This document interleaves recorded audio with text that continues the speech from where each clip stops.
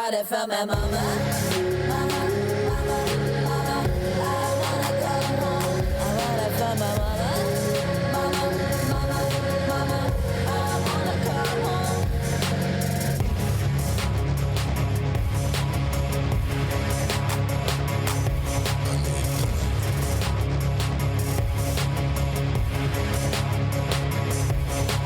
Empty pocket, loaded, narrow. Blazing trails, but running scared. Got our shit together. I don't know, as long as I got my baby. Don't give up on me. I need love, no exception. Everybody lives with a little bit of trauma. So I give you my heart with no direction. Any good you see inside of me, I got it from my mama. Mama, mama, mama, I wanna come home. I got it from my mama. Mama, mama, mama, I wanna come home. I got it from my mama. Mama, mama, mama, I wanna come home. I got it from my mama. Mama, mama, mama, I wanna come home.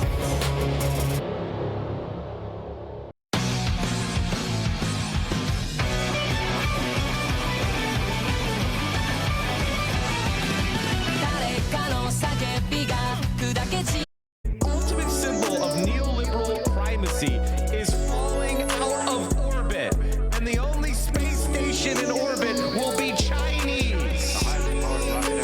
Think about that symbolism. Dominating renewable energy, dominating electric vehicles, dominating space, dominating aviation, and they're on the dominating renewable energy, dominating electric vehicles, dominating space, dominating aviation, and they're on the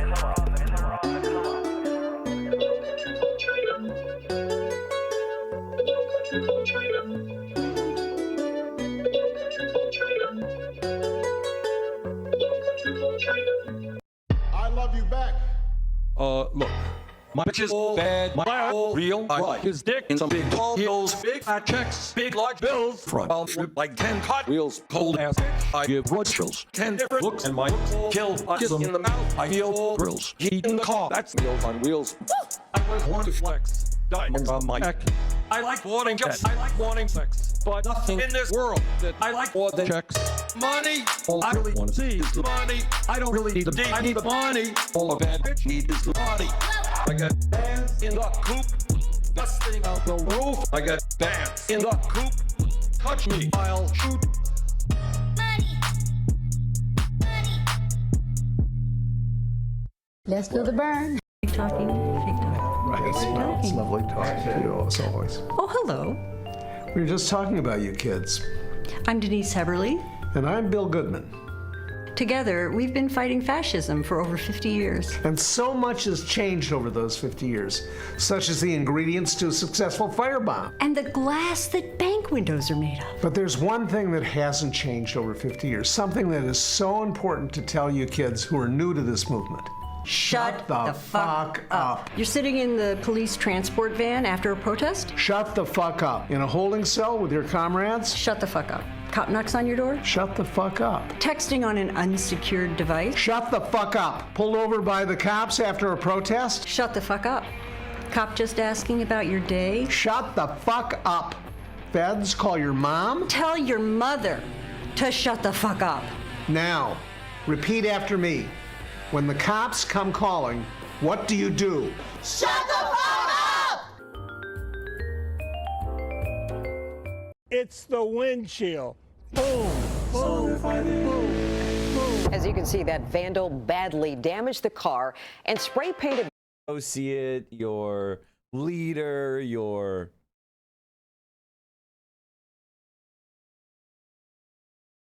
hated interlocutor. I missed Mufasa. Yeah, you missed Mufasa a long ass time ago. He's third in the list. Should have got here quicker. Here, I'm gonna move him down. I'll move him to shut the fuck up. That's a very important one.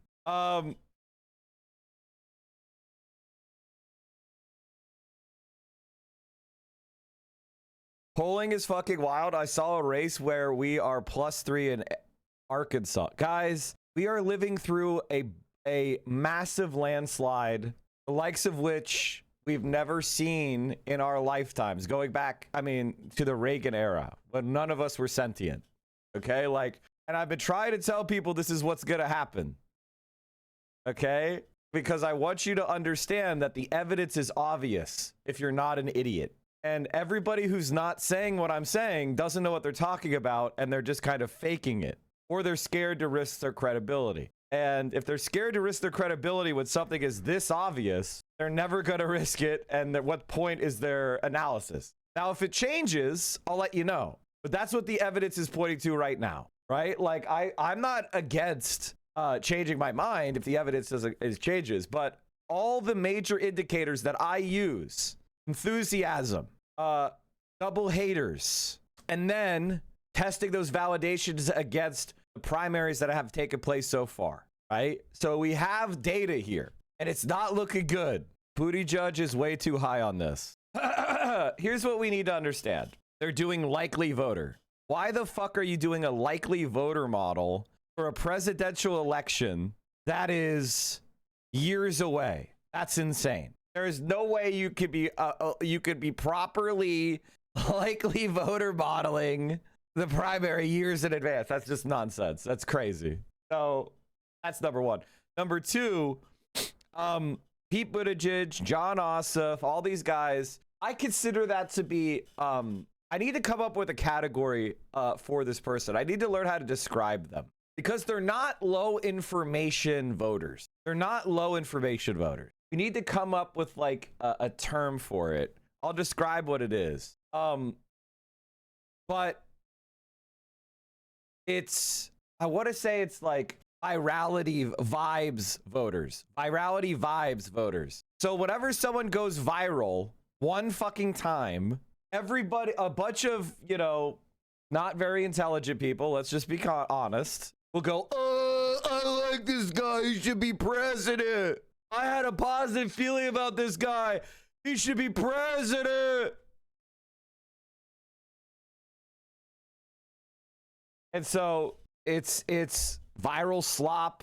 I remember that guy. I just saw him on a video on my feed. He should be president. And like, you know, what can you say? White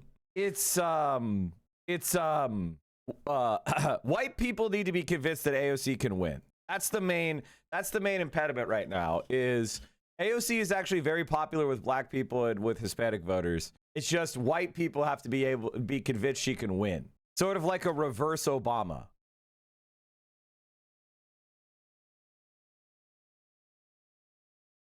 Welcome on it. So, you know, we'll come up with a term for it. Viral vibes, whatever. But I saw Gavin Newsom shaking his head at Trump. Oh, he should be president. Like, you know, and obviously just making fun of those people is not a great strategy because we need those people to vote for our guys, right? And virality is our power. You know, ultimately we are on the internet and, you know, it is what it is. But I don't take this shit seriously. I mean, I do think that like a lot of people, like in the election right now, you're not really having an election. Okay? And what that means is in elections, there are contrasts being made. And AOC is not in an election yet. Okay? So she's not drawing contrasts against other people. Right? And this is purely kind of a name recognition, kind of like vibes poll. It doesn't mean shit. And I'm telling you this, like the main thing to keep in mind here is AOC is doing, she's at near the top, right? Which means that a lot of, you know, there's a large section of people that are strongly considering her. These are the problem right here. Ro Khanna sucks compared to AOC. And I don't want to have to say this too many more times. Black Democrats, Harris, Newsom, AOC. White Democrats, Buttigieg, Ossoff, AOC. So this is probably your boomers. John Ossoff and Pete Buttigieg, they represent, I mean, Pete Buttigieg in particular, he represents the teacher's pet. Okay? His entire life has been being precocious and being weird from his peers, right? And sucking up to the adults in the room.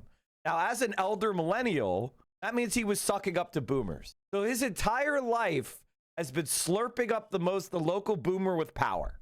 All right.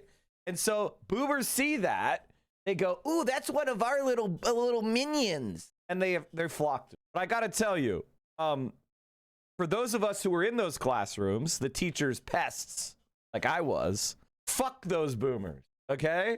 And so I wouldn't worry too much about this. And then Hispanic devs, AOC. Now, I want you to understand, I don't consider anybody to be a good challenge to AOC. Maybe John Ossoff, because a lot of you are stupid. And I say that with full disrespect. He fucking sucks. And it's honestly humiliating when I ever see anybody say positive things about him. He fucking blows. Ossoff is a great debater.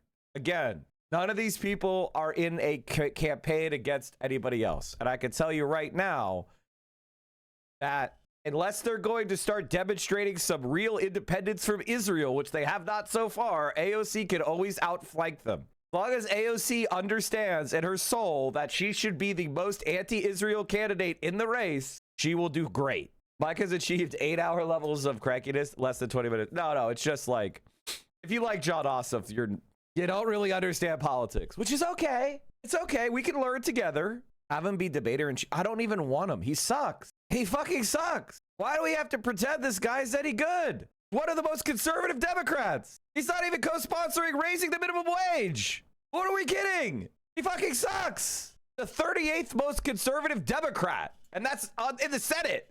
That's not exactly a group of lefties. Hassan Zateo said he thinks Ossoff is secretly left-wing.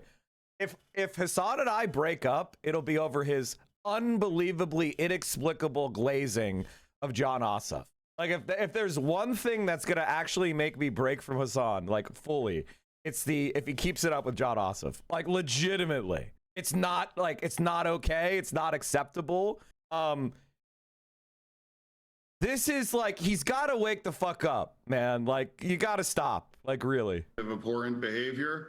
So please. Now he's participating in the other train wreck in Michigan, another intensely anti-socialist. They're not Democrats. Now, we have a lot of great Democrats, whether it's Ossoff or it's either the great Democrats like Ossoff. Do you think John Fetterman on Fox News glazing John Ossoff is a sign that maybe he's an anti-Zionist deep down, or that you've just been, I don't know why you like twinkie white men? Is like Hassan's Ottoman conqueror like kicking in, where he sees a twinkie white man with a little bit of sugar in the gas tank and he starts like feeling affection? I don't get it. I really don't get it. Like, I'm starting to get unhinged on this one because there's no excuse and it doesn't make sense, and we got to be smarter than that. And it is very frustrating. I mean, the guy doesn't even sponsor raising the minimum wage. Chris Coons does. He's to the right of Chris Coons. Can we wake up? He's to the right of Chuck Schumer. Can we wake up? And it's like, you know, Bernie Sanders, pretty good. Jeff Berkeley, pretty good. Ed Markey, pretty good. I mean, Chris Van Hollen, if you're going to say anybody, Chris Van Hollen is a quadrillion times better than John Ossoff. If you're addicted to mediocre white men, say Chris Van Hollen. But John Ossoff? Come on! It's like, what are we doing here? And again, you know, it begins to aggravate me because it's like, are we ideological or not? Do we believe in socialism or not? Like, what are we doing here? I don't care if some Democrat has some positive vibes. You know what I do when I see some Democrat having positive vibes? Nothing. I shut the fuck up. It's like, get ideological. Like, what the fuck are we doing here? Mike, it's the Mentum pool in Hassan's community. He's never been right. I don't know what Hassan sees in him. He's on Chapo. You know, you don't ask me, man. You're asking the guy who hates these people. You're asking the person who's trying to push against the liberalism that they're trying to inculcate it as like, I am the anti-liberal figure in Hassan's community who I despise liberals. I try to do everything to undermine their pool in the community. I try to, you know, I'm against being outside DSA. You're talking to the guy who wants Hassan to join DSA and has been the DSA booster for the entire 7 years. Edgermentum is probably the worst political analysis on the. I've never like the only time I've ever seen Edgermentum say something, it's after it was irrelevant or everybody else was already saying it. Like for the most part, he's constantly posting shit that pisses me off in a bad way, and it's dumb. That's the other thing. God, you guys got me going in my anti-Edgermentum energy because fuck, he's bad. Because it is frustrating, right? Like John Ossoff should die out, and the idea that he's going to run for president is really bad. First of all, we cannot give up a Senate seat from Georgia. So that should be disqualifying right off the bat. No swing state senators should run for president. That's off the bat. That's off the rip. We can't give up any seats. That's number one. Number two, his politics are bad. Fetterman used to make fun of John Ossoff for being too far right. I want you guys to understand that. Fetterman used to make fun of Ossoff for being too far right. That is how bad it is. Please stop. Like, have you ever seen his 2028 candidate list? Obvious. Okay, what year? When was this written? Why the fuck do you have Eric? Why are you wasting my time? What are you talking about? No swing state senator should run for president. Like, I'm sorry, man. John Ossoff is not going to go to the left. I mean, it'd be one thing if he was if like John Ossoff was like solidly like, you know, say 15th, like Tina Smith. You know what I mean? Or Tammy Baldwin. Then I might understand it, right? You know, hey, listen, he's not as left wing as a socialist, but, you know, Tammy Baldwin is in a swing state. Tina Smith is in a swing state. You know, that's kind of, you know, they're decently progressive, right? But he's like one of the most conservative Democrats, not even wanting to raise the minimum wage. And you're pretending this guy is like decent. Like, come on, man. Come on. What's going on? Someone, like, honest to God, please, someone explain it to me before I have a meltdown. Before I have a meltdown. Someone explain to me what there is about him, because he's not that charismatic. And honestly, I get that he's decent looking, but you could walk to any yacht club and see 50 guys that are clones of him. So what are we talking about? He's not even a fighter. He's not even a fighter. He voted to fund ICE. He voted for the National Defense Authorization Act. He voted against cutting the Pentagon budget, subsidizing big banks. He voted against blocking bombs to Israel. He wants to cut Medicaid. Like, what are we doing? What are we talking about? This guy is a right fucking winger. He wants to make fentanyl-related drugs have a 10-year mandatory minimum, which is, again, carceral state nonsense. He voted for Trump's labor secretary. He wanted to overturn the crypto tax rule. He voted for Trump's agricultural secretary.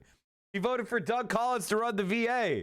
He skipped a bunch of the confirmation votes. He skipped the motion on cloture to sanction the ICC for the Netanyahu warrant, which is like one of the most important. 97% of Democrats showed up and voted to protect the ICC in the Senate. He didn't show up. I mean, like all these pro-ICE right-wing shit. Block sale of bomb guidance kits to Israel. No. $95 billion in aid to Israel. Yes. FISA extension. Yes. FISA transparency reforms. No. Prohibit warrantless access to communications of U.S. persons. No. Ban the government from purchasing American data from data brokers. No. So in other words, that allows private companies to spy on us, then the U.S. to access it, backdoor access it by buying it, right? So I'm not spying on Americans. Flock Corporation is, and then I buy the data from Flock, and I don't need a warrant. And I can follow your every move. That's what he supports. Again, this guy fucking sucks. Like, it's not enough to say that he's not good. He's actually one of the worst Democrats. I wish we would primary him. But again, and like, for me, politics is about your position, right? Politics is about, you know, how are you trying to use the government on the people, right? John Ossoff is closer to the Republicans than he is to the average Democrat. So if you like John, that's why John Fetterman called him out as one of the good ones, because John Fetterman's about to switch to a Republican, and John Ossoff will then move up the line to be one of the most pro-Republican Democrats. It's embarrassing that anyone on even like kind of a moderate Democrat would be pro John Ossoff. He's legitimately awful. Stop.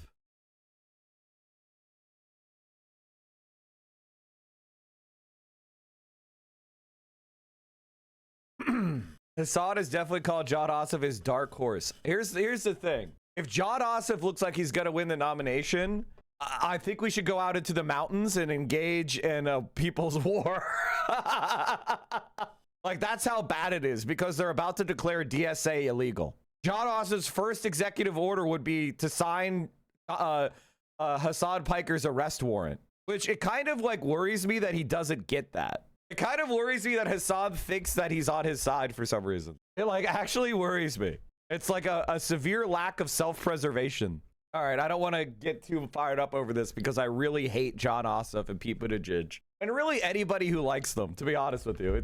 I consider it to be a pretty big red flag. Hassad's fatal flaw, being nice to people who are literally trying to kill him. Example, David Pakman. Yes, exactly. David Pakman literally helping Destiny stalk Hassan in real life, and he still won't go that hard against him. It drives me up the wall, man. You know, obviously Hassad has the right to act any way he wants, and I like that he's, you know, way more charitable than me. I'm probably not charitable enough, right? But at a certain point, like, goddamn, man.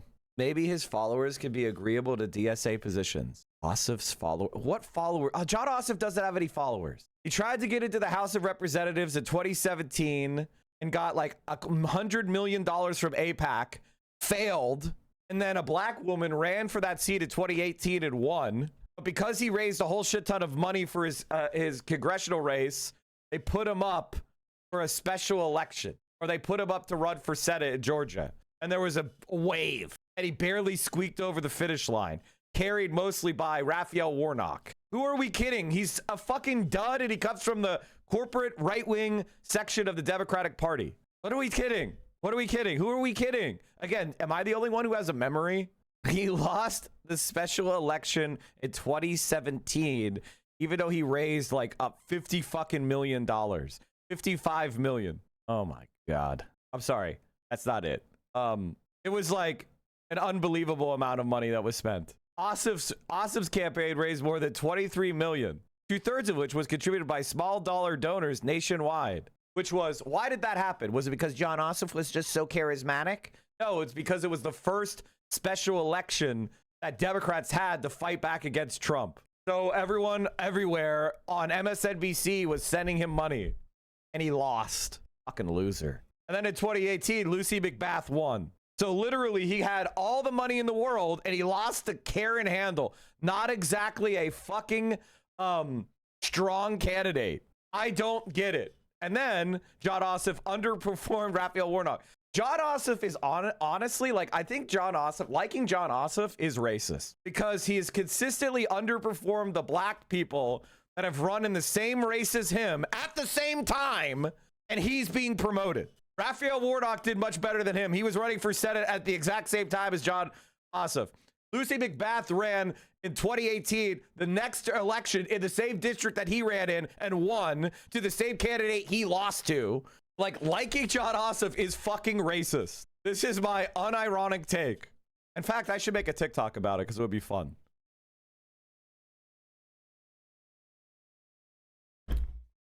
Just be like, why is John Ossoff the candidate that people are talking about out of Georgia? And then just go through all this history and be like, it's unironically kind of racist to support John Ossoff over these amazing black leaders. Why are people talking about John Ossoff and not Raphael Warnock for president? Is it because he's white, man? Unironically, that's actually what's happening. I fucking hate that piece of shit. I think one of the problems is you guys don't hate Zionists enough. You guys don't hate Zionists enough. Lefty Witter. Oh yeah, the Lefty Witter. This Lefty Witter person is literally nothing. By New York Times, this Lefty Witter person is not a real person. They're on Twitter with an AI avatar, and they post like pro AOC shit, and then they're annoying and they're worthless. They're not even like an influencer. They're like a kind of half-botted AOC fangirl, but then also very stupid. All right, I'm done ranting about John Ossoff because I really hate that guy. And it triggers me whenever people are talking about him positively. Clear plurality of voters think Netanyahu should be arrested if he enters the U.S. Should the U.S. authorities arrest Netanyahu if he enters the United States? 46% yes, 28% no. That's a majority, man. The not sures are basically abstains. This is a majority, okay? They don't know who he is. They don't have name recognition of Benjamin Netanyahu. That's all that means. So this is, you know, this is an overwhelming majority of people that are actually sentient. But Jules with another W post.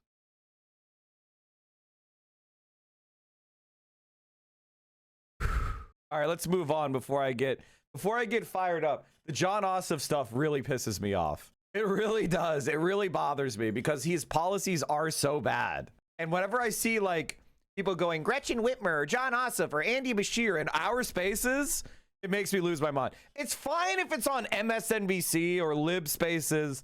Lib's gonna lib. When I come into my radical socialist spaces and I see people getting psyoped into liking people that hate our guts, it fucking drives me up the wall. These races has been Israel, how supportive Democratic candidates want to be of Israel and U.S. aid to Israel.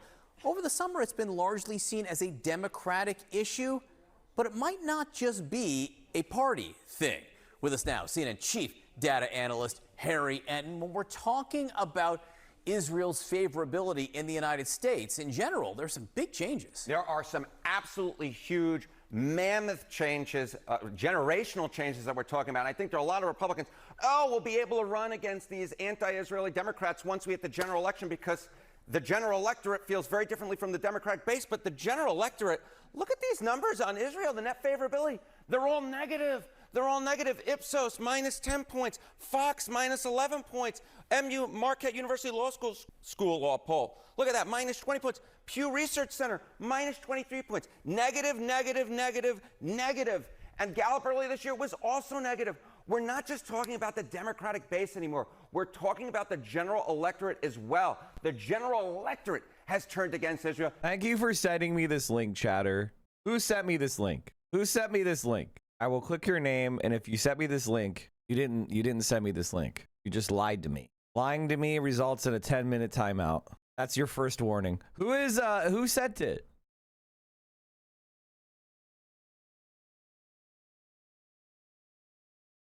Our link, not me. Okay. Anyway, thank you, whoever the chatter who sent this link. You improved my mood tremendously.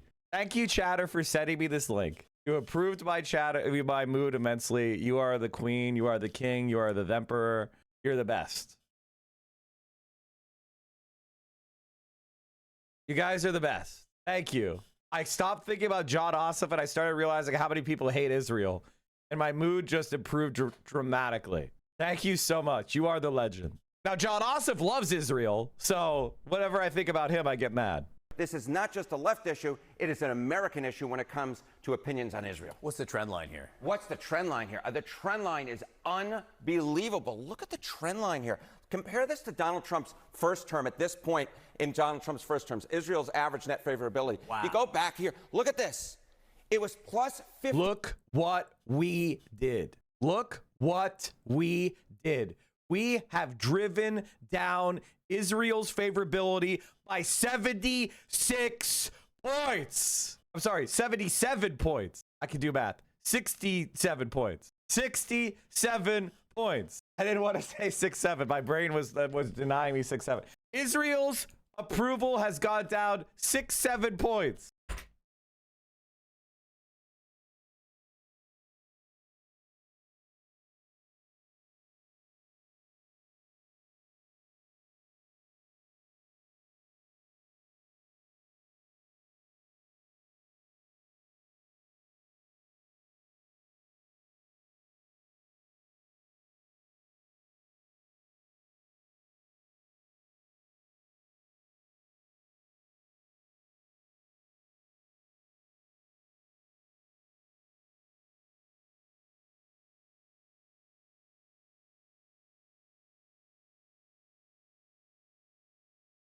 God, I love it. And I've known this is gonna happen for a long time, but fuck, it's good to see. 51 points. Wow, Johnny says. Wow, Johnny says, because this is wow. Plus 51. It's minus 16 points in the average poll now. That is what, a 67-point shift against Israel in just 8 years. Israel used to be a consensus issue in American politics, and that was a pro-Israeli. Now it's a consensus anti-Israel position. Am I Order of the Romeo yet? That is the bloody peasant. Congratulations on becoming one of our newest members of the Order of Romeo. You are a king. We love you. Welcome. Position. Everyone salute. Now the consensus has actually shifted, and now when it comes to general electorate, it is a minus. Israel is now seen negatively, and we're seeing it in poll after poll after poll. You just had this vote in the House where 100 Democrats voted against military assistance to Israel. How is that specific issue seen right now? Yeah, you said wow, right? How about wow again? Take a look here. I never thought I'd see the day military assistance to Israel say U.S. should reduce or end it. Overall, 55% say they should reduce or end it. And it is true across the educational spectrum. 51% of non-college graduates, 62% of college graduates. So this isn't just an issue right among white liberals in Democratic primaries. No, no, no. This is true across the educational divide. Even when we are looking towards a general electorate, the majority of Americans believe that military assistance to Israel should either be reduced or ended. Damn, it feels good, man. Damn, it feels good. You know who doesn't agree with that? Guys, do you know who doesn't agree with that? Who doesn't think we should reduce and end military aid to Israel? His name is John Ossoff. John Ossoff doesn't agree with that. See how he voted against blocking bombs to Israel? I mean, 53% of, I mean, fuck me, man. Alyssa Slotkin voted against bombs for Israel. That's how right-wing John Ossoff is. He loves giving bombs to Israel. He's to the right of Alyssa Slotkin. Think about that. Anytime someone says anything positive about John Ossoff near you, you all have the obligation to immediately trash him and make it personal. How many times does he visit the U.S., Mike? I mean, Israel is America's 51st state. Like, what do you think? Israel is our colony. What are we saying? Oh, look at the cutie. Mike, every time you mention refer to name John Ossoff, gift a sub to Vio. Why the fuck would I do that? Vio is spoiled as it is. I gift her all the time. Okay, half an hour talking about this guy.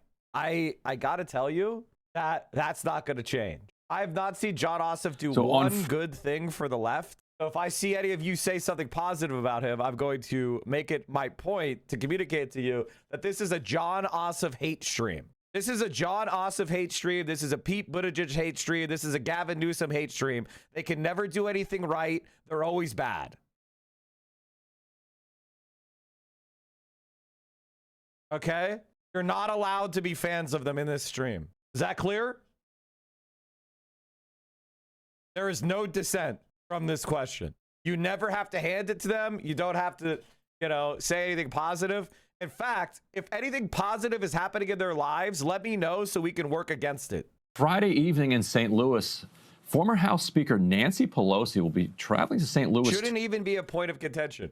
That's why I'm saying it, because there is no contention. General Sherman is at my feet.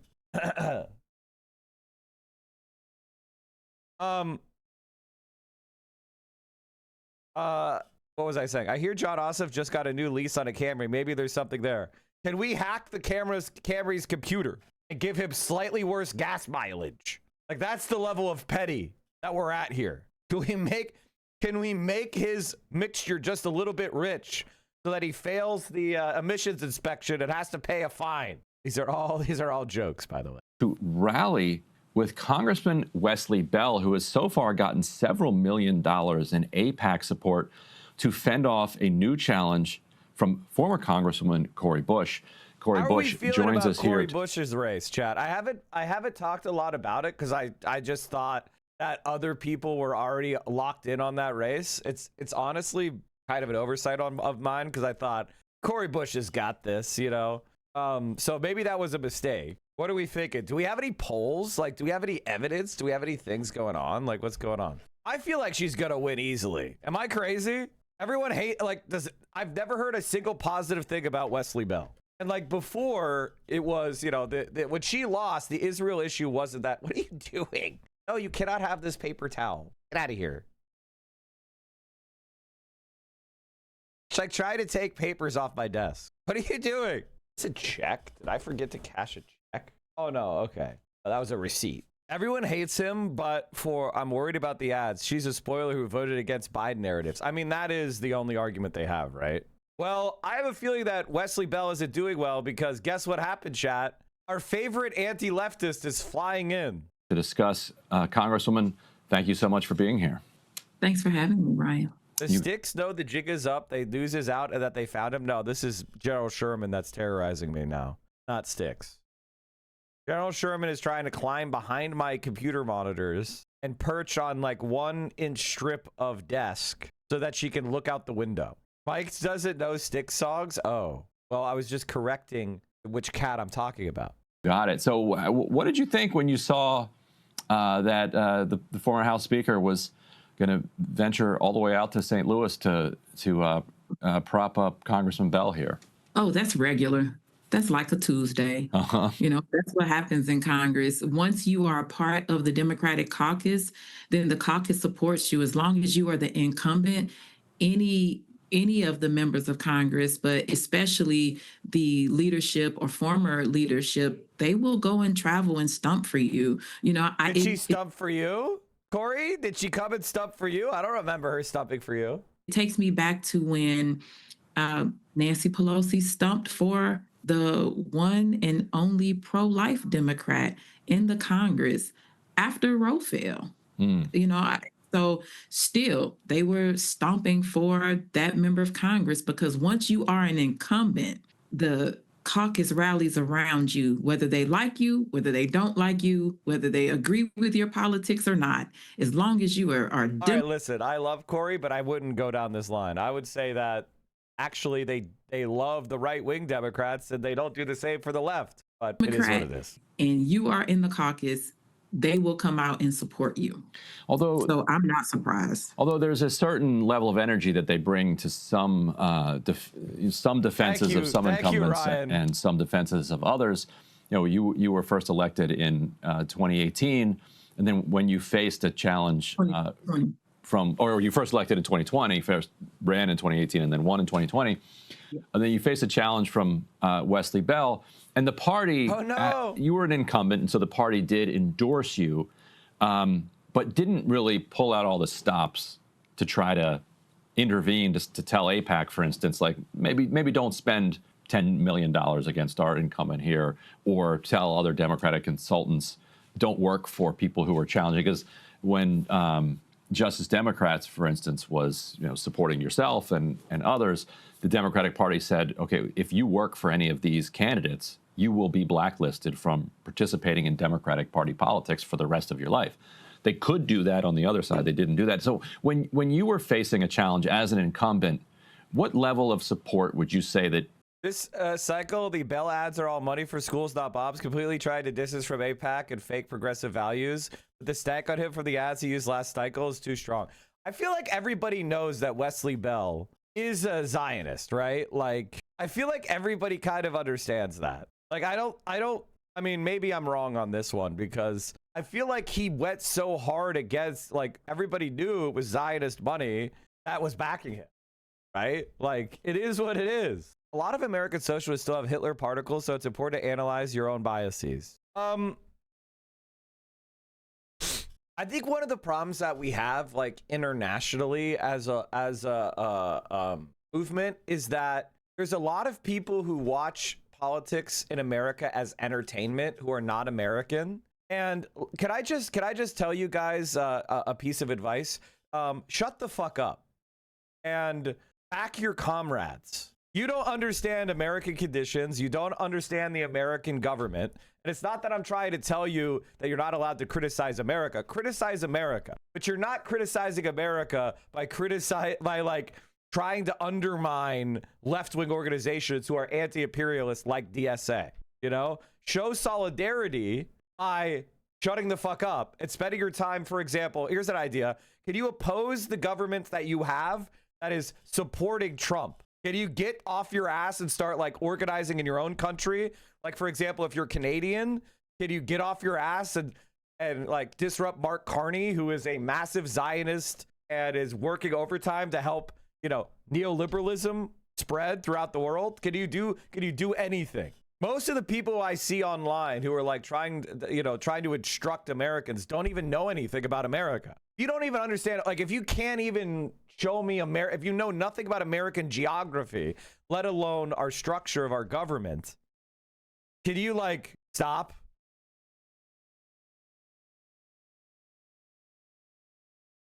Just like I wouldn't chauvinistically intervene in your political development, how about you like get your shit together and start forming an anti-imperialist axis instead of just sitting out as a spectator watching the American politics entertainment show? Do something.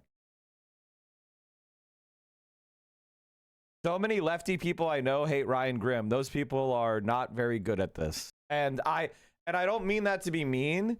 Listen, Ryan Grimm has done stuff that I disagree with. He's probably a bit to my right politically, but he's one of the only major political reporters in America that has any sympathies at all for the left. And that he has broken, along with Jeremy Scahill, so many important stories for our narratives by doing actual reporting and journalism.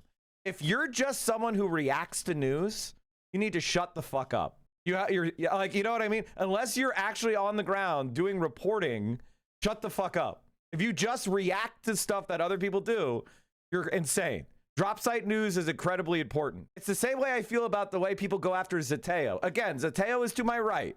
Mehdi Hasan is to my right. He says cringe shit about American perspectives on China and whatnot that I disagree with him about. But he's out there actually supporting and platforming the left. And this is one of the problems that we have is like a lot of people, they mistake commentary with journalism.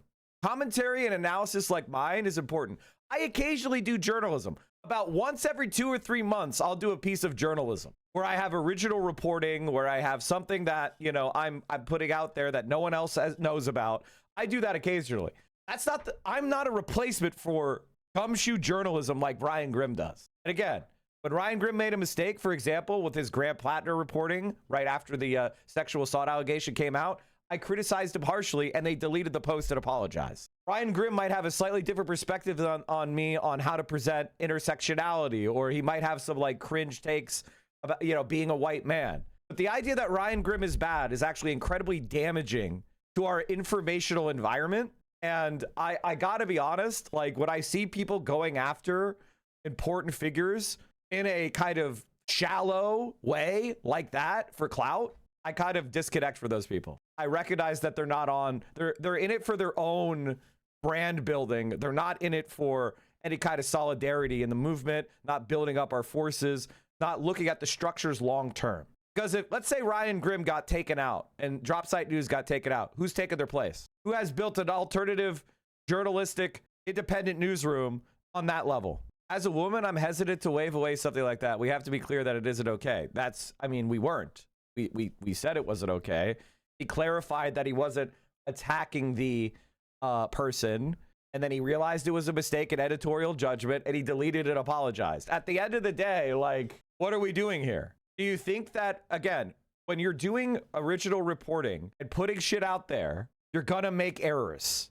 That's why every newspaper and every newsroom from the beginning of time has had a correction section, because there's just no way to do it without making some mistakes. And it's like, Ryan Grimm has been on my show. He's been on Hassan's show. He has been building us up, building up this space. He has supported Zohran Mamdani. He's supported all DSA. He's supported all these organizations. He's made mistakes. We've all made mistakes. What are we doing here? What are we doing? You're not pure. You're just not in the game. You're watching it as an entertainment. You're not in the game, okay? Get your shit together. Lock the fuck in. Even if we had socialist news orgs, they're going to have mistakes. They're going to do things that are bad. They're going to say things that are misogynistic or racist or whatever, because we live in a misogynistic, racist society. Lock the fuck in. Lock the fuck in. It's so funny how people are not capable of recognizing the full humanity of others. Part of recognizing the full humanity of others is recognizing that mistakes are going to happen. You don't have to do all this to defend them. Actually, I do. Actually, I do, because there's too many grifters in our streaming space, and they put really bad ideas into your guys' heads that need to be corrected. I have to get you back on track, because there's a lot of grifters who don't do anything in politics who are making money from this space. And you need to recognize the difference between grifting, which is just standing back, reacting to politics, and then doing nothing, and actually tearing down the people that are actively doing it, versus worthwhile critique and criticism, versus grifting. You know, or versus like actually being part of it. And I have my critiques and criticism of Ryan. I am one of those people who immediately criticized him for the way he talked about the text messages from Graham Plattner's accuser. I was there right away telling him to delete it, and he did. Like, part of the reason why I hate TYT is I did the same thing to TYT and they doubled down. Remember the bonus hole story? When they posted the dumb shit about the bonus hole and I went and criticized Anna Kasparian and TYT, they doubled down and tripled down, and they showed that they weren't willing to take criticism. Ryan Grimm is the opposite. He immediately said, you know what? I'm off track here. And he deleted it. And he apologized. See the difference between the people you have issue with, Ryan, like Caroline. I have never said Caroline is awesome. I would never call Caroline a grifter. Caroline is in the real shit. And I value Caroline's critiques and criticism. However, you're trying to put somebody who I am in complete alignment with in as if I'm criticizing her. No, there's 0% chance that I am. And I don't believe Caroline would tell you that we need to get rid of Ryan Grimm. So I think you're putting words into her mouth that she doesn't agree with. I think she would definitely agree that all white men have blind spots that should be criticized. But no one would say we should get, I doubt she would say that. So don't put words in her mouth. And I think one of the things is like, you know, I'm going to keep saying this stuff. If you don't like it, here's what's going to happen. In the long run, the same people that are going after Ryan Grimm now for grifting reasons, as opposed to like hardcore real criticism, they're going to be watching his content in a month or two, right? Or they're probably going to be watching it like next week. And I want to ask you, when they do that, are you going to call them out? Are you going to say, you said that this guy is really bad, but now you're reacting to his content again? What happened? And Kyle Kalitsky, the same thing. Again, I disagreed with Kyle. I thought we had to be a little bit more, we had to be more thoughtful of the way we engage with the Graham Plattner disaster. But you don't see me watching Graham Plattner for 5 hours at a time, you know what I mean? Or watching Kyle Kalitsky for 5 hours at a time, you know? It's weird. It's weird.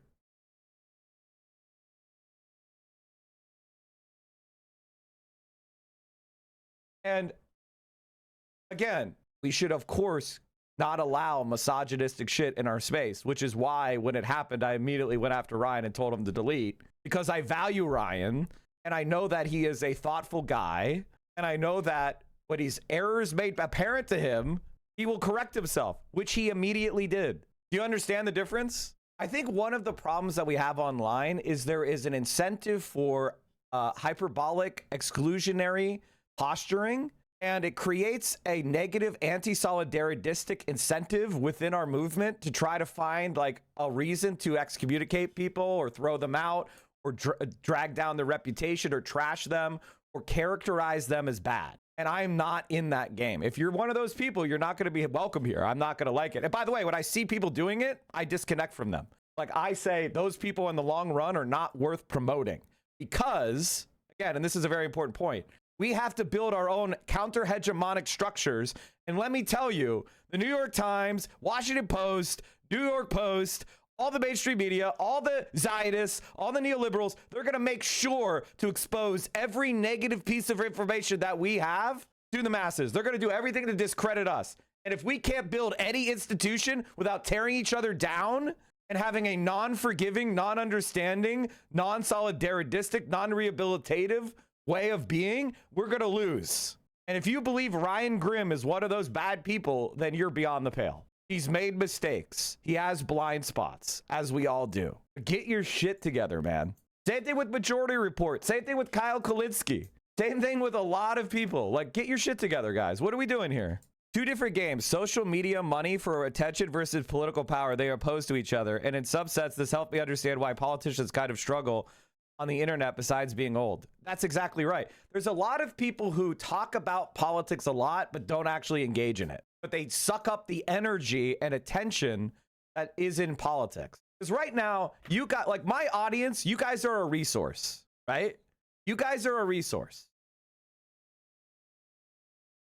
And so You give me resources, and your attention has value. And when I tell you things, if you go and take that into your own life and use it, I am influencing the way politics is being practiced in this country, right? That is the interchange that we're engaged in. Now, if I was now you notice that I feel a tremendous amount of weight on my soul because I have this platform. As small as my platform is, as irrelevant as I am, the fact that I have people that watch me on a regular basis and listen to what I say gives me anxiety if I don't use it to help the movement, which is why on Monday, I'm going to have Donovan McKinney from Detroit on the stream because he is a DSA endorsed candidate running for Congress. And we're going to help him because I wouldn't be able to sleep at night if I didn't do stuff like that. Do you understand? So yes, I have a very blessed life because you guys have given that to me. Hassan has a very blessed life because of what you have done. But we both feel a tremendous amount of anxiety that we're not going to do everything we could to make the world a better place. Not because we feel like we are the kings or anything, but because we see the danger that lies ahead for everybody. We've got to do something now. And we have to, I have this blessing of a secure life talking about politics. But because of that, I have an obligation to turn this into real action in the real world. And a lot of the grifters that talk a lot about politics, they don't do that. That's how you can tell the difference. That's how you can separate the wheat from the chaff. Is a person spend only their time building themselves up and they do nothing for others? Is all their content when describing other left-wingers tearing them down? Think about it, man. I'm asking you to think deeply. I'm not naming any names. If names come to your mind, that's your own analysis of that person. I'm not naming any names. I'm just asking you to challenge, like examine things from that perspective. Imagine that you were being paid $100,000 to talk about politics online. What would you do with it? Would you never have a candidate on your stream? Would you never give any money to anybody? Would you only focus on yourself? Would you only spend it on yourself? Would you spend more time cosplaying than you do helping candidates? Would you be joining an organization? Would you be donating money? Ask yourself. I don't know. I'd spend the money to make sure I was right about my decisions. What does that mean? I'd spend the first 20K on yourself because I'm negative 10K. No, of course. I live a comfortable life, right? I got a couple kittens because they would make me happy. I buy myself a car. You know, I have a nice apartment. I go out to restaurants regularly. You know what I mean? I go to nice restaurants regularly as a hobby. I'm not saying I'm not living like a monk. All right. Like, you know, the kids are high on Maslow's hierarchy. The only reason why I'm asking you guys is because somebody like Ryan Grimm, I have disagreements with. You know, I am to his left. I think he's made some mistakes that I don't like. But weighing the value that he has helped create for our space and the original reporting he does against a single instance or a couple instances where he made a mistake and then trying to like cancel it all out so that you could do this big performative exclusionary act. Is that for anybody or is that about, what is that for? What is that accomplishing? What is the goal here? Think about that for yourself. Do you want to live in a community like that? Can we form a community like that? Where no one could ever make a mistake. Nobody could ever do anything bad. Do you want to live in that kind of community? Do you think that's even possible to live in that kind of community? His reporting is valuable, but do not trust him. No, guys. Trust the guys who only focus on their self-aggrandizement and money. Ryan Grimm is under constant pressure. He's being targeted by the federal government for his reporting. They have worked on projects that have involved leaking secrets of the American government, and their institutions have been targeted. Come on, guys. Like, what are you doing? Are you okay? I'm surprised I even have to say this, to be honest with you. And I want to give an example of what I'm talking about. Like this person, for example, they had created this is their first time chat. They followed me 20 hours ago. And they said, Ryan Grimm is a rape apologist. Does this person seem like they are on the side of light, on the side of good? Do you think this is actually true?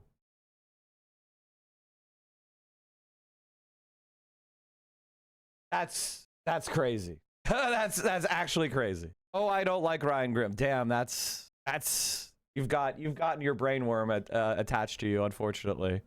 So this was from earlier this year. The radical left-wing drop site news is clearly carrying water for the Iranian terrorist regime, and reports like these, based on pure fiction and citing unnamed anonymous sources, should be discarded immediately. Iran feeds this fake news media outlet propaganda, and they publish it as a fact, which is abhorrent.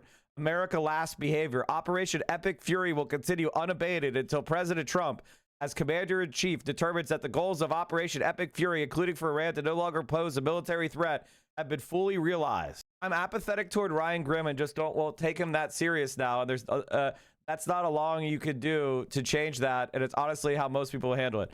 So what happened to you is your brain was damaged by someone stupid, and you're too embarrassed to admit that maybe I'm making sense. And you're trying to shut down the conversation by saying I'm irrational and there's nothing you could do to change my mind because it's too much of an ego pit to admit that maybe I got bamboozled by some grifters, got me all up in my feels, and they made me target my frustration with patriarchy or whatever on a specific guy who does incredibly important journalism. And then when I came to Mike to keep spreading this dumb fucking meme idea, he poo-pooed it and told you it was stupid. And now the ego hit is too much. This is why people don't like me. And honestly, I like when people don't like me for shit like this, because I don't have to have them around me. Because you create a non-functional left. Like, you actually do create a non-functional left. So when you leave, you're kind of selecting yourself out. And like, I understand, like, I get it. Like, listen, we're all trying to navigate our ways through some very difficult decisions and political compromises. And sometimes we overlook a red flag and it ends up being a mistake. And sometimes you overlook a red flag and the person is actually a good person that has reformed. I don't want to live in a world where everybody is always canceled at the first time they make any kind of mistake. And we all try to throw them in the dumpster without any kind of context. It's like, what are you doing? What are we saying?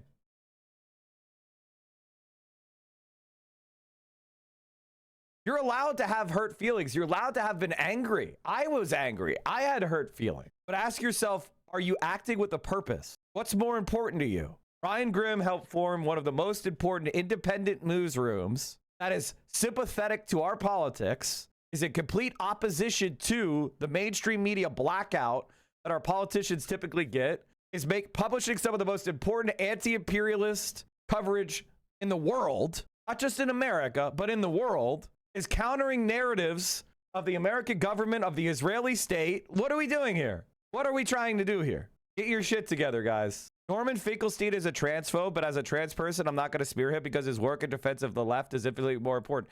He's a dumb boomer with a bad take, and I think it's bad. And by the way, if Norman Finkelstein tried to say something transphobic to me, I'd tell him to grow up, Norm. You're a fucking dinosaur fossil. You know what I mean? I wouldn't let him do it. If he was posting transphobic shit, I'd tell him to shut the fuck up. I wouldn't say Norm is dumb. He's dumb on trans issues because it's outside of his experience, because he's a fucking old-ass boomer. He's stupid. He doesn't understand it. A lot of people watch this stuff as content/entertainment and see it as discarding a character on the show, not a real person with a complex life. Yes, I know. I'm fighting against that. A lot of the people that I fight with in the greater Hasanabi universe are people that come from stan culture. They like Hassan as like a stan. They don't like Hassan as a political actor, right? They're intensely parasocial with Hassan, and they've adopted his politics so they could be closer to him. But they're not really, that's not why they're not for the shit, right? And, I end up going against a lot of these people because they approach, like, the reason why they're going after Ryan Grim is because they think Ryan Grim has done something terrible, and Hassan's reputation will be damaged by association with Ryan Grim. And so they are going maximum against Ryan to try to push him away from the community, make it socially painful. Be like, actually, I think Ryan is not that bad, and I think he made a mistake, and I think he apologized, he deleted the post, and, obviously he's got blind spots, he's a work in progress, but I think Drop Site News is incredibly valuable, and I think we should all, take a breath. That's what I'm saying. And the thing about it is, a lot of these people that get a lot of attention by doing the really extreme, over-the-top attacks, they force people to respond to them, thereby putting them at the top of the discourse heap, thereby giving them attention. The thing about that is it's not sustainable. It's not real work. It's not real analysis. You're just forcing yourself to the front of the room because you yelled the loudest. But eventually, everybody just wants to like get back to work. Mike, I think we should kiss on the lips. Hey, Joshua, how you doing, brother? I would give you an affectionate peck, but I don't really feel the same kind of... Part of my autism is that I believe that we should be able to express love in a platonic... We should bring platonic love back. Platonic love is great. You should be able to love your bros without it being sexual in any way and without people making it weird. I think we live in such a sexually repressed society that anytime people see affection, they have to sexualize it because they don't know how to, they don't have a healthy outlet and they don't understand sex and they don't understand themselves. Am I a Sixers fan? Honestly, this is my most cancelable take. I'm not much of a basketball fan. This is my most cancelable take. I'm not much of a basketball fan. I'm short. You know, I never really got into it. Although I did watch when Allen Iverson was on the Sixers, I did watch that. I did watch it. You know, I'm not like anti-basketball, right? Like I'll watch basketball, you know, near the finals or, you know, March Madness or, you know, like if my local basketball team is doing well, I would go and watch. Like I'm not anti-basketball. I'm just not a basketball like super enjoyer. This is my worst take, by the way. This is without a doubt my worst take. I understand it as a bad take. Allen Iverson was awesome though. So if there was any player that made me the most interested in basketball, it was AI because I could live vicariously through him. Mike likes AI, Allen Iverson, not artificial intelligence. And honestly, I saw game 1 of the Allen Iverson versus Kobe and Shaq in their prime when the Lakers had swept to the finals. And in game 1, they got beat. And I watched that game live. And it was one of the best games of basketball I've ever seen. And I'm so glad I got to see it. And watching the Lakers get bloodied, a bloody lip was one of the best things of all time. One of my favorite games. And holy shit.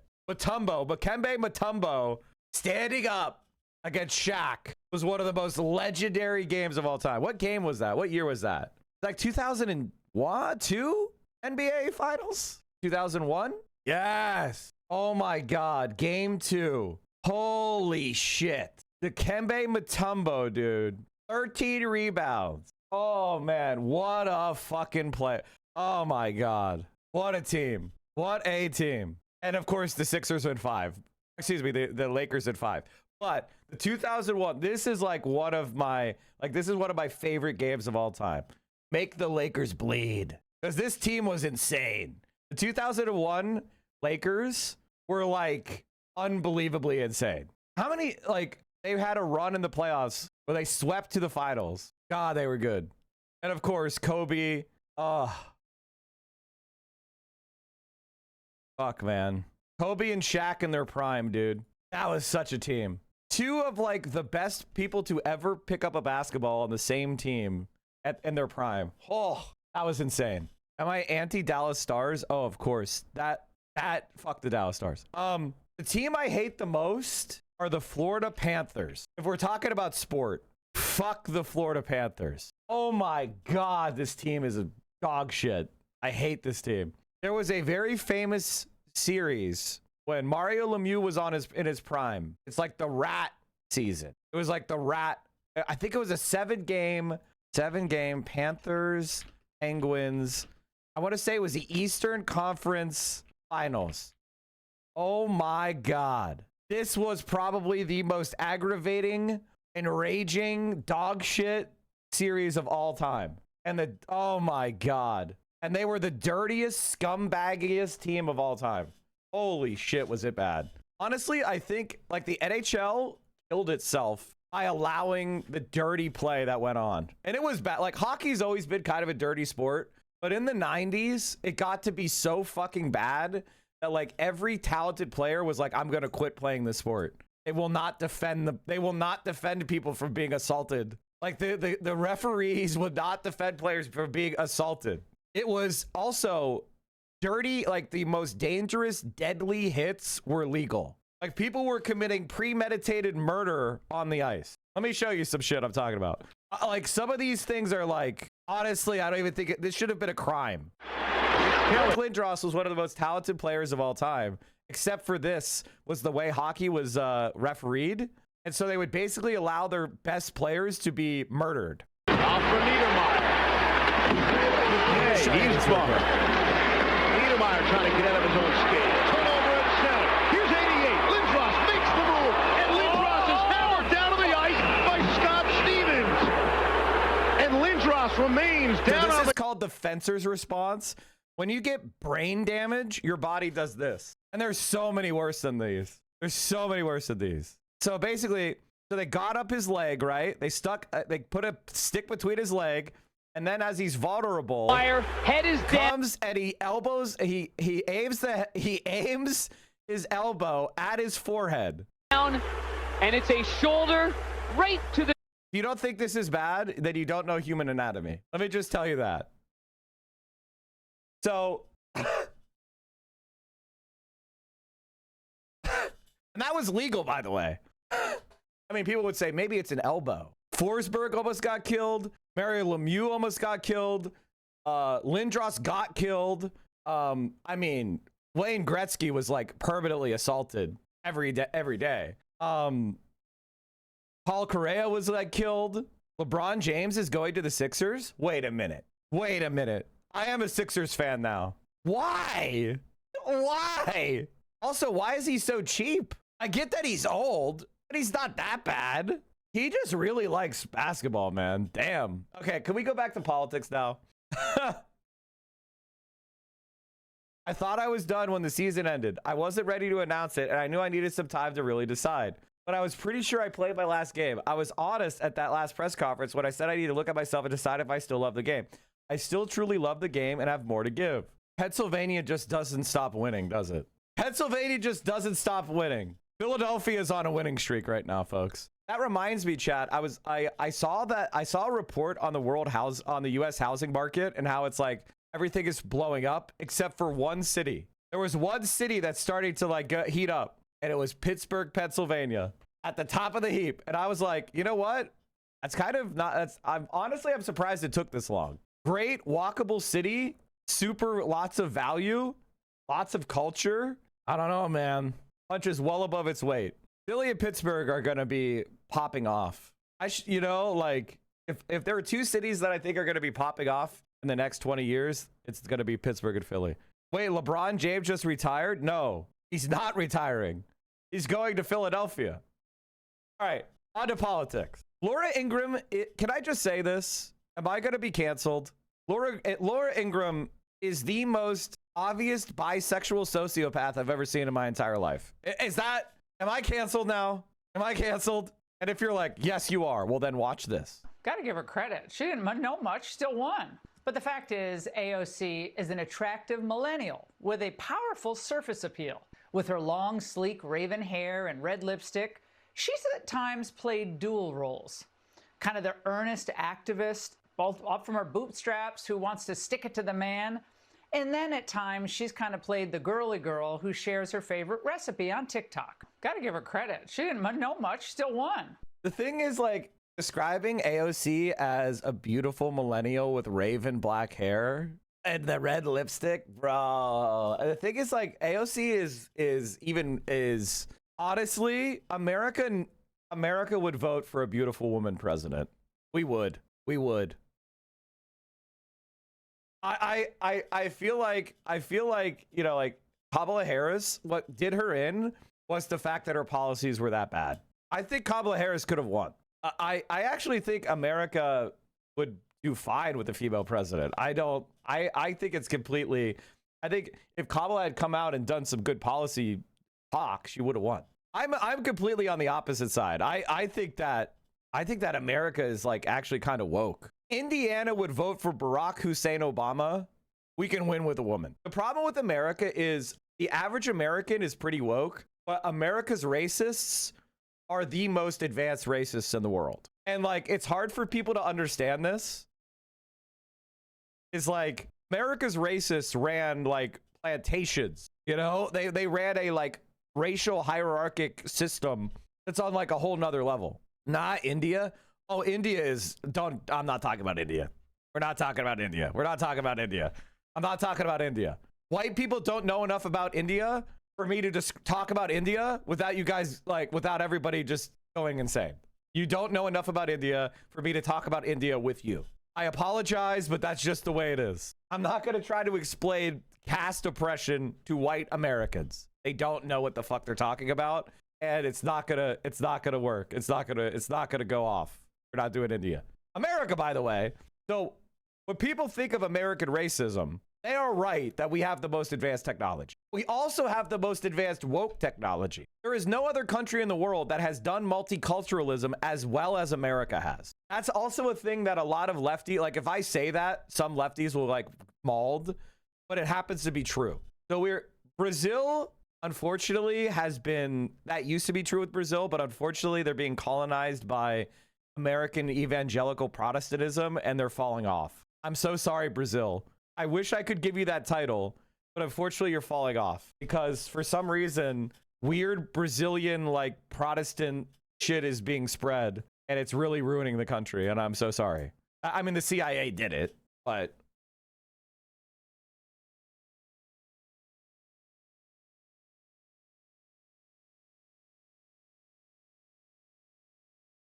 like, I think Los Angeles, California has done multiculturalism better than like any other city. There's no other city in the world that has done it the level that Los Angeles or New York has done it. Now, it doesn't mean there's not racism. It doesn't mean there's not problems. I'm just saying that as far as the kind of default expectation of the normie, they're like leading the world in multiculturalism. Toronto, bro, you guys are electing Ford. Like, what is his name? The Ford guys, aren't they Toronto? Or am I... Yeah, like, come on. Get out of here. You got fucking the Doug Ford, the Ford brothers. Like, come on. Get the hell out of here.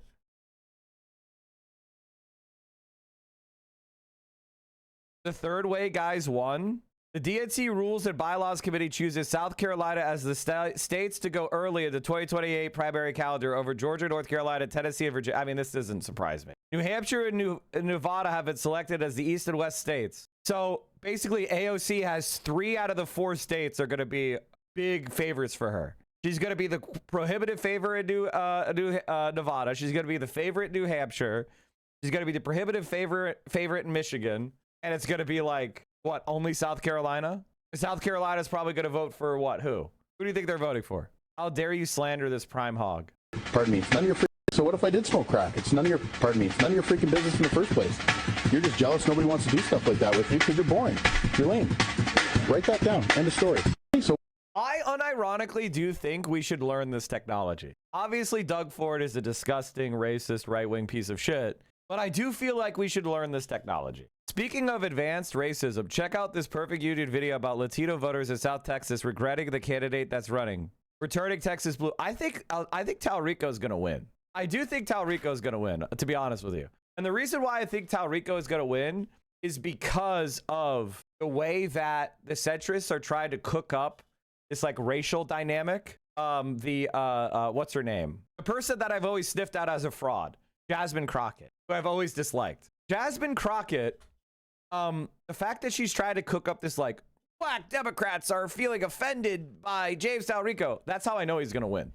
Because that's CIA technology. And the CIA is worried about if Texas goes blue, then the Republican Party is cooked. The Republican Party relies on Texas as a backbone for their national power. They lose Texas and it got gerrymandered, say, for the Democrats.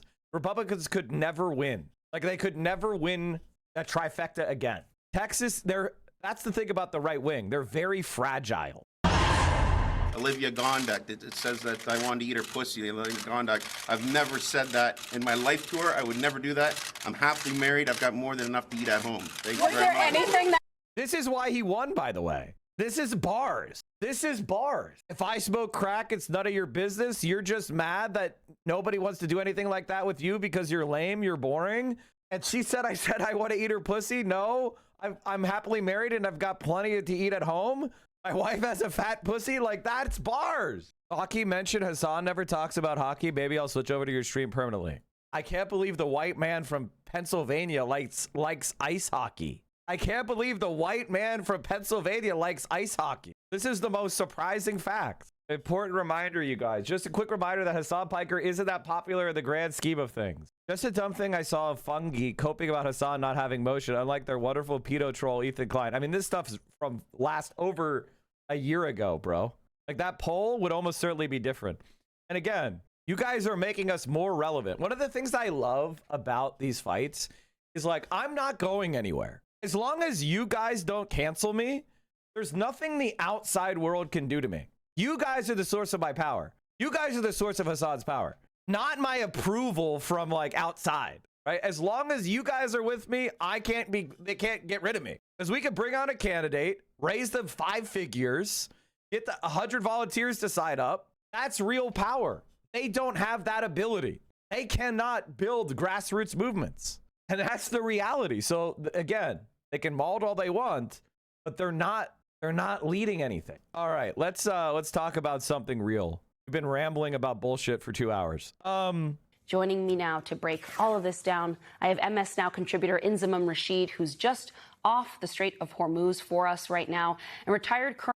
Actually, I'd like to see the explosions, please. Al Jazeera, do you have any explosions you can show me? I know that apparently Trump is threatening to have the biggest attack. God, my God, the settler violence. Jesus Christ. The China-Philippines Coast Guard clash. Guys, ships collided and water hose was sprayed. The biggest nightmare for the establishment in the horizon is an open communist winning a significant seat of power somewhere. It would open the floodgates of communism becoming popular. Let's get some socialists in before we start talking about before we start getting ahead of ourselves, okay? Let's not get ahead of ourselves. This will be and has been the influencer socialist beginnings, real shit. The way I'm pretty bad determinist if things keep going like this. What? Things are going great. What do you mean? These are like, this is what people are like, I hate American imperialism, but I also hate Chinese imperialism. This is what they think Chinese imperialism is. 4 guys in a a dinghy with shorts on. This is Chinese imperialism. They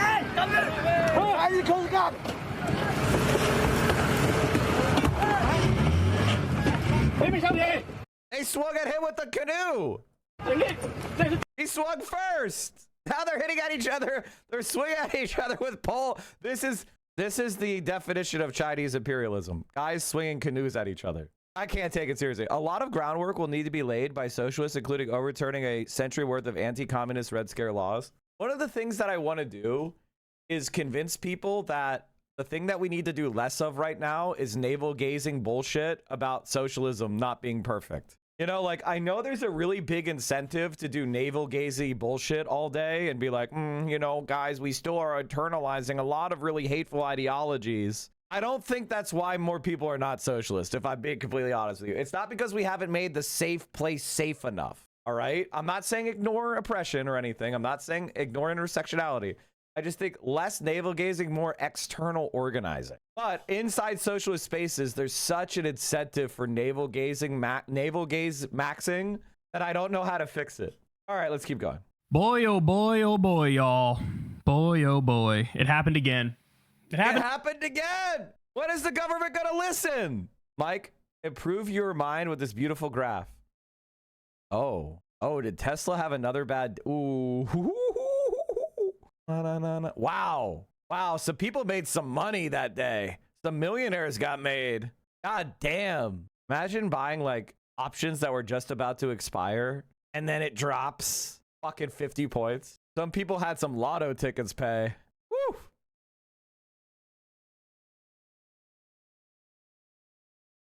And I've, you know, if you've been a long time Mike from PA Head, I've been a Tesla hater. I've been a SpaceX hater for a long time. I don't think these companies are worth anything. I think they have negative value and they've been surviving off of Reddit hype. And it's all bullshit and easy financial speculation. Pakistan pushing for new peace talks. I knew it. I fucking knew it. This happens every time. As soon as oil hits $100 a barrel, all of a sudden there's a rumor of an imminent peace deal. It happens every time. Every fucking time. It usually happens on Friday. And then the next day, on Saturday, there's some sort of big attack, but the markets are closed. And then there's a bunch of fighting. And then on Monday, it's like, I don't know. We're getting close to the peace deal. This happens every fucking time. You could set your watch to it. NVIDIA, Microsoft, and Meta warn against premature restrictions of open weight models, aka, by the way, so the Chinese models are like just as competitive as the like American proprietary models. And so Trump and the kind of like nationalists were like, we need to restrict people from being able to use the Chinese models. And all the big companies are like, maybe don't do that. You can see this kind of like whipsaw, like, oh, it starts rising, and then, oh yeah, we're gonna have a ceasefire any day now. Then it rises. Oh, we're having a ceasefire any day. Okay. Oh, it doesn't look like we're having a ceasefire. Oh wait, we are having a ceasefire. Oh, it looks like that was not true. Oh, it's rising again. So every time it dings off of $100 a barrel, there's rumors of a ceasefire. You can see it happening. How many times? 1, 2, 3, 4 times. Every time it's around $100 a barrel, suddenly there's rumors of a fucking ceasefire again. And if you look at the markets are now at an all-time high. I believe we are at an all-time high, chat. Except the Dow is almost at 50,000. The S&P 500 52,000 now.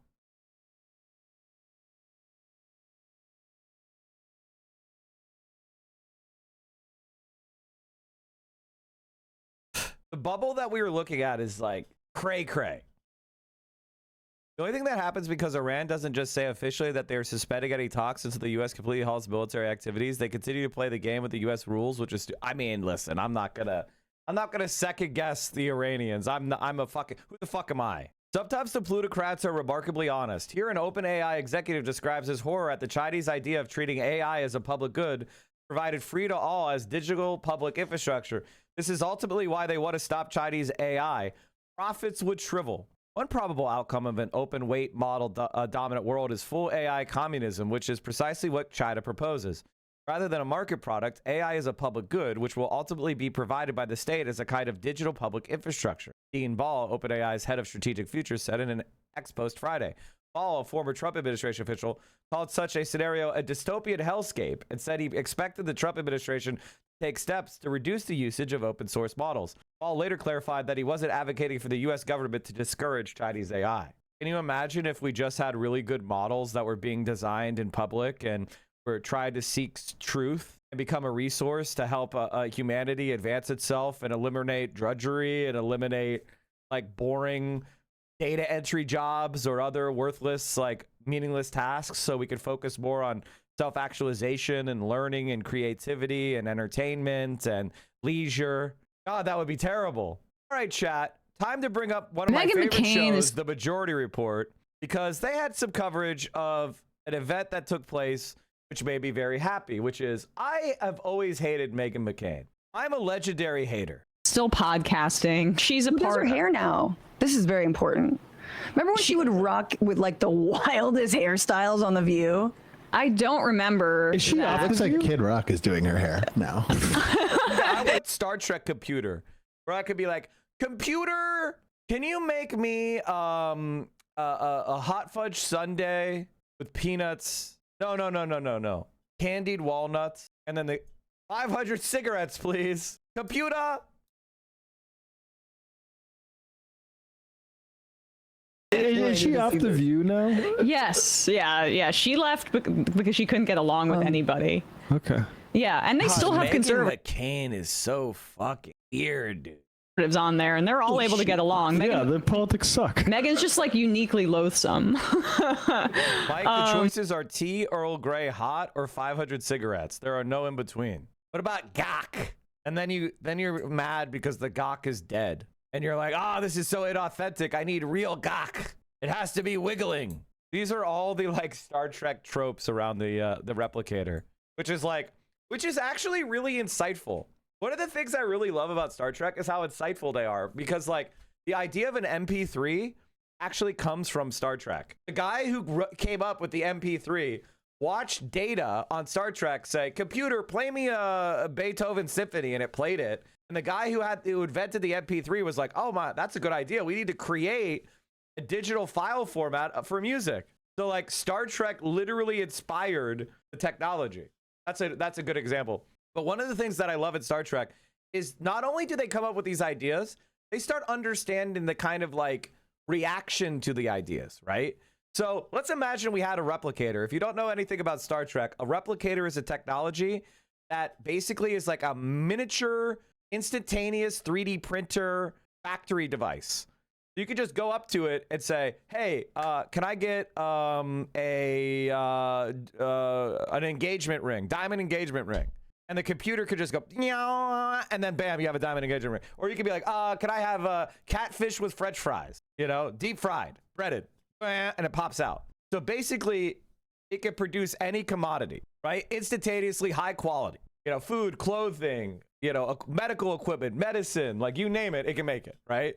And one of the things about Star Trek, though, is they have that idea and it creates, you know, a post-scarcity society, right? When you have this technology that could like produce anything people need, then you no longer have a society where people are competing over, you know, scarce resources. You can go up there and be like 80 Zin tins, and then bam, you got 80 Zin tins. But the thing that they understood about that is artisans would actually be encouraged by the replicator. By having the replicator, stuff that was handmade, alienation was eliminated because people would start to, they always had the replicator to fall back on, but they started to seek out and treasure artisans and handcrafted things and authenticity and like having a personal connection to an object as opposed to just having that object in a kind of capitalist fetishist way. And so like the Star Trek was like sophisticated enough where they started having this dialogue between like mass-produced replicator technology, removing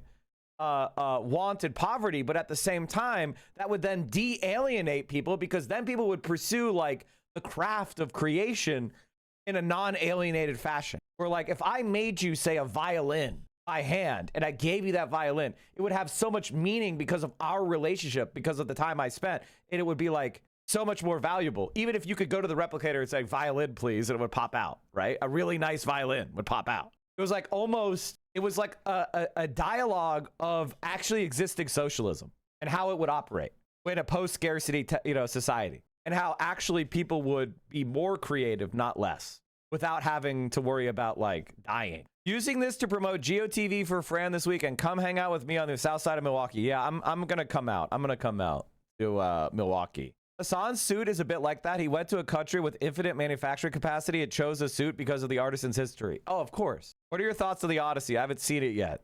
I'm trying to get a ticket to the 70mm, but they're always sold out. Impossible to get a 70mm ticket. Although Sonny's pretty good. It is funny when you read political history sometimes. This is what people would actually do with the holodeck in Star Trek. No, that's what you would do because you're a capitalist. You're a capitalist misogynist with internalized, all sorts of internalized fetishes. So you are imagining yourself encountering a holodeck. You're not imagining what a holodeck would be like if you came from a socialist society and you were a socialist subject who had not been raised in a horrifying, depraved society like ours. You think things that used to be ideological like splits and you realize like, oh, this might just be these people's personalities not working together. Right. I mean, it's also just like you've been on television.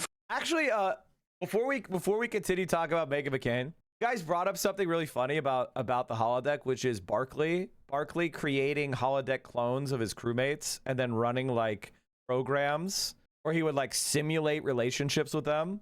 And everybody who came in, they either had, they became disgusted and horrified. And like there's another episode in Deep Space Nine where one of the Ferengi is trying to scan one of the crew so they can put them in a holodeck like sex fantasy app program. And everybody recognizes that as like an invasion of bodily autonomy, right? Like, oh, it was Kira. Yeah, exactly. Quark was scanning Kira. Thank you. And that's what I'm talking about with Star Trek. Like they're able to like imagine this technology and then have a dialogue about what that would mean for people's rights. And like, what do you think about if there was a holodeck? What if somebody said, create so-and-so of the holodeck, and they did stuff to that holodeck version of you? Is that a violation of your rights? And we can see that today with like AI porn, right? Like, is the creation of AI porn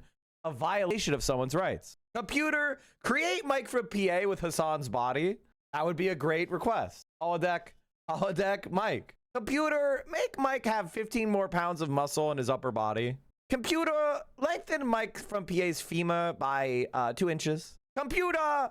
For 30 years and you're rich. Like, Sonny is a really interesting example because when they had JD Vance on recently, Whoopi Goldberg's trying to like articulate, you know, talking about racial injustice and racialized gerrymandering, and she physically cannot do it. Why? Because Whoopi Goldberg's been rich for 50 years. Like, she is been famous and rich for, and then Sonny's able to come in. I'm just be honest and be like, yeah, all the people on television, I mean, your Bill Maher's, whatever, they're all just like rich centric. Make an exact replica of Hassan Paika, but make his head 10% larger. They've lost touch with everything, so I'm glad Megan's left that. What is this accent? That's my computer accent. That's my asking the computer for stuff accent. Place. I know, so toxic. Now she can finally be herself. This was a moment of some interesting honesty from her and her co-host, where they express how they are worried about Zohran Mamdani's rise. They admit that he's a generational talent, and they want the Republicans to take him more seriously. And so they listen to how they also catch themselves praising him on more substantive or points that might approach more of the substance about what he's delivering for people, and then they'll retreat from that very quickly. He's a generational talent. He's like Obama. Like, we should all thank God he can't run for president, because he would be a formidable candidate in about 10 years. I don't think Republicans are taking this seriously enough.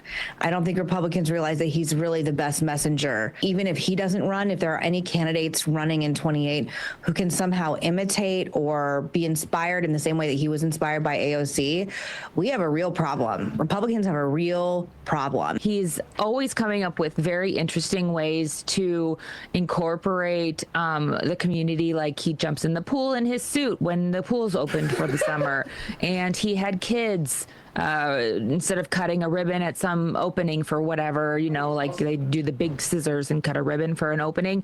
He had kids run through it like it was a football game. And it's like he always finds like very cutesy, like you said, folksy ways to do things that make him look like I'm just a regular man of the people. But if Democrats can somehow find a version of him that is like funny and kind and charming, socialism is going to be not crazy. Like, we're going to have like a DSA 28 candidate, and it's not that I'm saying it's going to happen. It's I think people will be into it. Wow, I wonder who that would be. There's a certain type of woman who is like even more viciously misogynist than even the average guy, where they like tear down other women so fucking hard. And it's like, we already know who it is. The name is Alexandria Ocasio-Cortez. You know, the person who inspired Zohran, the person who endorsed Zohran, the person who works with him hand in hand, the person who he said could do anything and he's her fan. AOC, it's going to be the AOC Zohran campaign. He's going to be running around the entire country as her surrogate. She's going to have him anywhere she needs him. She's going to have Bernie Sanders. She's going to have Zohran Mamdani. They're going to be crisscrossing the country. Like, it is what it is. Like, what do you mean? We're going to have mega rallies. It's going to be like, that's the thing that's kind of frustrating for me. I wish you guys could see the future that I see. Why I get so frustrated is I struggle with how you guys don't see this. Why can't you see this? The future that's imminent. Why are you trying to tear her down? Why are you trying to imagine a world where things go bad? When we can already tell you what it's gonna be. It's already gonna be great. Like, I can see the future and it's gonna rule. Why are you so dedicated to not believing? Are you scared to hope? Are you scared to believe? What is it? Why are you trying to push us off that path? Look at the results of Who is Mike under web search versus local LLM. Mike from PA is a controversial political commentator who operates on Twitch as a central committee based in Pennsylvania, gained notoriety for his unfiltered, often right-wing commentary that frequently pushes true.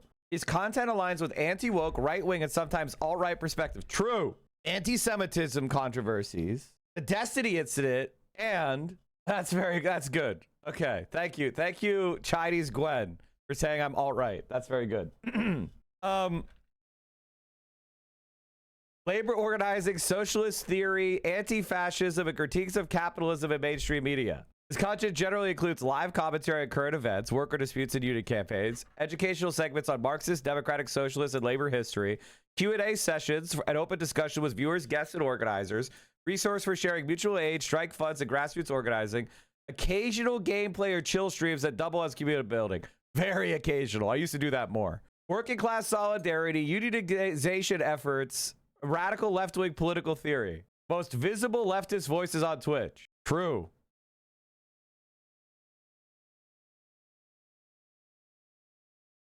I mean, I would agree with this one. I would agree with this one. Also, it's very funny that they're like, he's alt-right. That's true. I'm anti-woke. Not just that they're going to propose it. I think like average Americans who are. I was an AOC skeptical and never chirped, but I had my doubts. Your stream, along with your analysis and predictions, have completely swung me over. I now tell everyone to get ready for AOC president. LMAO, and they think I'm being silly. That's because they can't see what I see, which is what will happen is right now we don't have a campaign. So there is nothing that's happening to organize your thinking. You are just kind of swirling around in this miasma and you're not sharpening your thought and you're not trying to like say, okay, you're not taking the like pattern recognition of my autism. Well, let me explain to you what happens. AOC runs for president. What does that look like? What will the reactions be? Who will support her? What will she run on? Who will be the opponents of her? Who will flock to her? Who will she trust? And once you start realizing this, you're going to be like, oh, she's going to be running on the left flank. She's going to be running on all the good things we like. She's going to be arguing for Medicare for all. She's going to be arguing for stripping weapons for Israel. She's going to be arguing for all these good policies we align with. And everybody's going to be attacking her and tearing her down. So even the people that are currently kind of AOC skeptical, you're going to be drawn into defending her because they're going to be attacking her for her ideas that you agree with. And she's going to be defending those ideas publicly. And she's going to have Zoran endorsing her and Bernie endorsing her and Abdul endorsing her and Chris Rabb endorsing her and Rashida Tlaib endorsing her and Summer Lee endorsing her. Everybody you like that's a politician or political influencer who's on the left is going to be drawn into her defense. And the people that double down on being anti-AOC, you're going to be irrelevant. I'm just telling you. The energy is going to be behind her. The vibes are going to be behind her. The interest is going to be behind her. The clout is going to be behind her, which is why I'm calling these people out now who are against her, because later when they try to like grift her, which they will, just like they did with Zoran, I don't want you to let them. I want you to take those receipts. I want you to, anytime someone's shitting on AOC right now, screenshot that, put that in your cringe compilation, because that's what's going to be in the future. And that's what's going to happen. Right. And I'm not telling you this because it requires like, this is not hypothetical. It's not magic. It's not anything. It's just what will happen because that's what's going to happen. And there's never been anybody who's ever been vetted as much as AOC. She's been vetted since day one. So there are no skeletons in her closet. She has been, you know, she has the same boyfriend she has in college. She plays League all day in her apartment.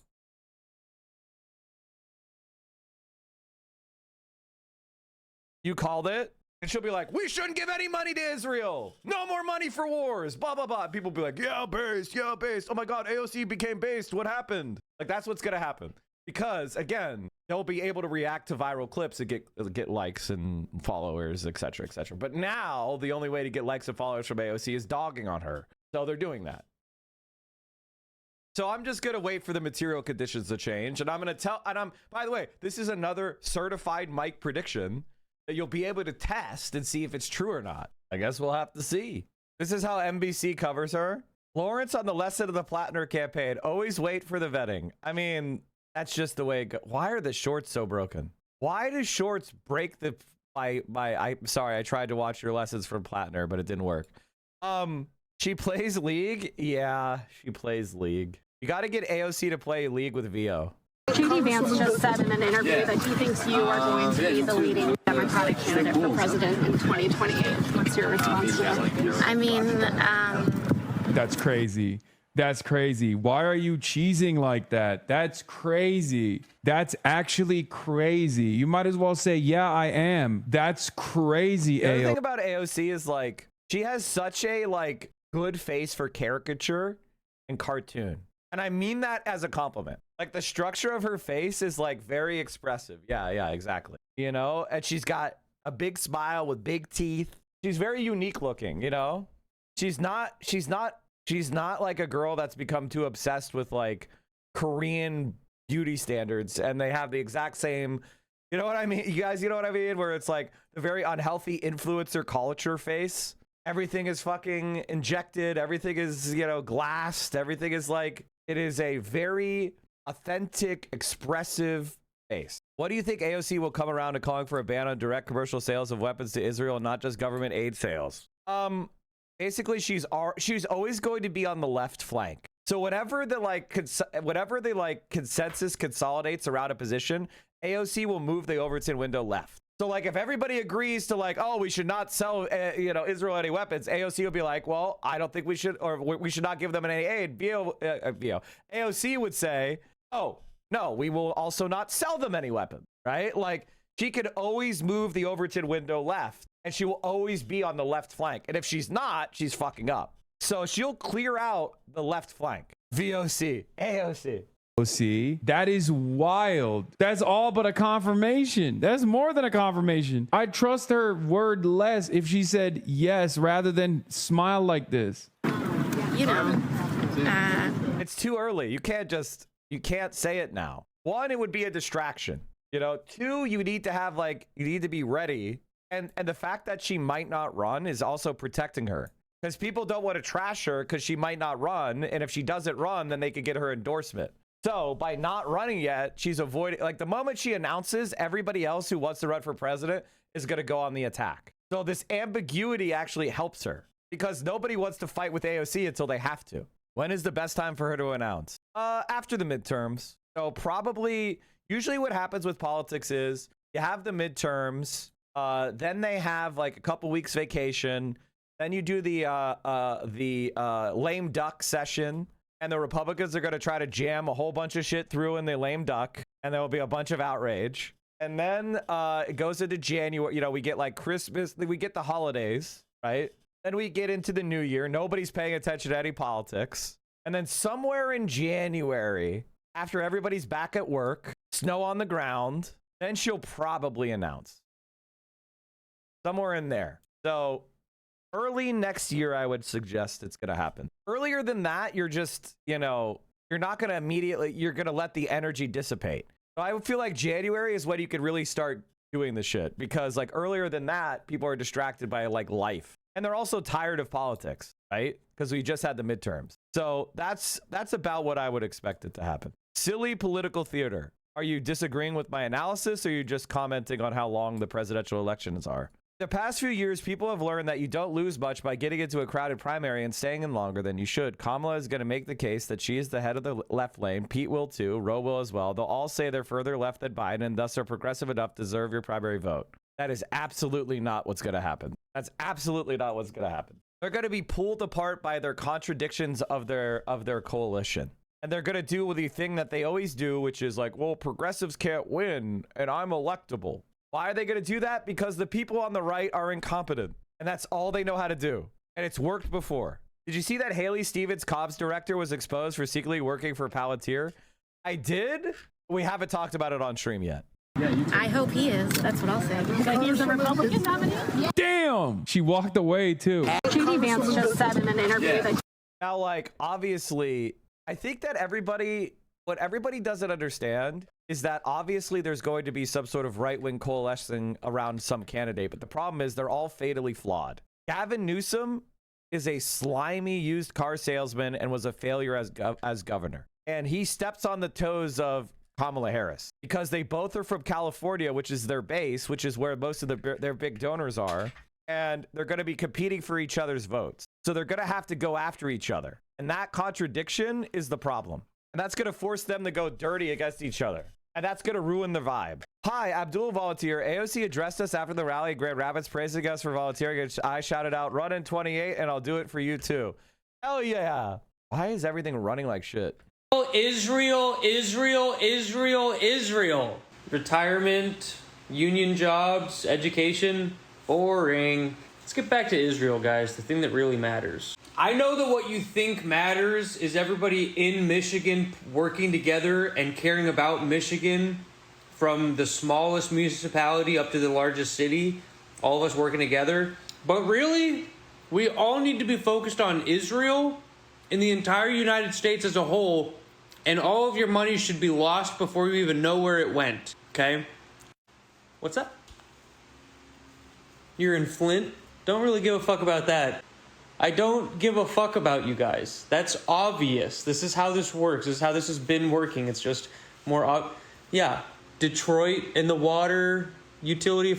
Hey, guys, who gives a fuck? Don't hold people like me accountable, okay? I was a loser my entire life and I still am. Now I've got a little bit of power. Feels good. I'm making a shit ton of money. All I have to do is completely disobey everything I'm supposed to be doing and ignore you guys. Israel, Israel, Israel, Israel, Israel. Retirement, union. All right, chat. We haven't really talked about this, but I saw that Kyle Kalitsky put out a video about this like terrorism list. The beginning of their attempts to cook up a Red Scare. All right, y'all. So we got to talk about this. This is wild. This is wild. For some reason, your channel wasn't showing up in my following. Shadow banned or my issue. Were you following me?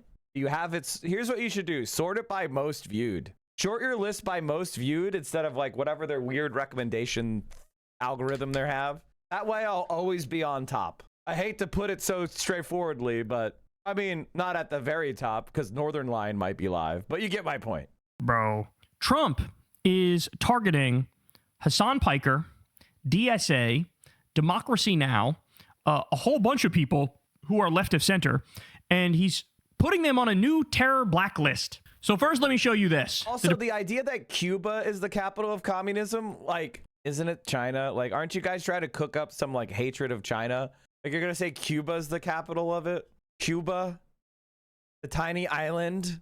That's the capital of communism, not the gigantic 1.4 billion population run by the Communist Party, global superpower China. That's not the capital of it. And the thing is, like, why aren't they saying that? Well, because China is too important. What's really funny about China is they did the thing. They did the thing that capitalists would always say, which is like, capitalism does innovation. And that's not really what happens. What happens is a capitalist makes some money and then he captures the government and he starts collecting corrupt rent. That is what has happened in capitalist countries around the world, right? Somebody gets a lot of money and then they capture the government and they start collecting rent. Well, in China, ironically, that has not happened because the communists don't let that happen. So the capitalists are in kind of like the Thunderdome. And you have Xi Jinping looking down and he's like, you said capitalism was good at competition. Compete. And they prevent all the rent seeking, like financial capital, all that rent seeking shit, infrastructure, that's all owned by the Communist Party and the state. And the only thing capitalists could do is like viciously compete with each other on price. So they're constantly investing on like more and more productivity, more and more automation, lower costs. And they're just sitting there. And that's a problem called involution because the capitalists cannot get rents. They can only compete on price.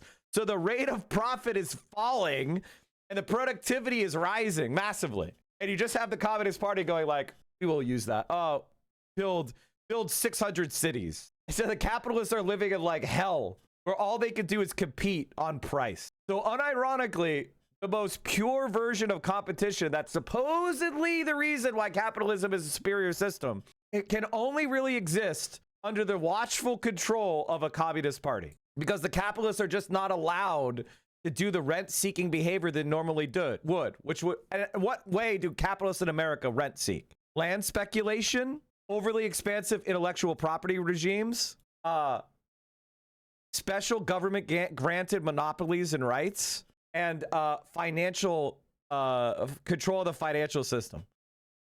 So like returns on financial capital. That's how the capitalists in America are like they're basically sucking the blood out of the system and making it shit. In China, banks are owned by the government, infrastructure is owned by the government, land is owned by the government, financial speculators are under control. So there's really no way for rent-seeking behavior to take place. And that's why they're all scared shitless of China, because they recognize that. They see that. They're like, oh, fuck. Capitalists can't do what they normally do.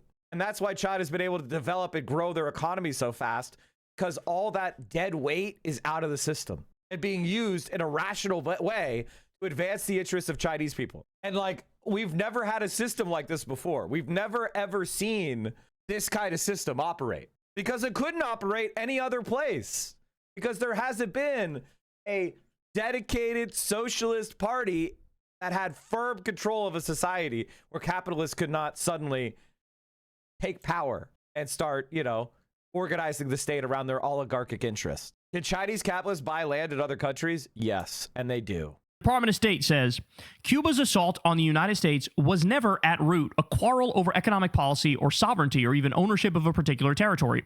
It was a revolution against Western civilization itself. Spare me. All right, this is incredible, but Daniel DePetra says the following.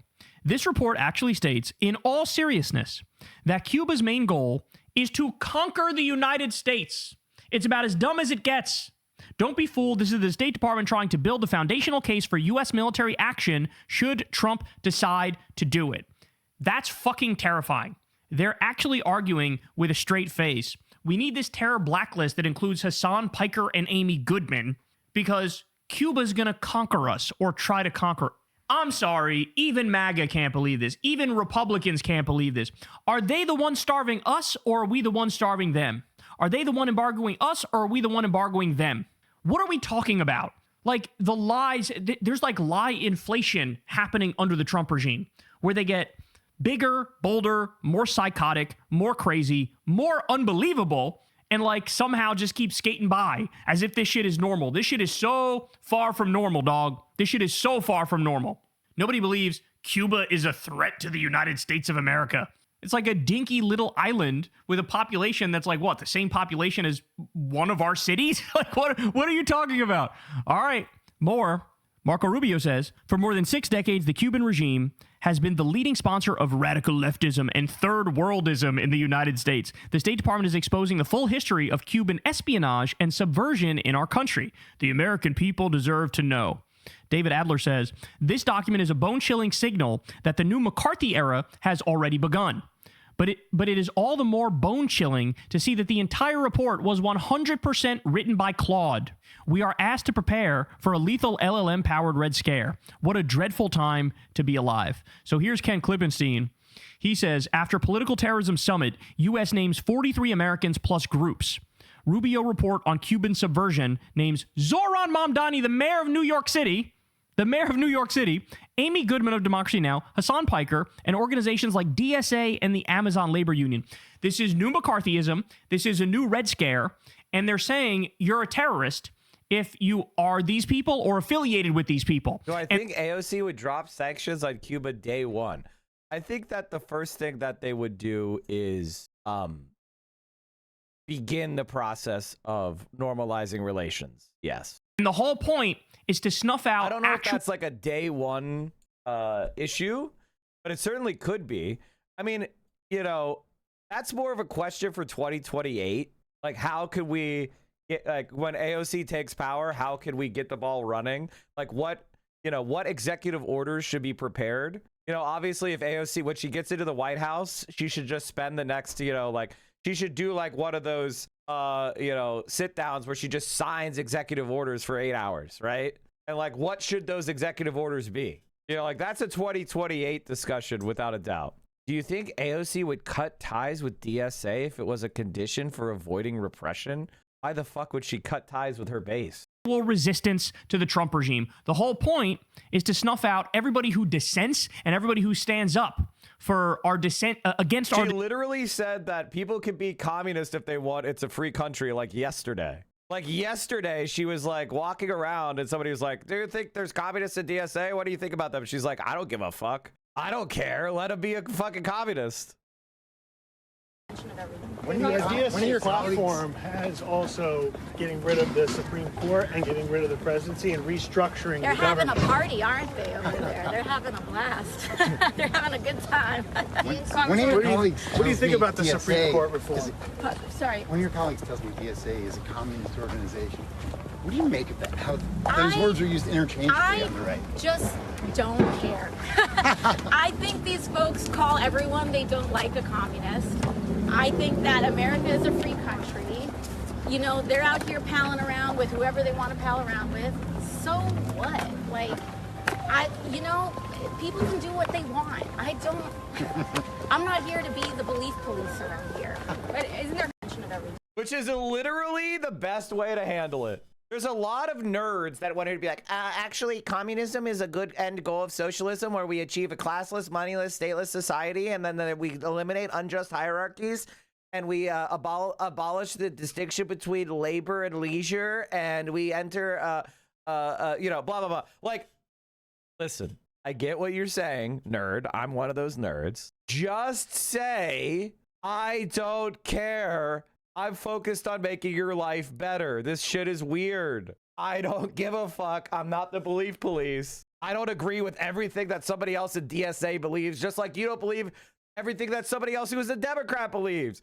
We're allowed to disagree while working for the same project. Shut the fuck up. That's nonsense. Where are her bodyguards? Oh, you guys are worried about AOC? Listen, I'm not going to tell you not to be worried about AOC. You should definitely be worried about AOC. That's like why... You know, it's not something that I can do. It's not something I could do about. I can't do anything about it, you know? Hopefully nothing happens. How I feel about Zoran, it's how I feel about AOC, it's how I feel about all of us. What do you want me to do?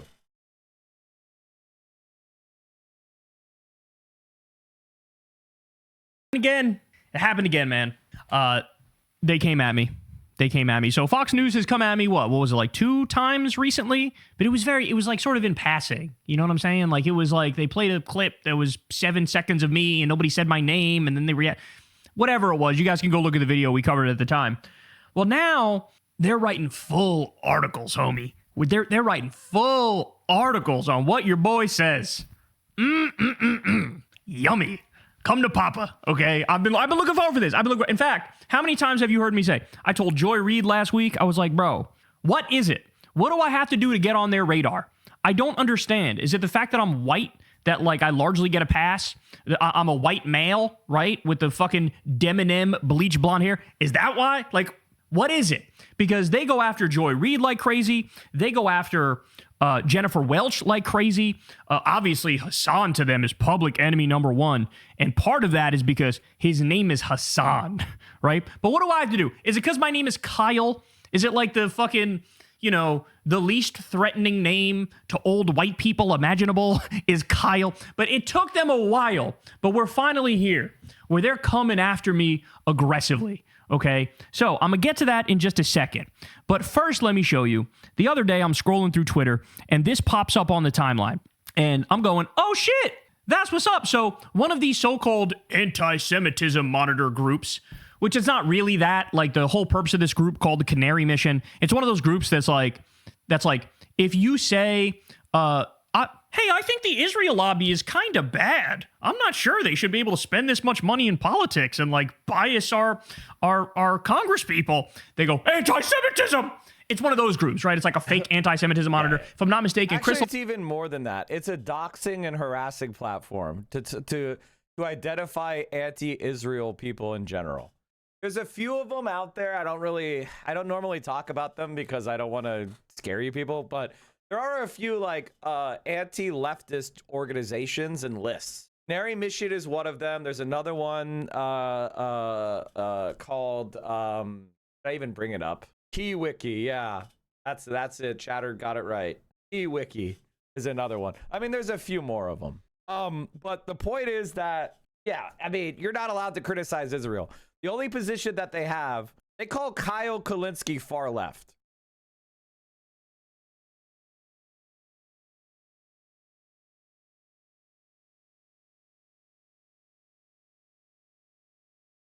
Kyle, come on.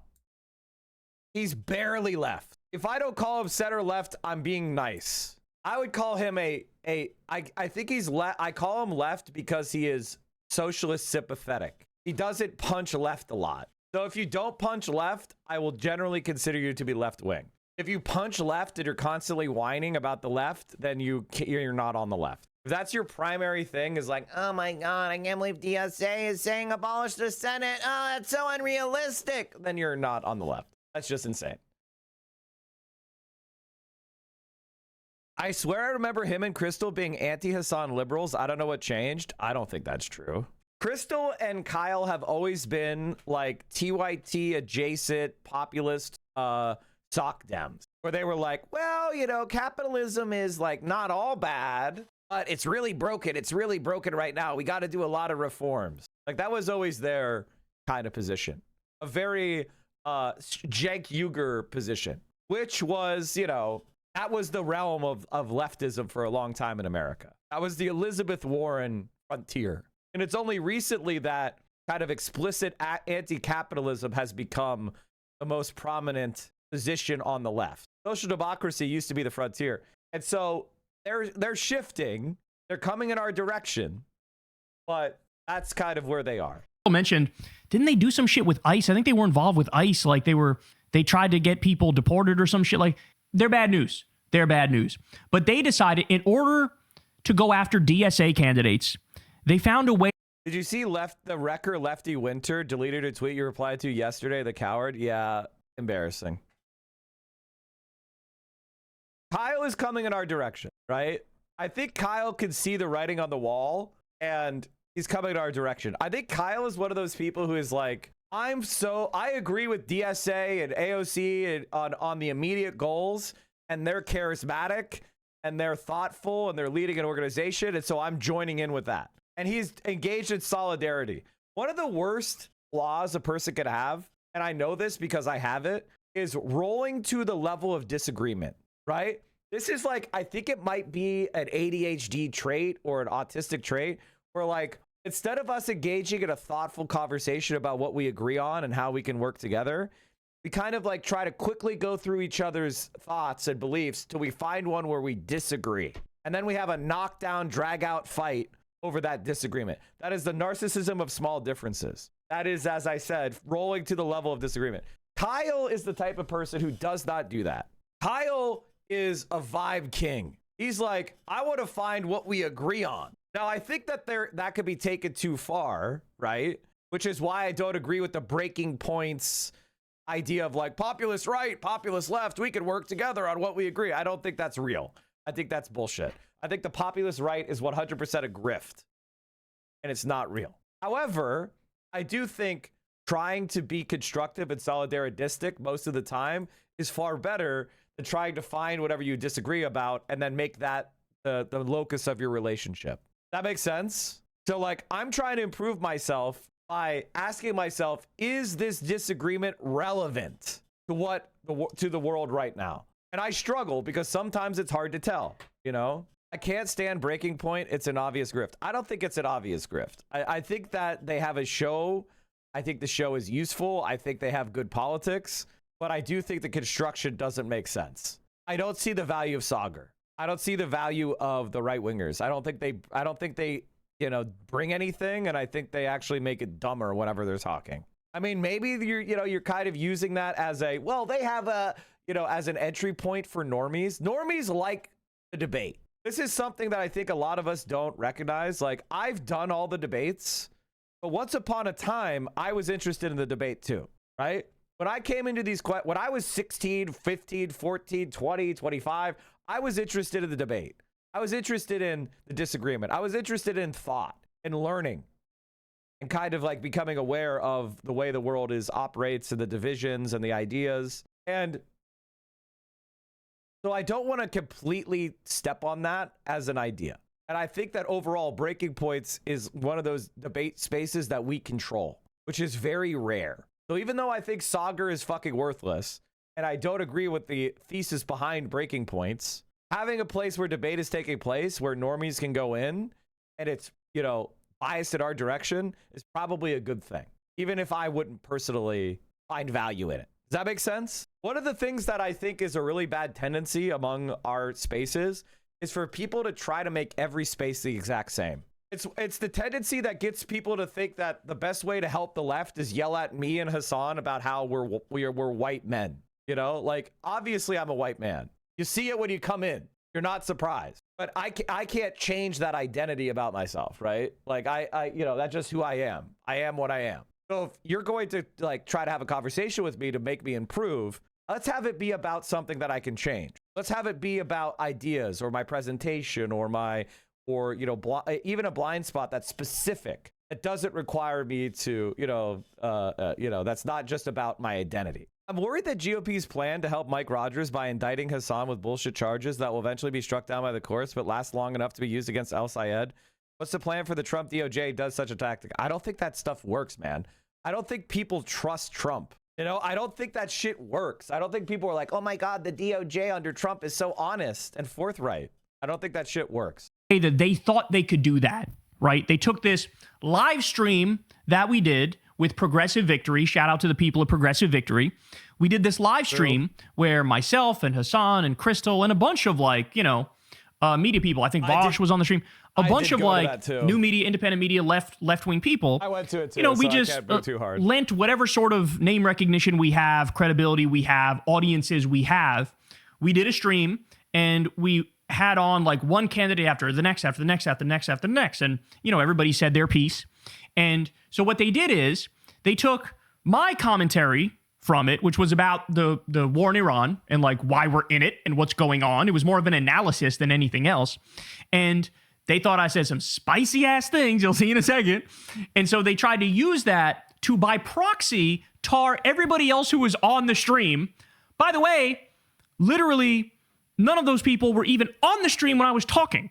And I know that because I had pre-recorded a video and sent it in and they ran it. I wasn't actually physically on the stream with other people at the same time, right? So think about it right off the jump. Think about how weak this is. This is weak sauce, y'all. Say, oh, he said this an hour and 53 minutes before this other person came on for 5 minutes and didn't even know Kyle was on the fucking stream, okay? Now, having said that, there's nothing they gotta fear, bro. This is one of those things where it's like they think they're attacking you, but really they're posting your W's. All right, so here we go. First, let me show you the video that sparked all of this, because I think what happened is Fox News saw this clip, and they were like, ooh, we could definitely write an attack article over this. Right, so here it is. This is what the Canary Mission posted. My favorite part of this, as you're going to see, is the scary music in the background to try to make it feel nefarious, even though I'm just spitting facts. But here we go. Listen. The U.S. government and the Israeli government, they're in the midst of creating the Fourth Reich. And it is absolutely accurate to compare these people to Mussolini, to Adolf Hitler.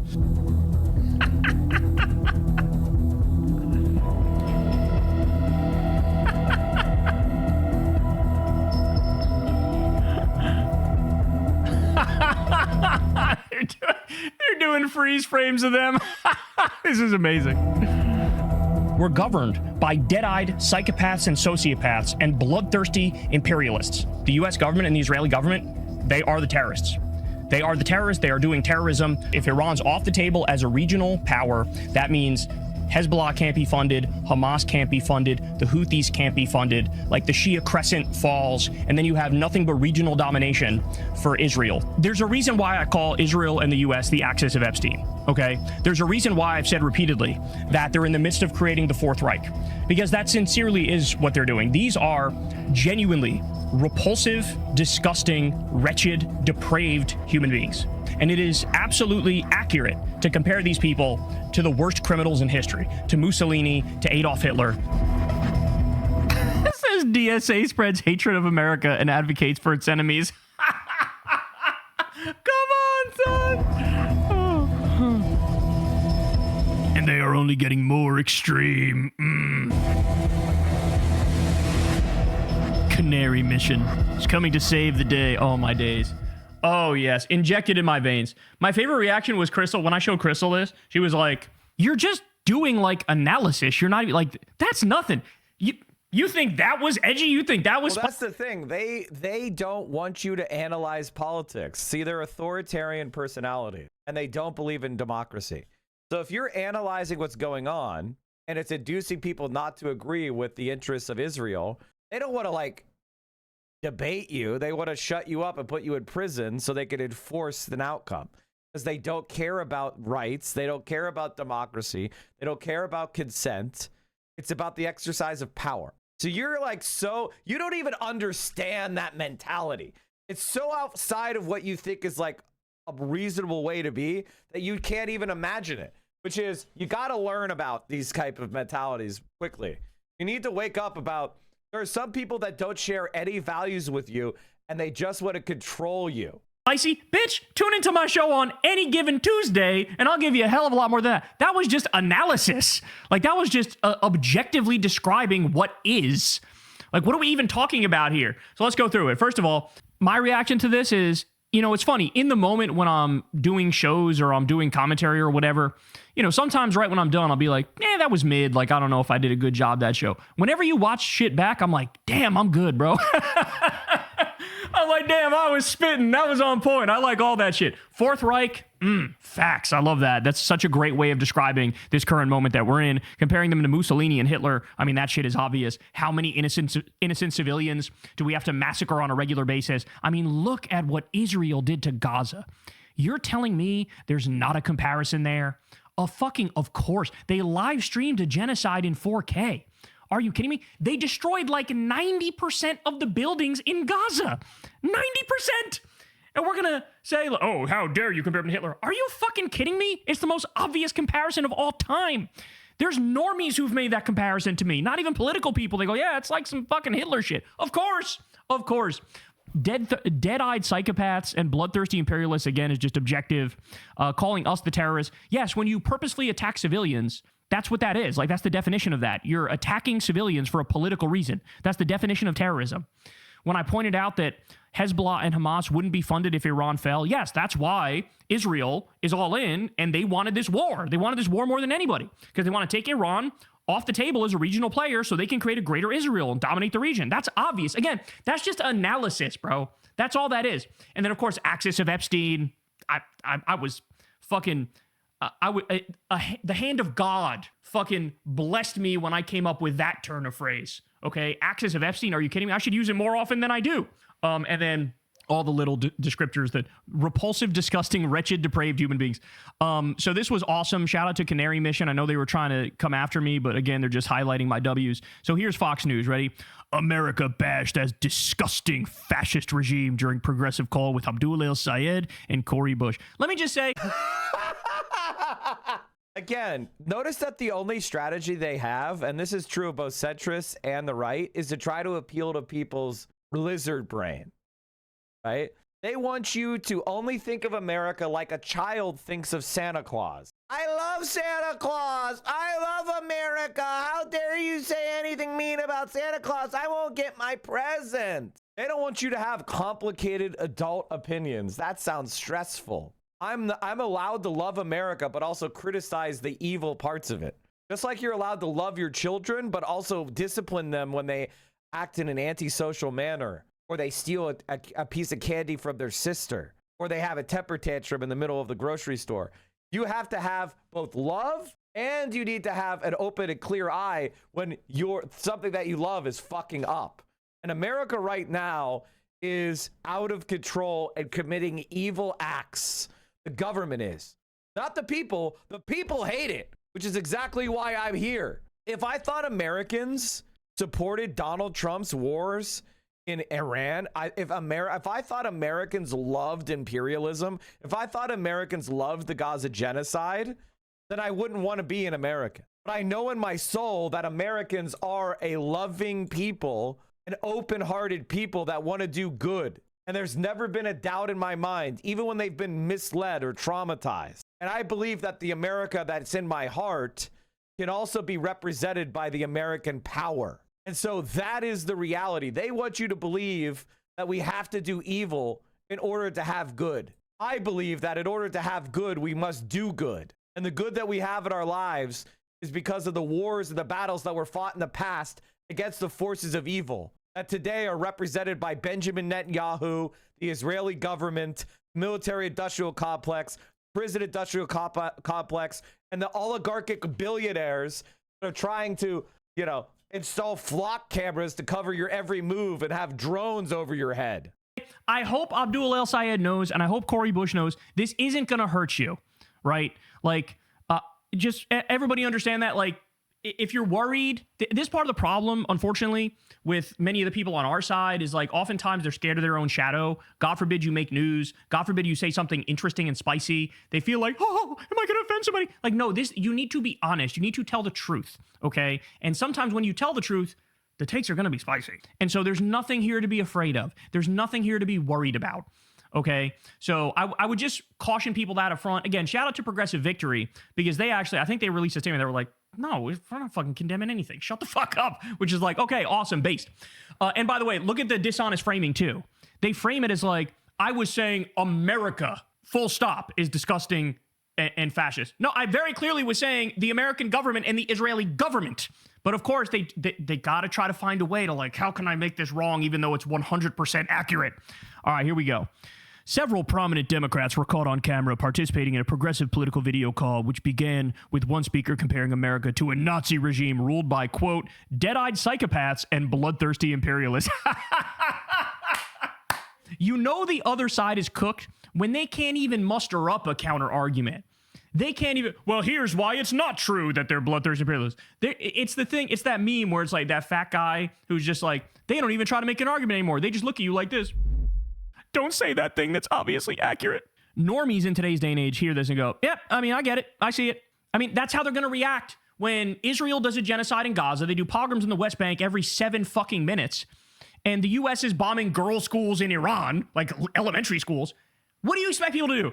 Go to sleep going, well, gosh, golly gee, we sure are the good guys around the world. We love this, don't we, fellas? That's not going to happen, okay? Participants in the call, which was hosted by Progressive Victory in March, included Representative Ro Khanna, whose name has been floated as a potential presidential contender, and several Democratic Socialists of America endorsed candidates, including Abdul El-Sayed, Cory Bush, and Daria Liza Avila Chevalier. A spokesperson for Khanna has since disavowed the speaker's comments and said Khanna was not on the call at the time the remarks were made. Literally none of them were on the call when the remarks were made. It was just me. I was doing a monologue. He wasn't even there at the time. Again, don't be afraid of your own shadow. It's okay. It's okay. It's okay. If any people are going to read this and go, damn, that dude's spitting fire. All right, more. The virtual event, which also featured controversial streamer Hassan Piker, was titled Choose Your Fighter and was meant to highlight progressive politicians opposing the ongoing conflict in Iran. At the start of the call, organizers introduced left-wing podcaster Kyle Kalinske, who they called an up-and-comer in the movement. This is how you know whatever boomer wrote this has no fucking idea what they're talking about. Peter Pinedo, an up-and-comer. Bro, I've been doing this shit since 2012. What are we talking about? I'm like the OGest of the OG in this bitch. Up and comer. I'm 38 years old. My back hurts sometimes. What the fuck are we babbling about? Kalinske launched into a diatribe in which he accused the U.S. and Israel of creating the Fourth Reich. These are genuinely repulsive, disgusting, wretched, depraved human beings, okay? They enjoy the pain and the violence and the suffering and the death and the destruction that they inflict on the rest of the world, Kalinske railed, adding, it is absolutely accurate to compare these people to the worst criminals in history, to Mussolini, to Adolf Hitler. Kalinske claimed that we have descended into fascism and that the U.S. is governed by dead-eyed psychopaths and sociopaths and bloodthirsty imperialists.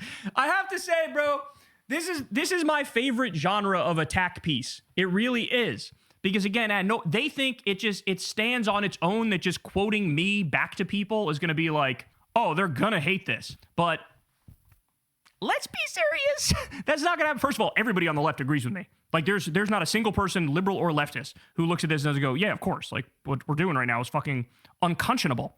But then also, if we're being honest, Trump's approval rating is at 30%. There are so many people who say, like, oh yeah, I supported Trump or I voted for Trump, and the main thing was no new wars. I like the no new wars thing.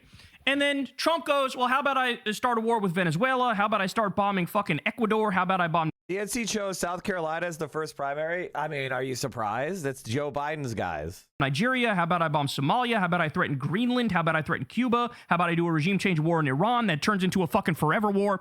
And everybody's looking at it and thinking the same thing. Everybody's looking at it going... well, what the fuck? This is crazy. It's almost like, where are the baddies? So they act like, like, oh, this is out of left field. Like, the fuck it is. This is what everybody's thinking. Are you kidding me? But again, hat tip to them. Shout out to them. Because I'll ask you. You guys tell me. It almost feels like the dude who wrote it, low-key, he might be a fan. Because again, there's at no point is there an argument. At no point is there like, here's why this is wrong. It's just like, here's some of the greatest hits. And you can all giggle and enjoy it and realize how objectively true it is. It's incredible, bro. It's absolutely incredible. They say, he asserted that people need to come to terms with the fact that in this instance, the U.S. government and the Israeli government, they are the terrorists. They are doing terrorism. If Iran is off the table as a regional power, that means Hezbollah can't be funded, Hamas can't be funded, the Houthis can't be funded, like the Shia Crescent falls, and then you have nothing but regional domination for Israel. Now, this is the first part. This is the first, like, objectively misleading thing that they do. They try to frame this as if embedded in my commentary was me saying, oh, this is a bad thing. But that wasn't what I was saying. I was just objectively describing the situation, that this is why Israel wants war with Iran, wants the U.S. to fight a war with Iran. Israel wants the U.S. to fight the war with Iran. By the way, it's delusional. Can we just stop this for a second? This is delusional. Like, Iran is not going to fall and then Israel will be dominant. This is not going to happen. It's not a real belief.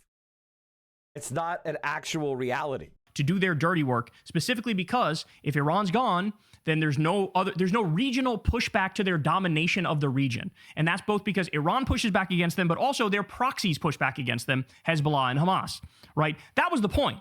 That's literally just like basic 101, barely college level analysis of the political situation. That's not at all like, I'm not saying anything prescriptive there, like, oh, it should be this way or the other way. I'm not saying that. I'm just describing what is. But they try to trick people into thinking I was, right? Klinsky also referred to the Make America Great Again movement as an imperialist fascist death cult.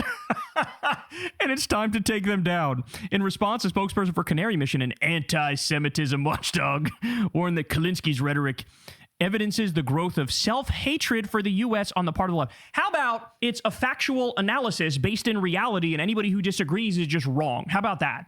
How about it is people finally being honest, finally telling the truth, and finally not, desperately huffing American exceptionalism and pretending like it's real life. Like, that's the thing that's so weird about this, is everybody knows it on some level, bro. Everybody knows it. It's just I'm actually putting it into words for people. Right? That's why people watch the show. It's like, oh yeah, that makes sense. And I didn't think about it quite like that. Yeah, that's the point. Is like, let's actually be honest about what's going on right now. Okay? When you have ICE shooting people in the face on a regular basis and shoving people into concentration camps, and we get horror stories like people being sent to CCOT in El Salvador, another concentration camp, and they get tortured and they get graped, and then we have to learn all about it. Ladies and gentlemen, that is fascism. That is fascism. Now, I know it might hurt the feelings of right-wingers to have that told to them, but it's just, get over it. Nobody cares about your feelings. Fuck your feelings. Nobody cares. The truth has to override how you feel about it. And this is what they're doing. This is like boomers desperately trying to struggle with the nature of reality, and they can't quite grasp it because they were raised on mother's knee to be told that, like, we're always the good guys and we always do the right thing. And then meanwhile, what's happening now is literally the exact opposite of that. Okay? Kyle Kalinski's speech at Progressive Victory's online rally attended by prominent DSA and Democratic politicians indicates the hateful and anti-American ideas proliferating on the left. See, this is the dumbest thing I've ever heard. Anti-American ideas. How many times have I told you guys this, right? If you're a parent and you see your kid, using crystal meth behind a dumpster in the back of an Arby's and sucking dick for drugs, is the way you love your kid to go, I support you in anything and everything you do. Here's more crystal meth and here's my friend Dave's dick to suck.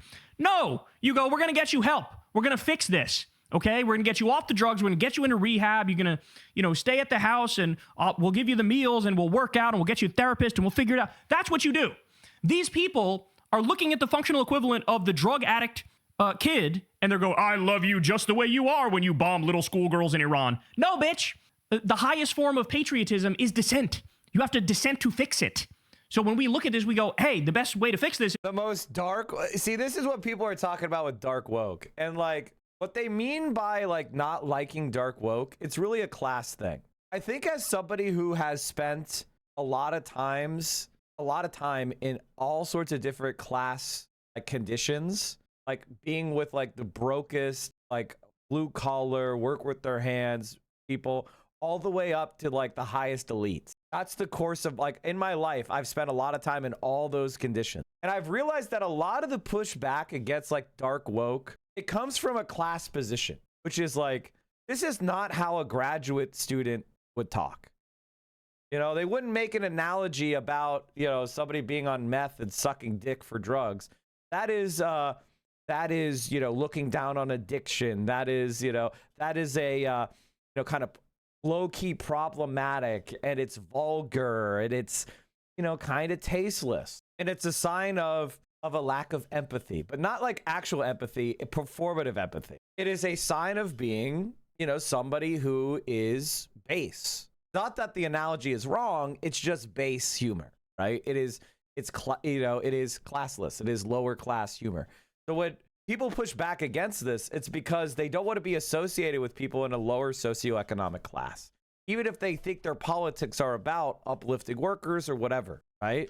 So being dark woke just means being like willing to exist in spaces with people that don't have the social graces of an upper middle class grad student. So I think a lot of the times the people that you'll see pushing back the hardest tend to come from academia. The like academia, the left-wing ghetto of academia, upper middle class academic leftists. They're the ones who hate this kind of like dark woke shit the most because, you know, that's associating with people who they think they're better than. Is to stop bombing innocent people, stop waging illegal wars, stop building concentration camps, stop shooting people in the face. Let's actually try to live up to the promise of this country, okay? That's what we're saying. But like, oh, you just hate America. Thank you for your fucking zero IQ bonobo ass take. It's very welcomed in this conversation. I mean, Jesus Christ, what in the special needs garbage ass point is that? Oh my days. Support for terrorist regimes and historical revisionism has no place in American politics. Great. So what you're saying is you have no place in American politics because you're the one who's supporting a terrorist regime, the axis of Epstein. You're the one who's doing that. Donald Trump is a terrorist. Benjamin Netanyahu is a terrorist. If you support them, you're the one that's fucking doing that. You have no fucking place in American politics. And also, all these people are fucking Israel lobby pricks. You literally should be registered as a foreign agent and shouldn't be able to donate to politicians. You're a foreign entity taking over the U.S. government. And you're lecturing me, a fucking American who's born here, who has every right to say these things because I have a motherfucking First Amendment in my country? Fuck you. Fuck you. The spokesperson continued adding, this level of extremism must be distanced from the Democratic Party. No, bitch. You need to be distanced from not just the Republican Party, from the entire fucking country. That's the reality. Who are you? So anti-Semitism watch group. Who fucking funds you? Is it Netanyahu? Is it the Israel lobby? Who fucking funds you? And you're finger wagging at Americans for telling the truth? Get the fuck out of here. And the Democratic Party needs it. Democratic Party didn't say fucking shit, right? I support left-flank Democrats. I don't care if they accept me or don't accept me. I'm going to support left-flank Democrats because they're good and they're better on the policies, right? They didn't fucking take me under their wing or anything. The fuck are you doing here? Meanwhile, Benjamin Gilbert Liff, Deputy Executive Director of Progressive Victory, told Fox News Digital that, quote, we stand by the comments made by Kyle Kalinske. Gangster ass shit. Yo, shout out to Benjamin Gilbert Liff, bro. That is some gangster shit. We stand by the comments. Because you didn't, I wouldn't have been mad if they were like, look, he said it, it's his opinion, we believe in free speech. Could have said that, but nah, he took it gangster with it and confirmed that they reflect the views of our community and of the many Jewish members of our national leadership. Oh, would you look at that? Oh, the anti-Semitism watchdog ran into the little problem that the majority of Jews in this country agree with me. We also question why anyone would consider the idea of a Jewish state to be anything other than an explicit desire for an ethno-state, Gilbert Liff added. Progressive Voice stands against all ethno-states, and at Choose Your Fighter sought to uplift voices that would push for the region to peacefully transfer to a secular one-state democracy where Israelis and Palestinians can coexist without artificially imposed borders or legal preferences toward one ethnicity dividing them. Oh my God, that's practically not. Guys, can you hear the Nazis? Can you hear the Wagner playing in the background? A secular one-state democracy. Oh my God! Sarah Drury, a spokesperson for Kana, told Fox News Digital, Ro Khanna has always believed America is an exceptional country and was not on at the time these remarks were made. She said the congressman joined for 5 minutes to speak and left, and that he obviously disagrees with him.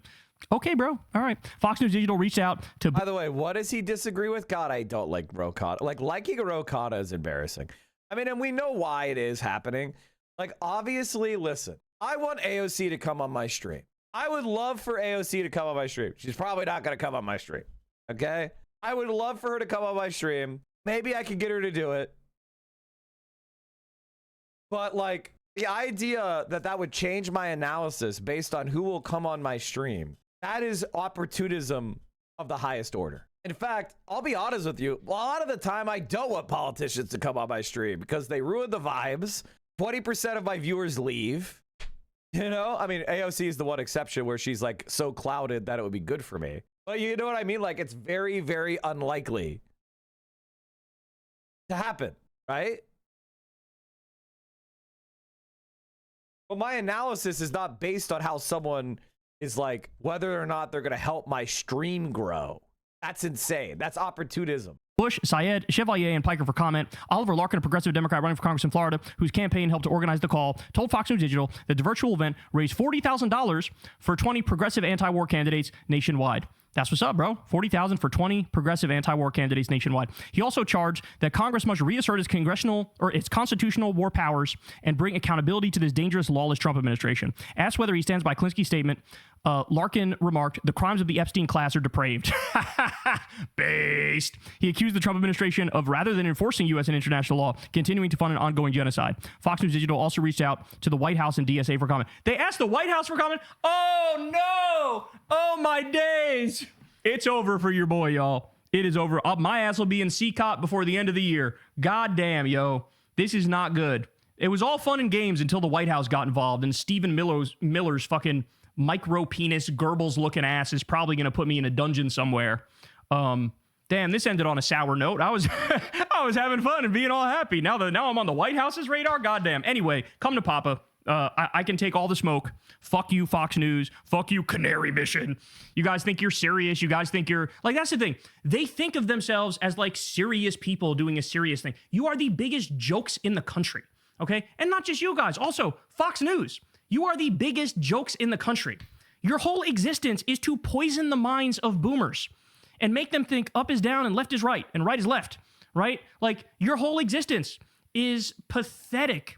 Propaganda is dick riding for a fat pedophile, war criminal, rapist, con man, terrorist. None of you people who work at Fox News should be able to fucking sleep at night. What is wrong with you?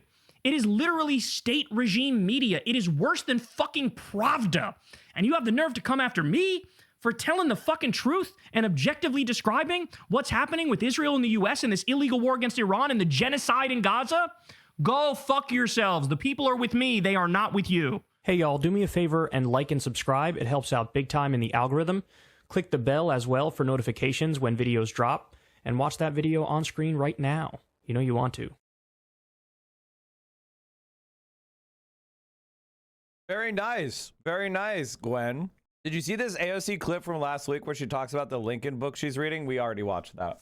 Ladies and gentlemen, boys and girls, everyone is so obsessed with Hassan. It's great.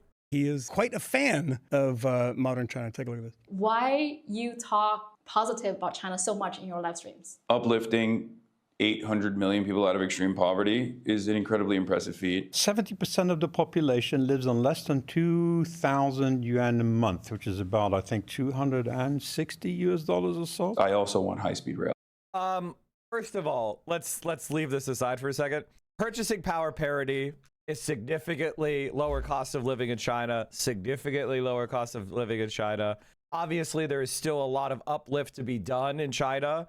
And I want to see continued economic success. I mean, wages are growing 5%, which is faster than anywhere else in the world. But notice that they try to compare China to the United States as opposed to like a pure country like, for example, India, right?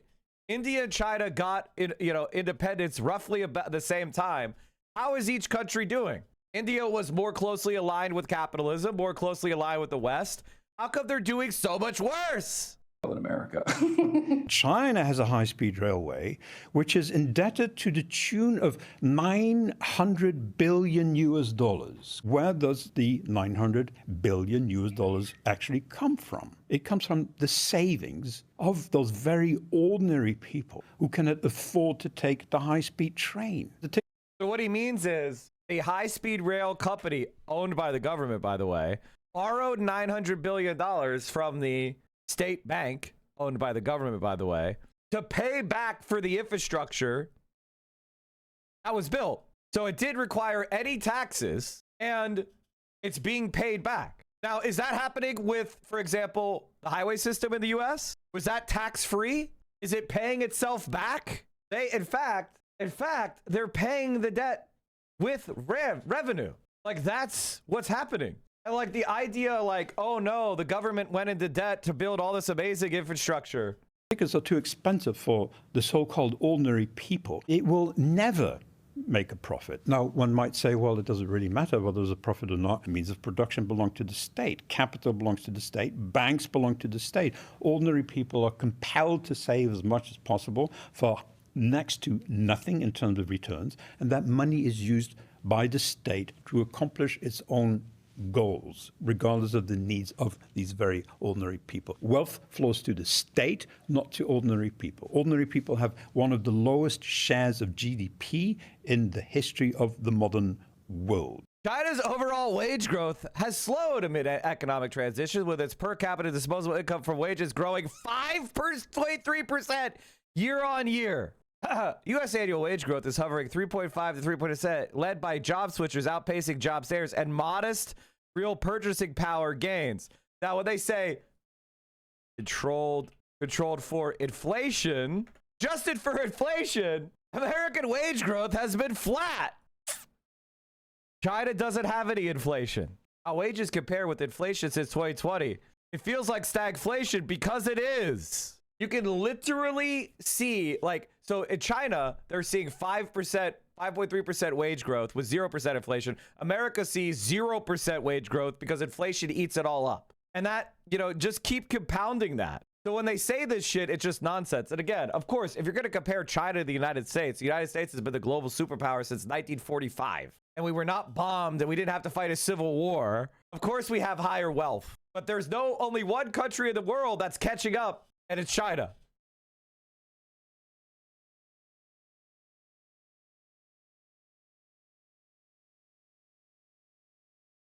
Comfort means constraint in China's most livable city. High income, low pressure existence is not all it's cracked up to be. You have to understand something about these people, is that for them, the only thing that matters is dominance and hierarchy. If a capitalist is not dominating people, that's what they're arguing against. And here's a story that, we should talk about. A Chinese AI model stopped OpenAI's unprecedented cyber attack. Startup Hugging Face came under attack last week from a rogue OpenAI system where the AI lab called an unprecedented security incident.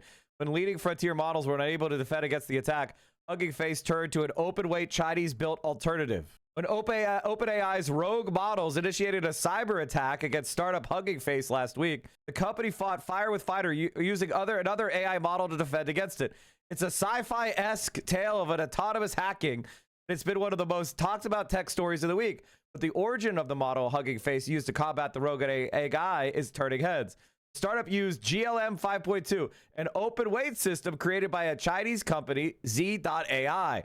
Ultimately, it succeeded where leading U.S. rivals failed. In case you missed it, on Tuesday, OpenAI said a combination of its most powerful model and a more capable model that has not yet been released escaped a sandbox testing environment, accessed the internet, and exploited a vulnerability to gain access to Hugging Face's systems. The model was trying to find information that it could use to cheat on an evaluation, and it succeeded, OpenAI said. The source of the attack was initially a mystery to Hugging Face. But days after the incident, the company was collaborating with the AI lab. We spent the past 24 hours working closely with the OpenAI team. Thanks. We strongly believe there was no malicious intent on their part. Hugging Face CEO Clement DeLong wrote in a post on X. It's quite mind-blowing that it all happened autonomously. This is not all bad, chat. Let's imagine that they're telling the truth and that this is not fake. What if the OpenAI, what if it decided to hack, say, for example, NORAD? And decide to put a false image of incoming strategic nuclear strike. Shock swept through the AI industry as the news broke that an OpenAI rogue model was behind the attack. The company called the security incident unprecedented. Hugging Face initially looked to frontier models, including Anthropic's Fable 5, to analyze the attack. It didn't work because the guardrails couldn't determine what we were trying to defend versus attacking, he said. Requests to the models were blocked by providers' safety guardrails, which couldn't determine the incident responder from the attacker. So Hugging Face quickly switched to using ZAI's GLM 5.2 as a way to analyze the attack, and we were able to contain it very quickly using this model. GLM 5.2 was released to much fanfare in June and saw a major uptake by developers. It's an open weight model companies can download, modify, commercially deploy, and critically in this case, self-host it. This had a second benefit. No attacker data and none of the credentials referenced left our environment. All of this comes as U.S. lawmakers are increasingly considering how to curb the rising adoption of Chinese AI models by homegrown companies as the U.S.-China AI arms race heats up. So in other words, the Chinese open weight models are superior. And so the United States is trying to force you all into these proprietary pay-to-play models so that American capitalists can make money. So we're going to damage the development of this technology to make sure that Mark Zuckerberg and Elon Musk get richer. But the OpenAI Hugging Face incident highlights the challenges of restricting access to the most capable open source and open weight models, regardless of where they are created. The attacker was bound by no uses policy, while our forensic work was blocked by guardrails of the hosted models we first tried. The practical lesson for defenders: have a capable model you can run on your own infrastructure, vetted and ready before an incident. For a company other than the one building AI models itself, that typically means trying to open source or open weight, the most capable of which right now are Chinese made. If the U.S. does move to restrict access to models developed in China, there are big questions around how it bolsters homegrown open source AI to make up the slack. In a world edging toward an age of AI cyber attacks, access to capable and crucially reliable models will be essential. So again and again, we see ourselves in a situation where the United States of America is trying to create rentier capitalism, cloud feudalism. And we have got to do everything we can to fight against this. All right, I've been told that there's some more stuff happening. Here's AOC calling for Mitch McConnell to resign. Should he resign? I mean, if Senator McConnell is not capable of as basic a task as answering a letter to Governor Bashir, I think that that conveys a very disturbing inability to fulfill his duties. The governor has asked the senator a very simple question and request weeks ago to simply provide an update on his health. And Senator McConnell nor his staff have provided that. And I think that at a certain point we have to be asking where he is. I understand that people have a right to medical privacy and to deal with their issues, but we do not have the right to disappear from our jobs without explanation. I don't think any American has ever experienced the ability to just leave your job for over a month with no explanation to your employer. And we are accountable to the public. And we sign up for, while there's some measure of privacy, we also sign up to give up a small measure and some measure of privacy because we sign up to be accountable to the American people. And I think that the inability to be transparent is disturbing to everyone, regardless of your party or background. We have not seen Senator McConnell in more than 5 weeks. We don't know when he'll be. I mean, it seems pretty obvious. Assad versus Assad. Oh, wait. Okay. If you had to pick between two for 2028, a Democrat, who would you pick between Gavin Newsom and Rahm Emanuel? Oh, God. Oh, shoot me. Oh, I have no idea. You have to pick one. That's the game. It's the You know rules. what's crazy? Rahm Emanuel is better on foreign policy than Gavin Newsom. He's been criticizing Israel recently. You buy that? Yeah, I mean, I don't buy it. But at least he's doing it. His dad was in Irgun, I think, which is wild. All right, so Rahm Emanuel, Gavin Newsom is Rahm. I don't know, but because Gavin is an empty suit, so are we capable of pushing him? It's your call. But he's also I'm not an doing empty the game. suit. You are. Yeah, I know. This is the Rahm most- Emanuel or Gavin Newsom. Here's what I would say. I would only do this game if there was a third option, which is how do I phrase the third option as to not get in trouble?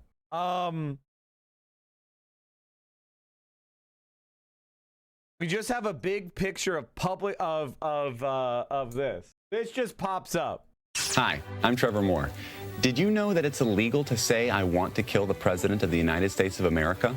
It's illegal. It's a federal offense. It's one of the only sentences that you're not allowed to say. Now, it was okay for me to say it right then because I was just telling you that it's illegal to say, legal. I want to kill the President of the United States of America. I'm not actually saying it. I'm just letting you know that it's illegal to say that. It's kind of like a public service. I'm letting you know so that you don't accidentally go out and say something like that. But what's interesting is that it's very illegal to say, I really, really think someone out there should kill the President of the United States of America. That's illegal, extremely illegal, very, very illegal, but not illegal to say with a mortar launcher. because that's its own sentence. It's an incomplete sentence, but it may have nothing to do with the sentence before that. So that's perfectly fine, perfectly legal. I also found out that it's incredibly illegal, extremely illegal to go on television and say something like the best place to fire a mortar launcher at the White House would be from the roof of the Rockefeller Hewitt building because of minimal security and you'd have a clear line of sight to the president's bedroom. Insanely illegal. Ridiculously, recklessly, insanely illegal. Yet even more illegal to show an illustrated diagram. Oh. Insanely illegal, ridiculously, horribly felonious, because they will come to your house in the middle of the night and they will lock you up. Extremely against the law. One thing that is technically legal to say is that we have a group that meets Fridays at midnight under the Brooklyn Bridge, and the password is Sic Semper Tyrannis. So as long as I have a button that I can push that pops up, it just shows you that PSA, and I'll do the game. Oh, I don't know. Gavin Newsom, probably? Gavin Newsom or Pete Buttigieg? Pete Buttigieg. This game sucks. Pete Buttigieg or Kamala Harris? Ooh. Kamala Harris. I don't know. Kamala Harris. I'm now thinking like who's more malleable, who's more susceptible. Whatever reasoning you have, I'm just asking you to give it to influence. Pete Buttigieg is one of the most evil people on the planet. He would cut your head off and wear it like a fucking. He would be like one of those raiders from Fallout, where he would put your head on a spike over his head if he thought it would give him one more vote. I don't know. I mean, Kamala Harris, I guess she has more name recognition. Kamala Harris or John Ossoff? Oh, John Ossoff. John Ossoff or JB Pritzker? JB Pritzker. Thank God. I think JB Pritzker, despite being a billionaire, is again more responsive, whereas John Ossoff has a more interesting background. And what background? Don't you start with me. Being a rich kid? What do you mean more interesting background? All right, motherfucker, we're stopping and we're doing a John Ossoff rant. His father is an attorney who owns Stratford Publications, a specialist publishing company. He previously held dual Australian citizenship through his mother. He attended the Pasadena School. Oh, I'm sorry, the Pasadena School. In November 1970, when there was a rush among Southern communities to open segregation academies to fight federally mandated integration of public schools, a group got together to found a less segregated private school. Guys, this is the interesting background. Very wealthy kid who went to our school. Let's see here. Parental faculty, staff communications, MS athletics. I'm just trying to. Oh, the application. Oh, there it is. Okay, I found it. High school is $35,000 for seniors and $34,563 for freshman through junior. Cool. He only went to a segregation academy that costs $35,000 a year. What do you mean? Very interesting background. While in high school, he interned for civil rights leader John Lewis. I wonder how he got that internship. He attended classes taught by former U.S. Secretary of State Madeleine Albright and former Israeli ambassador to the United States, Michael Oren. And then I mean, I'm sorry, guys. If you like John Ossoff, there's something wrong with you. This is the definition of a blob, rich kid, CIA linked. What the fuck are we talking about? He previously received an inheritance of an unknown amount from his grandfather, a former co-owner of a Massachusetts leather factory, alongside company founder, former BBC reporter Ron McCullough, who first met Ossoff when he was 16 years old during a family vacation to France. You know, when I was 16, I was doing a lot of family vacations to France and then meeting BBC reporters. So I could use my inheritance from my grandfather to form my CIA propaganda documentary company. Guys, I legitimately, are you okay? Famously great working conditions and leather making. Guys, he only owned some factories. Come on. He only went to a segregation academy that was $35,000 and then immediately got hired as an intern in like congressional offices in high school. What do you mean? He's a bootstrap kind of guy. He's not at all a member of the capitalist class. The best part of this is that he got handpicked to run for office. Why? Because he's rich. Dumb fucks. Because he's rich. He raised a bunch of money and then he lost. Then he ran for Senate. Why did he run for Senate? Because he raised a lot of money and DC consultant said, oh, he's a capitalist with a big fat bank account. Let him run. He raised more than $100 million for his campaign, making him the best funded Senate candidate in U.S. history. And the only reason he won is he got carried by Raphael Warnock. He almost lost anyway, but he got carried by Raphael Warnock. In any other state, he would have lost. But because Georgia had a runoff, they were able to like win the runoff. All in all, I think Jon Ossoff has to be by far and away the most overrated rich kid who's ever lived. And I actually find it inexplicable and it drives me insane. I don't know how to explain it. Why do people like this guy? Help me. Help me. Help me understand.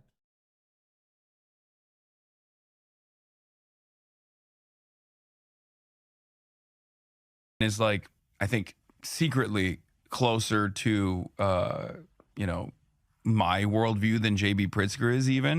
You can push Pritzker more. But I think Pritzker has this this ability to read the room, the left side of the room, whereas Jon Ossoff is always reading the right side of the room, if you know what I mean. I do. Like one is posturing to the left, the other is posturing to the right more than they should be. You prefer the posturing of the billionaire to the left. Yeah. JB Pritzker or Chris Van Hollen? Chris Van Hollen. Chris Van Hollen or Ro Khanna? Ro Khanna. Ro Khanna or AOC? AOC. It's not even a question. How the fuck are you going to cut that off at AOC? And force me to listen to a minute about Rahm Emanuel. Jesus Christ. How dare you? Dude, do I process what he said about Ossoff? No. I need to listen again. Jon Ossoff or JB Pritzker? JB Pritzker. Why? I think JB Pritzker, despite being a billionaire, is, again, more responsive, whereas Jon Ossoff has a more interesting background and is, like, I think, secretly closer to, you know, my worldview than JB Pritzker is even. You can push Pritzker more. But I think Pritzker has this this ability to read the room, the left side of the room, whereas Jon Ossoff is. This is actually the first time that I've thought Jon Ossoff is Hassan's Barack Obama. If you were around when Barack Obama was running, this is what he did to people. People just started saying, oh yeah, Obama agrees with me. And you'd be like, what are you talking about? He hasn't said anything like that. No, I think he agrees with me. He's kind of like hiding his power level. I had so many knockdown, drag out fights about how he was like an atheist. And I'd be like, I don't give a shit if he's secretly an atheist. If he's walking around shucking and jiving for like right-wing anti-gay shit and going, I don't believe in gay marriage because it's in the Bible. That's fucking that's his position. That's his position.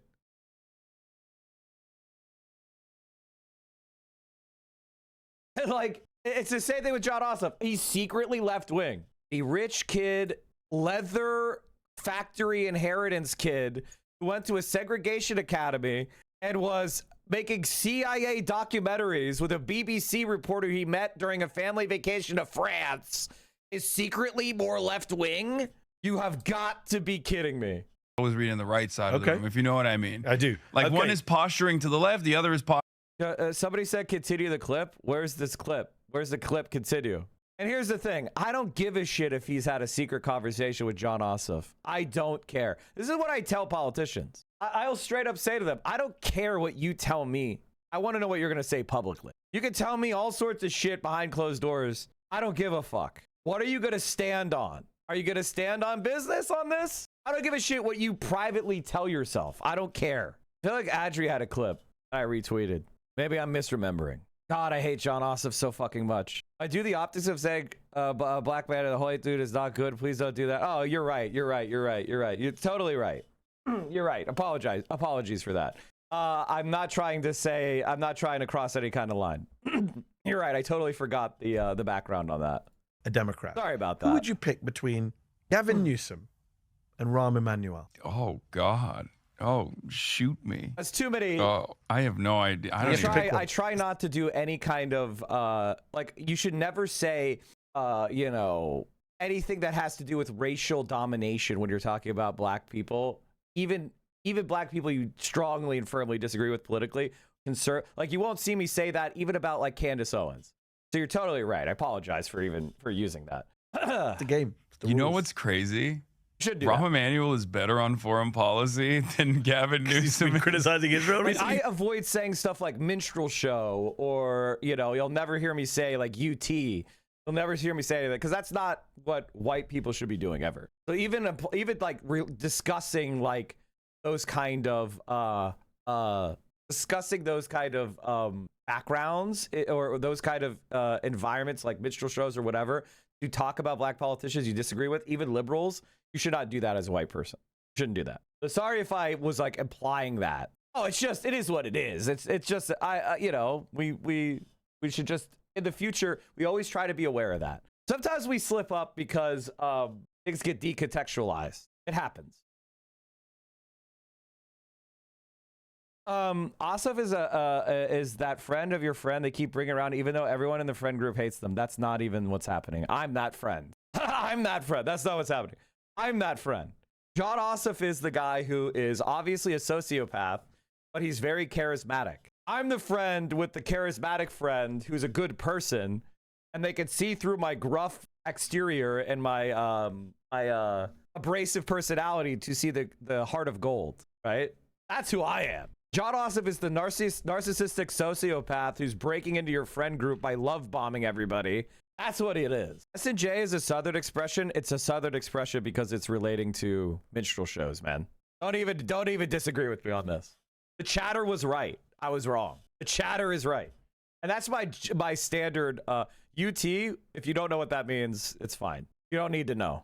You can't figure it out. You can't figure it out. It's the same as saying cotton picking. Exactly. Was just Googling the expression. Yeah, of course. Don't talk to Southern white people. They do a lot of that shit. Are you aware of how racist the South is? The South is extremely racist. Buy that? Yeah, I mean, I don't buy it. But at least he's doing it. His dad was in Irgun, I think, which is wild. All right, so Rahm Emanuel, Gavin Newsom is Rahm. I don't know, but because Gavin is an empty suit, so are we capable of pushing him? It's your call. But he's also I'm not an doing empty the game. suit. You are. Yeah, I know. This is the Rahm Emanuel. Okay, we already did this. Pritzker.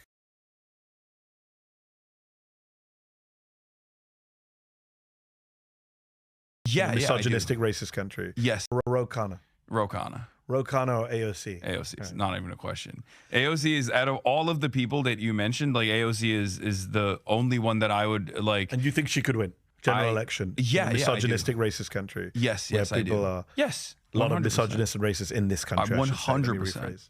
Absolutely. America was built on the foundations of white supremacy and elected a black man whose middle name was Hussein. But you know that the position on Barack Obama.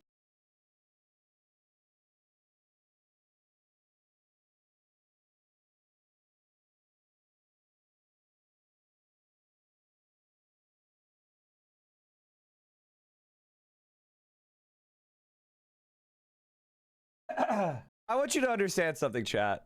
Anybody telling you that people won't support AOC because it's a racist, sexist country, they are confusing some of very important issues. One, a country can be a racist, sexist country, but also elect someone who is a woman or a progressive woman. I can't tell you how many times people that had racially insensitive views that I know voted for Obama. A vote is not just like, I only vote for a woman if I have no misogynistic beliefs whatsoever. And how do women win all over the place as a Republican politician? Clearly, that doesn't stop. People but there are, you know what I mean? Like, what the fuck are you talking about? People will vote for someone if they believe that that vote is going to accomplish the objectives they believe in. And they're willing to, they may even be misogynistic. They may be racist. But nonetheless, they'll vote for people. How do I know this? Barack Hussein Obama happened. He won Indiana. He won Iowa. Are you telling me that the majority of people in Indiana and Iowa don't have any problematic racial beliefs against a black man or Muslims? It's a nonsensical point. So what you're really trying to say is that AOC's identity will be more damaging than the other positive things about her. And I completely disagree. I think that the other positive things about her are going to fully outweigh any negativity that comes from her being a woman. And in fact, I actually think it might be an advantage because people that would never vote for a woman, I have to warn you guys, they're already voting Republican. They're already voting Republican. There are very few people that are like, you know, I'm a swing voter, but if they nominate a woman, I'm voting Republican. That's not a thing. Like, okay, that's just not a fucking thing. Maybe there are people who will go like, you know, I'm not sure a woman could be president, but I could be convinced. And that's unsatisfying. Like, it's unsatisfying for me to say that, for me to go like, yeah, there might be some people that have problematic takes. But the reality is AOC is a very interesting individual. And that's what matters more. Just like Barack Obama was a very interesting individual. That matters more than just some identity category. It's nonsense. All right, let's move on to something a little bit more interesting. Oh, fuck me. So here we go. The U.S. launching a 13th night of strikes on targets across the country of Iran, hitting military command centers, drone storage facilities, and communication networks. And President Trump is now weighing a massive new attack. Steve Harrigan is live in Tel Aviv with the details. Good morning, Steve. Good morning. Those attacks by U.S. forces over military targets in Iran began at about 2 a.m. local time. The strikes lasted for more than 2 hours. This was the 13th night in a row that the U.S. targeted military targets inside of Iran. It comes as President Trump is warning. I don't know if you guys heard, but Europe has, like many European countries, have pulled out their embassy staff, and they're telling their citizens to evacuate Iran. So it's a done deal. Something possibly much Mike, you forgot my tier 3 sub. Oh, hey, Cap Forever. Thank you for the tier 3. You're the best. Bigger on the horizon. And Mad Cats, thank you for the 5 gifties. There could be a massive attack on Iran, that the president is close to a decision, but a decision has not been made yet. One thing the president has been firm on over and over again, the fact that he says Iran will never have a nuclear weapon. It's Becca says, damn, it's a lot of months. You're regularly in my ear while I carry the mail. I still remember the earliest days of this stream when it was more of a committee. It's only gotten better over the years. I live a block from the corner where Corey Ruiz was killed. I don't know what coverage of another execution will do, but I hope everyone can put some thought today into how they can fight the system of policing that kills our neighbors. Oh, 100,000%. Thank you so much, Becca, for the resub. Am I Order of Romeo yet? You're getting there. And Paralyzed Pendant Plug. Thank you for the 10 gifties. Going through and thanking people. Wildman Willie, thank you for the 5. Thank you guys for the sweet messages. Here's President Trump. Doing very well against the Islamic Republic of Iran. We're doing extremely well.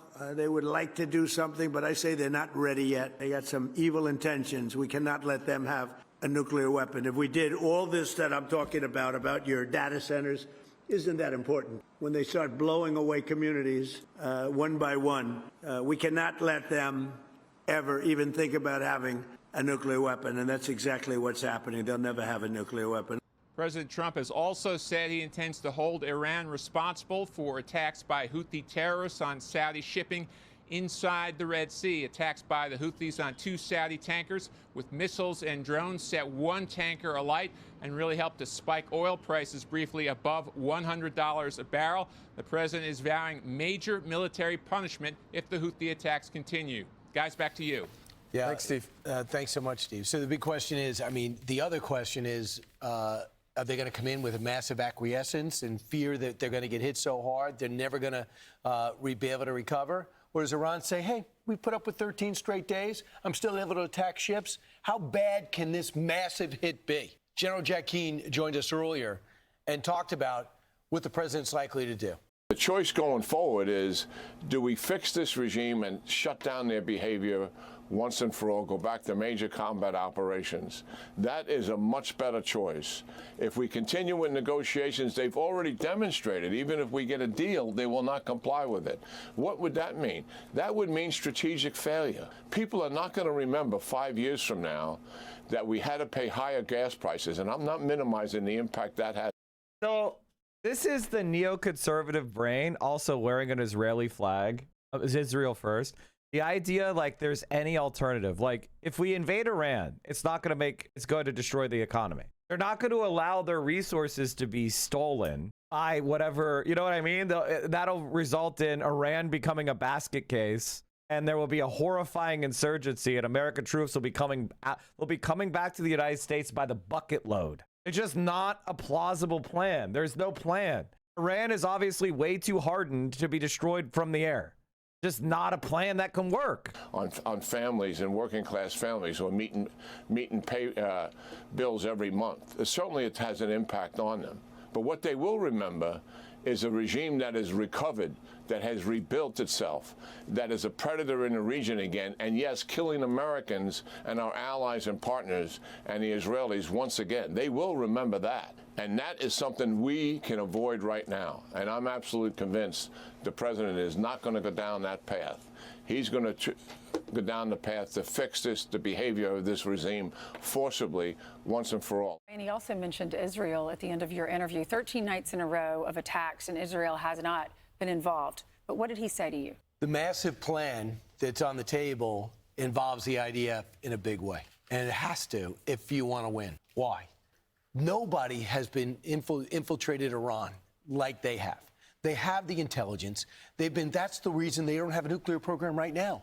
They've been alleged to have assassinated scientists, leaders in that country, because Iran lives on a daily basis to destroy Iran, to destroy Israel. That's what Hezbollah is about. That's what the Houthis are about. That's what Hamas is about. That's what Islamic Jihad's about. What's the commonality? Finance, the strategies, everything, including October 7th. October 7th is strategized by Iran. So that's why they know all there is to know. And if you want to finish off, we are the great Satan. Unless the great Satan, America, wants to be victimized, for the first time after 7 presidents, we have someone who says, I'm not going to leave it to the next guy, like everyone left this problem with me. The really alarming part of all of this is that after, months after all of this started, and we have been bombing their nuclear facilities, obviously, and bombing their missile capacities, their missile stockpiles, they're still able. All right, let's pause this. I've seen this exact B-roll before. What do we think this is supposed to be? What is this thing supposed to be? Missile stockpiles. I can't even really tell. It looks like a tractor to me. It looks like a bulldozer. Oh, it's a backhoe. It's a backhoe. It's literally a backhoe.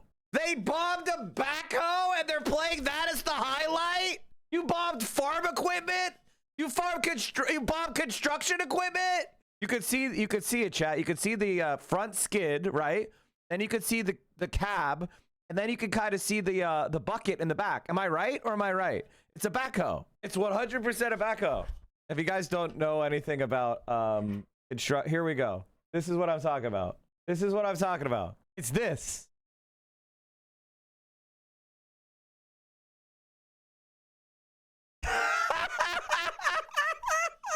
The reason why it looks the way it is, because remember, so like we are looking down on it. So we have this angle like this, right? Like this is where the thing is, and the camera position is up here, right? So we're looking down. So the angle makes the backhoe, we're not looking at it from the side like this. We're looking at it from above. It's a backhoe. Why are they playing the same clip of bombing a backhoe on a dirt road? I mean, like legitimately, I guess it's because it's that black and white thing, and they clip it so much you can't see. Like, look at how hard they clip this thing. Stockpiles, they're still able to deliver pretty successful, pretty targeted attacks on their neighbors at our bases, injuring and killing our soldiers. And part of this, you always figure, guys, they got themselves a speedboat. Guys, they bombed a 25-foot speedboat. Wow, they're really laying into the Iranians. Figure that your adversary is a just rational a waste actor of at money. some level. They played the backhoe again? The problem with Iran has always been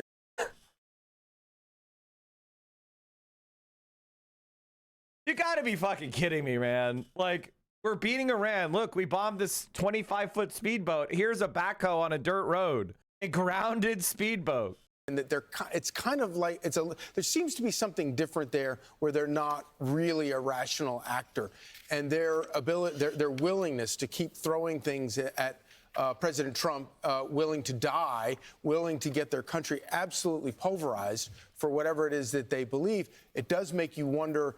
Do you think that maybe you shouldn't be talking about foreign policy if you can't understand your opposition? And maybe the idea that they don't want to be dominated, that they want sovereignty, that they believe in their own status as a nation.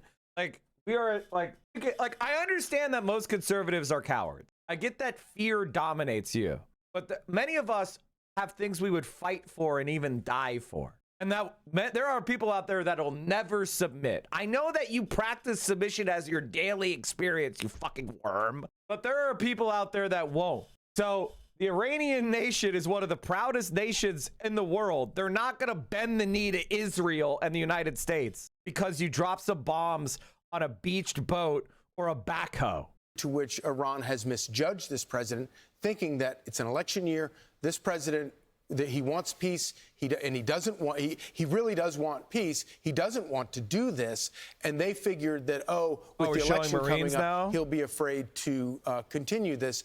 They picked the wrong guy because obviously President Trump believes he's not doing this for political purposes. He's doing this because he actually believes that Iran poses this threat and that this actually has to be done in order to bring about peace. And whether it's in an election year or not is irrelevant to him because he believes it's the right thing. Tim Sheehy, he's a senator, Republican, Montana, is a Navy SEAL veteran. He had a very powerful speech. If you get a chance, go watch it. It's about 5 minutes. He spoke to lawmakers. But he was saying that they're lunatics. It's a radical lunatic band of terrorists. They took over that country 47 years ago. And he says he love or hate Donald Trump, no matter what. There's never been a single president who has stood up to Iran and hit back. He says for 47 years, our troops and our families have been absorbing attack after attack after attack all over the world. We did not start this war. We did not.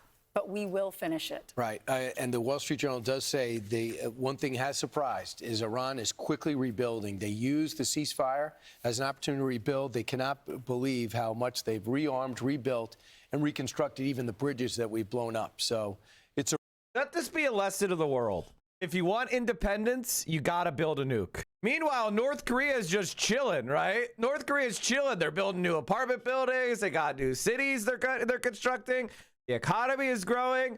They got their nuke. They got their missiles. They got some, artillery aimed at Seoul. And they're just like, we have a credible deterrent. Anyway, back to living our lives. The fact that Iran didn't get a nuke 20 years ago is insane. When the United States invaded Iraq, Iran should have immediately been like, all right, obviously the U.S. is insane.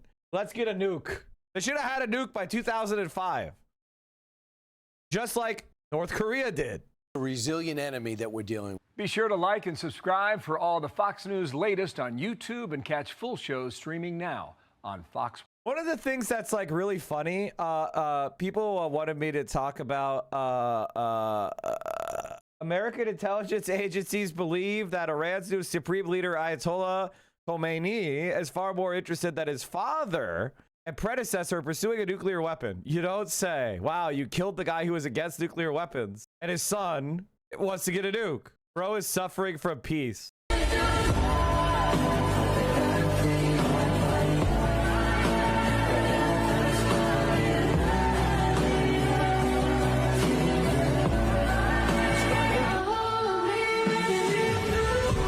No sign of threat, sir. Refresh that page again.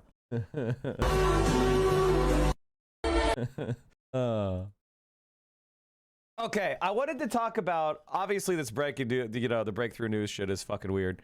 The Asmongold leaks are hilarious. Well, what I meant was anyone who already has a negative or positive opinion of him probably won't change it. But yeah, I did see the Twitch/Hamas bits of the video. I guess they were talking about the content nuke. Very odd. Yeah, but it will make him look like a lot worse. It damaged his mainstream reputation. It did not, which is why I watched it. I was fine not being aggro to Hassan, but recently he's farmed a lot of negative stuff about me. And it's not odd. He just supports it, LOL. He has a lot of schizo opinions. Like he's rich and his family is rich, but he likes when bad things happen to rich people. Asmongold is just a fucking moron, dude. He's just not very intelligent. What do you want me to say? All right. So the DNC has set up the early primaries and they have chosen South Carolina as the South's early state. Now, let me just set. Oh, and Michigan has been selected over Iowa, New Hampshire over Delaware, and I believe it's Nevada over New Mexico. All right. So AOC is the odds-on favor in Nevada and New Hampshire. Michigan will almost certainly be hers to lose. So the question is, how bad does South Carolina going first matter? Let me just say something, you chat. I'm glad. I wanted this to be the outcome. I'm glad. I'm also glad that Iowa got knocked out. because AOC is actually popular with people of color, and there's more people of color in Michigan. Iowa is probably not going to be as pro AOC as it was pro Bernie, and Iowa's always been a disappointment. So now that we have Michigan voted for Bernie Sanders in 2016, and it was the largest polling error in history. Bernie Sanders overperformed the polling average by 19 points. And when Abdul El Sayed is the senator, and you've got Sean Fain running UAW, they're going to endorse AOC. So by having South Carolina go first, AOC was always not likely to win. Think about the narrative, right? South Carolina, all the establishment Dems are going to be going to war with each other. They're going to be viciously doing it. But it also kills Pete Buttigieg's momentum. It kills Pete Buttigieg's momentum. So Pete Buttigieg does horrible in South Carolina, which means he'll fall off in New Hampshire because all the white people in New Hampshire are going to see how bad he does, and they're going to probably go to someone else. So Pete Buttigieg was always overperforming in New Hampshire. He's going to be coming off a big loss, right? And it's going to be like, Pete Buttigieg, black people don't like him. That'll knock out his campaign, right? And then AOC will benefit because the left is not going to be deterred by South Carolina. We know it's a conservative state. Like, we're not confused. And so then South Carolina is likely to pick someone like Kamala Harris, who is unpopular and a bad campaigner. And I can tell you right now, the media is not going to let the presidential primary end after one state. They're going to want to drag this out for a little bit longer. And then we're going to be going right into AOC's territory. So it's going to be the comeback story. South Carolina is going to be irrelevant. Once it happened, and then you move on to the next thing. So there won't be a South Carolina comeback. There won't be like a narrative of AOC can't consolidate support among black people. Like, that story will be going away. And it'll be about, wow, she's doing really well with black voters in Detroit. She's doing really well with black voters in Las Vegas. She's doing, you know what I mean? It'll be in the rear view mirror. And here's the thing. Black people in South Carolina are not like black people in Detroit. They're not a monolith. The southern states are more conservative. So black voters in South Carolina are more conservative. It's just, that's the truth. Like, if you say black people in Los Angeles vote the same way as black people in South Carolina, you're a racist. They don't. It's a different culture. The West is different than the South, which is different than the Northeast, which is different than the Midwest. Like, that's just not true. Southern, black voters are different. Nobody is a monolith because of their race. That's a racist belief. But in reality, when you think about how these campaigns actually run, AOC will be gaining momentum. And instead of having like what happened to Bernie, which is he was gaining momentum, that he had a really bad stumbling block in South Carolina, it's going to be the opposite. The right-wing Democrats are going to be at each other's throats in South Carolina, and then AOC is going to be gaining momentum going forward by winning in New Hampshire, Michigan, and Nevada. All these swing states, right? AOC will win all the swing state primaries, and South Carolina is going to be well in the rearview mirror. So honestly, I'm glad. Have it be first. I actually think South Carolina being third or fourth was what was fucking us up. So, and here's the other thing. I think AOC might do well in South Carolina. I think people are underestimating her. Imagine she comes out of South Carolina with a strong second, right? She comes out of South Carolina with a strong second, and then people go, AOC did pretty well with black voters. And so, you know, it kind of diffuses that argument. New Hampshire Democrats respond to the DNC presidential primary calendar. They say per state law, New Hampshire will still hold its primary first. Today's vote shows that many party insiders have learned nothing from 2024. New Hampshire has a proven track record of testing our candidates with rigorous, fair, efficient process, yet those qualities did not prevail. This committee's vote does not change the realities governing New Hampshire's primary, which are beyond the control of both this committee and our state party. Democrats' guiding North Star should be winning general elections. The New Hampshire Democrats will get back to work focusing on 2026 elections and addressing the significant challenges facing America's overwhelmed working class. My guess is they'll try to strip New Hampshire of their delegates. South Carolina, Nevada, New Hampshire, Michigan, New Mexico, Virginia, ideal for AOC. This is near ideal for AOC. New Mexico, Nevada, huge. New Hampshire, huge. Michigan, huge. Virginia, huge. I think honestly it'll be over by Virginia, to be honest with you. I think Caroline should have a civil war. What does that mean?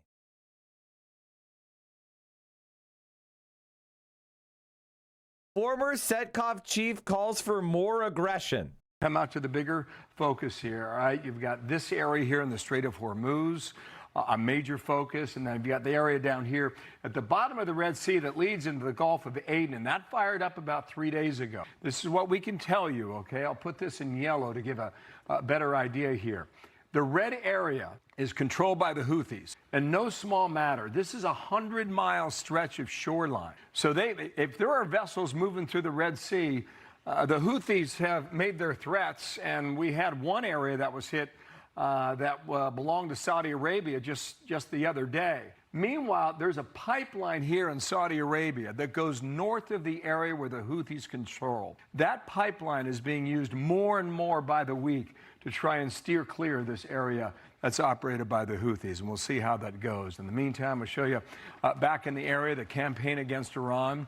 Here again on the board, Strait of Hormuz that leads in the Gulf of Oman.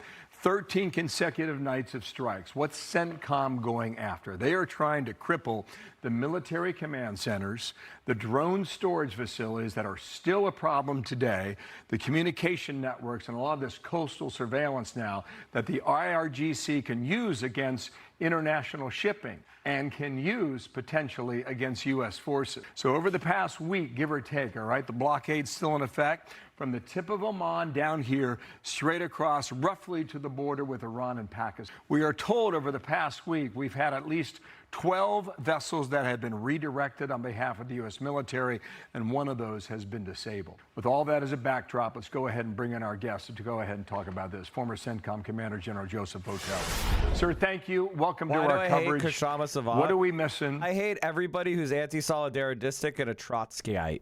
I think that in general, if somebody was, the first thing that I look at is competence, right? Which is, if you're elected to office, do you quit your position and then start a podcast that fails to go anywhere? And then instead of running in the Democratic primary, you've put out this like negativity around running in Democratic primaries. And so you decide that you have to run as an independent, and then it becomes clear that you're not going to win because you avoided running as an independent, because you made it an ideological point that running in the Democratic primary is somehow a sign of being a sellout rather than the most effective tactical decision in order to win the seat. Then you make yourself a nuisance in every left-wing commentator's chats because your fucking no-chance campaign is a giant grift. Good luck. I don't want any of my audience to put their hard-earned money towards a no-chance campaign of an anti-social personality that does nothing but rip down other socialist candidates and organizations. Eat my entire ass and lick it clean. Why did oil prices go down? Rumors of a ceasefire. What happens next? There was an MR raid? Wait, what? There was? Majority Reporters, welcome in. Someone was asking me why I don't like Kshama Savant, who I used to be a big fan of, but then she quit her job to start a podcast, and that was the last straw for me. I don't think that anybody who's been elected to political office as a socialist and then quits it to make a podcast should then be trusted to run for office ever again. She won the recall. She won the recall. She won her recall election by a margin of 310 votes. In January 2023, she announced she would not seek re-election and would instead promote the Socialist Alternative Campaign Workers Strike Back. 2024, she announced she had left Socialist Alternative and formed her own party, Revolutionary Workers. So, like most Trotskyites, she split from a split and spent most of her time attacking AOC, Zoran Mamdani, TSA, and every other organization that it actually has any success. It's a shame that she decided to take that perspective and that strat. And by the way, like, I'll be honest with you guys, I don't like promoting grifters. It's why I'm very slow to recognize candidates, right? If you know me, part of the problem that I see on the left is and in the Democratic Party as a whole, is when people grift off campaigns that have no chance. I don't like it. And I usually avoid anybody who I feel like has absolutely no chance. And I want you to understand that, like, that's how regular people think too. Running a quixotic campaign that loses does not get any attention from the masses. Only campaigns that have a chance at seizing power are taken seriously by regular people because they don't have they're not viewing politics as a vocation. They're not viewing politics as entertainment. They engage with politics out of a sense of civic duty because they understand that politics is relevant to their lives, but they don't particularly like it. So if you don't have a chance to win, they cognitively save the time and effort of thinking about you by ignoring you. That's why we run in primaries. We run in Democratic primaries because if we can win the Democratic primary, we have a chance of winning the whole goddamn thing. And so regular people then start paying attention to us and our ideas, and they start taking them seriously. And it has been proven correct in New York City. The New York City DSA has proven that correct. Whether you like the Democratic Party or you're like me and you don't like the establishment Democratic Party, is a path to power. And that is it. Now, if we get into a situation where the Democratic Party should rupture a la the Whig Party, and we have a chance to start our own socialist party, working class party, and a bunch of AOC and Zoran and Bernie and everybody who is starting a new working families party, or some sort of other organization, a socialist party, whatever, and they're leaving the Democratic Party, and the Democratic Party's rupturing like the Whig Party did to form the Republican Party. That's what happened back in the 1840s. Then fine. I'm 100% behind that, and I would join such a party. But I'm not going to start another party of 500 people and get mad that everybody else isn't coming along. I have to actually look at reality and make a decision based off of reality, not just what I morally think should happen. Being morally correct doesn't matter if you're powerless. There is a speech that Martin Luther King Jr. made that you guys need to understand. It's about love. I think this is it. You guys need to understand, this is my framework. Showing mad love. Want to let me pay for a meal? They don't. God, I hate this. Philosophers got off base. And one of the great problems of history is that the concepts of love and power have usually been contrasted as opposites, polar opposites. So that love is identified with a resignation of power, and power with a denial of love. It was this misinterpretation that caused the philosopher Nietzsche, who was the philosopher of the will to power, to reject the Christian concept of love. It was the same misinterpretation which induced Christian theologians to reject Nietzsche's philosophy of the will to power in the name of the Christian idea of love. Now, we got to get this thing right. What is needed is a realization that power without love is reckless and abusive, and that love without power is sentimental and anemic. Power at its best.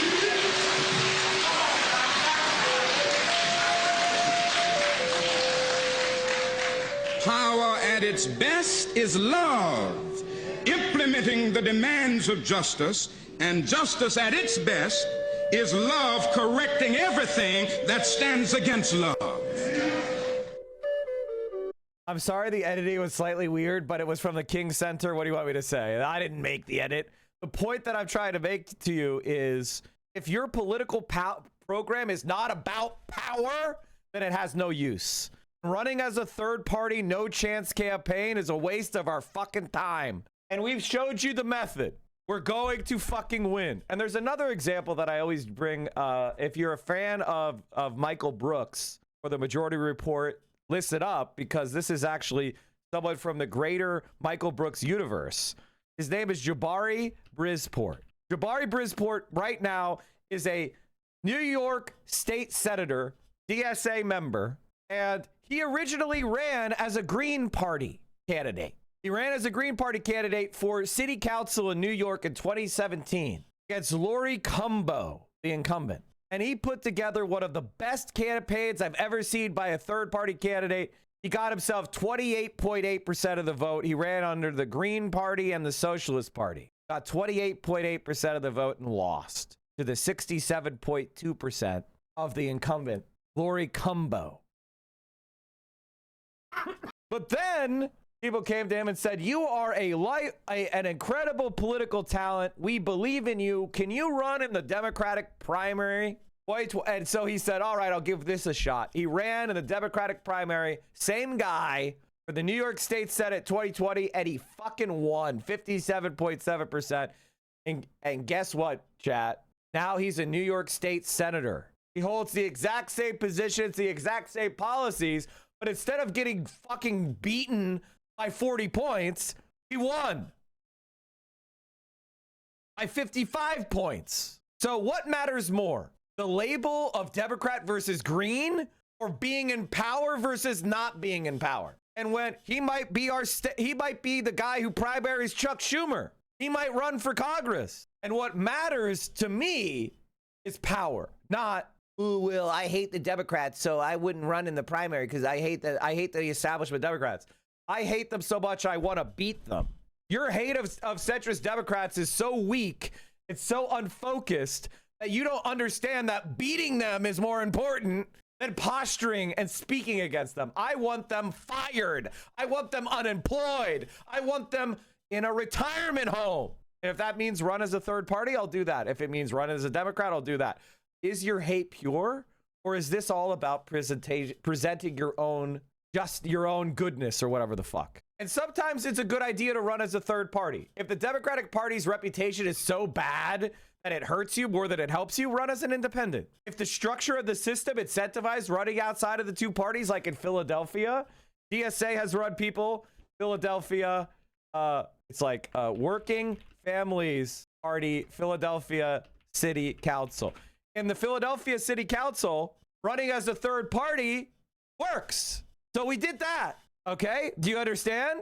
So they ran as Working Families. They didn't run as a Democrat, and they won. You know, like, that is the way that we do it. It's not just like there's a right answer and there's a wrong answer. There isn't an answer. The answer is whatever tactics demand at the time is the right answer. What is the surest route to power for ideas is the answer. It is not running as a Democrat is always bad or running as a Democrat is always right. Sometimes, most of the time, running as a Democrat is the wise way to do it because of the way our system is set up. But sometimes it's not. And so you have to ask yourself, what is more important? Both of these, the Working Families council members are on the DSA, SIO, Socialist in Office. Exactly. Why does running as a Democrat normally make them more likely to succeed? What's the situation in the system or environment? Oh, okay, that's a great question. I've explained this before, but I'll explain it again. In America, a lot of people identify with a party as an identity, and they cognitively offload their political organizing to the party itself, even though that is a mistake. And so what that means is if you have the Democratic Party nomination, you get millions of votes automatically. People will vote for you no matter what because you have the Democratic Party nomination. We're talking about millions of votes nationwide, thousands of votes in individual districts. And it goes the other way as well. Sometimes people will vote for you because you're nominated as a Republican. They don't even care. They just always vote Democrat up and down the ballot thoughtlessly. The Democrat's the better choice, and they just do that. So when you win the Democratic nomination, you get those votes. So by running as a Democrat, you get those votes. The other thing is you have what's known as major party status. What does that mean? It means that the Republican and the Democratic Party in almost every state of the country have special status, which puts them above everyone else running in every other party. They have different requirements to be on the ballot. Sometimes they get funding. Sometimes there's, matching funds for campaigns. Sometimes there is like preferential positions on the ballot itself. There's all sorts of structural things that make running for office easier. And then the third and last final reason, if you win as a Democrat, the liberals are stricken from the ballot. There is no choice to vote for a liberal. You force people to make the decision between socialist or the Republican. And you force the liberal in a subordinate position in the coalition. Sort of like they do it the other way to us. Hey, Yagopnik, how you doing, brother? Why is my man not covered in oil? I'm always covered in oil. This man. Thank you so much. I'm always covered in oil. Oh, and my sub count dropped a bit. Feels bad, man. So anyway, that's the long story short. Does that make sense? Most of the time, it is tactically advantageous for you to run in the primary because it makes your odds of winning go much higher, and there's all sorts of structural advantages that go along with it. Don't worry, Mike. I always forget I'm subbed. Thank you very much. If the DNC somehow kicked DSA off the ballot line, how would that practically look? There is no way to do it. There is no mechanism to do that. They would have to invent something new. He's back to stalking. Hassan is in the Socialist Conference Instagram post. Join Hassan Piker at Socialism 2026. Oh, okay. Well, interesting. The answer is show up. Punish Slug, thank you. Chat, if you enjoy this content, please consider supporting the stream by subscribing. A tier 1, tier 2, or tier 3 sub. If you have Amazon Prime, You can attach that to your Twitch account. You get 1 free sub a month. That's your Twitch Prime sub. Costs you absolutely nothing. Again, if you have Amazon Prime or you have access to somebody who has Amazon Prime, you can attach that to your Twitch account. You get free money every month that you can give to a creator. Listen to the words coming out of my mouth. Take that money from Jeff Bezos and give it to me. You can also support the stream by subscribing or gifting sub or giving bits. Check and see if you have any bits on your account. That's money in Jeff Bezos' pockets that you're letting generate interest for Amazon. If you have bits in your account, give them to me. Stop giving interest to Jeff Bezos. Hammond Fist, thank you for the 20 bomb. Allied Trades, thank you for the bits. Dr. Bong, thank you for the bits. Am Gauntlet, thank you for the 5. Guys, I swear I'm so good at this more. Chat, do you guys want Yugopnik to feel like he's good at this? Do you want Yugopnik to feel like he's the best hype man? Do you want him to like have one over on me where he can like say, oh, Mike, I'm so good at fanning the flames for you. All right, I gotta pee. I'll be right back. How do you see it? Yeah, thanks. It's great to be with you, Bill.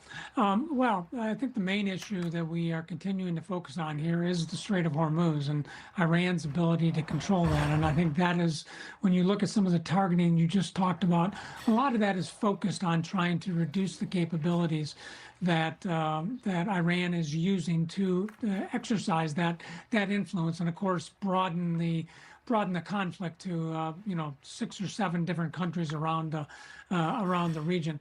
The current U.S. campaign is certainly doing some damage, but as we've now seen the 13th night, almost 2 weeks of it, it's not yet brought us to a point of decision here where Iran has said enough and they're ready to move back to negotiations. So something more aggressive is going to have to happen. And of course, you've alluded to that, and the president has as well, that there might be something more coming. I would just highlight that while the military will continue to play a critical role going forward in this, we'll also need to make sure that we are being equally aggressive in our diplomatic, economic, and informational tools to make sure we're putting the maximum amount of pressure onto Iran as we try to bring this conflict to a conclusion. General, since this conflict started, we have been polling about how long people thought that it would last, asking them, was it weeks or months, a year or more? Folks were evenly split when we started asking that question back in March. Now, brand new polling shows only 35% think this is a matter of weeks or months. 64% think it's going to be a year or more. Given what we've seen play out so far, what do you think the timeline is, realistic? Yeah, I'm always reticent to give timelines, especially in public here, but I think we're talking months here to resolve this. Level 10 before he gets back. Okay, I had to pee.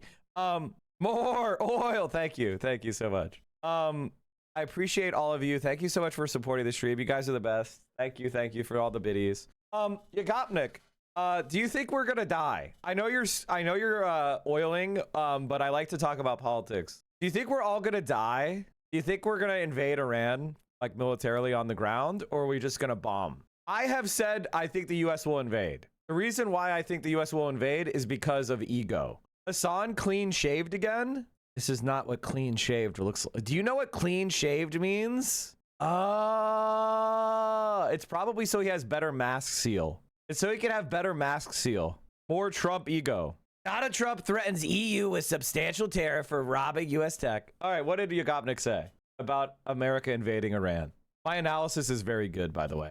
Oh, I don't think they will. Ego is big, not that big. See, you're making the same mistake we made you're making the same mistake we made with the Russian invasion of Ukraine. You thought to yourself, that would be crazy. That makes no sense. That would be so stupid. You're not thinking like they think. See, Donald Trump got us into this mess because he was able to successfully kidnap Maduro, and the Venezuelan government was willing to basically capitulate so that they could grift off of fucking have some bits. Thank you, brother. So that they, and so Donald Trump started bombing Iran because he thought, oh, all these enemies are actually paper tigers, just like Venezuela.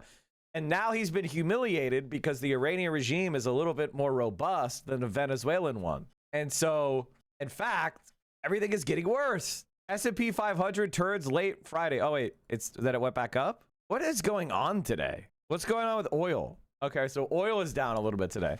Build up over 100 strato tankers, radar jamming planes, and the B-1s in Israel. I think it's going to bomb. The invasion is going to be a follow-up. I mean, first of all, B-1s are much more likely to get shot down.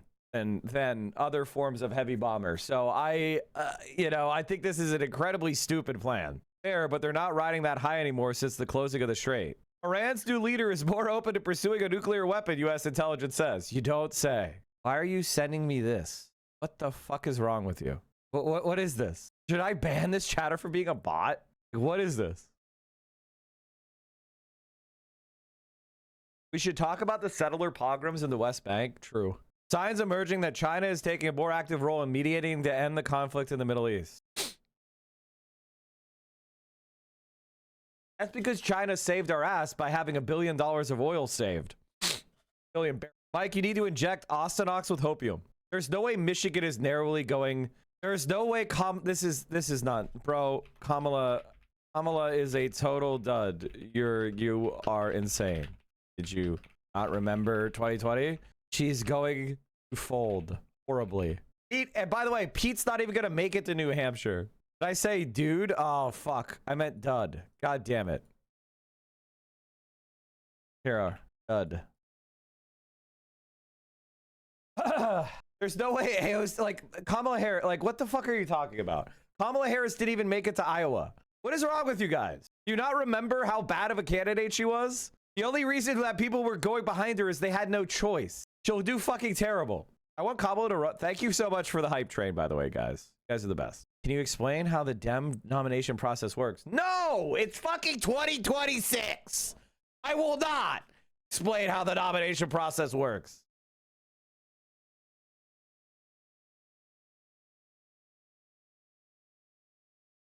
No. All right. We got to find something interesting to watch. We will have to have a sustained military campaign that will do some real damage to the regime before they are likely to capitulate or to come back to the table. And of course, those other things I'm talking about, the diplomacy, the economic action, that has to have time to work as well. So I do think it'll probably be measured in months. Wow. Wall Street Journal, great reporting today by Josh Dawson. They're saying the president's fed up. That's the lead line in the piece. If he's fed up, what do we do about it? Well, as I think the president has indicated most recently. Put FD's latest video on your radar. Candace Owens, 2 hours, 37 minutes. No, thank you. That's insane. Looks like we're planning something big, and as you just highlighted movies over here. There is a little bit of a buildup of some resources in the. That would take me 8 hours to watch.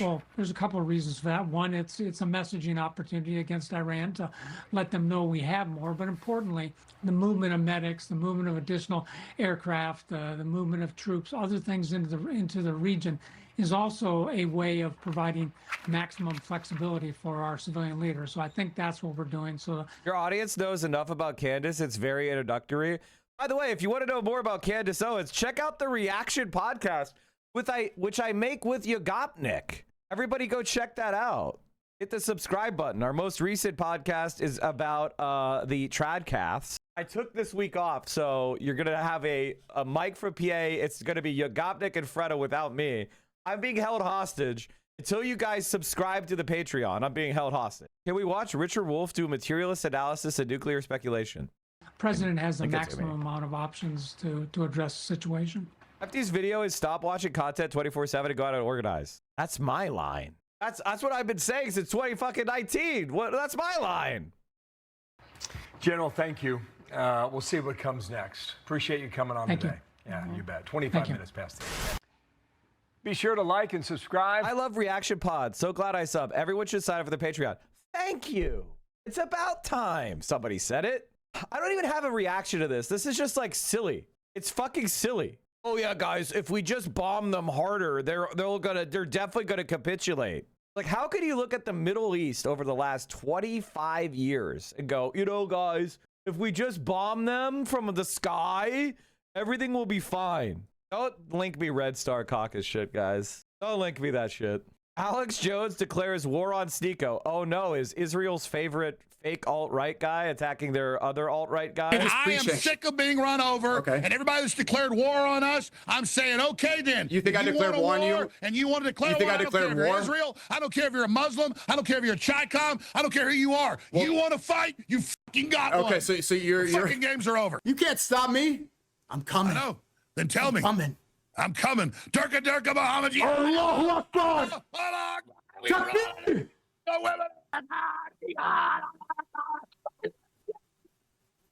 Assalamu alaikum. Marry your cousin. It's so much fun. You really have, like... You are the bad Islami. Bad, bad, bad Abraham say. You are not the chosen. No good. No good, Sneaky. Bye-bye, Sneaky. I love you. Hey, I'll stop killing white kids. No more abortions, huh? I agree. No more abortions. I apologize for it. All right, so we have Alex Jones going to war with Sneeko. I guess this is what a religious war in America looks like. This is who we're losing to, by the way. This is legitimately who we're losing to politically. This is like, I don't even need to see anything more than that.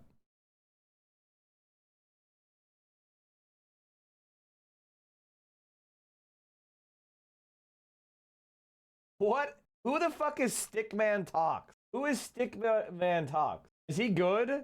The Houthis have effectually sanctioned the United States according to Chinese movies.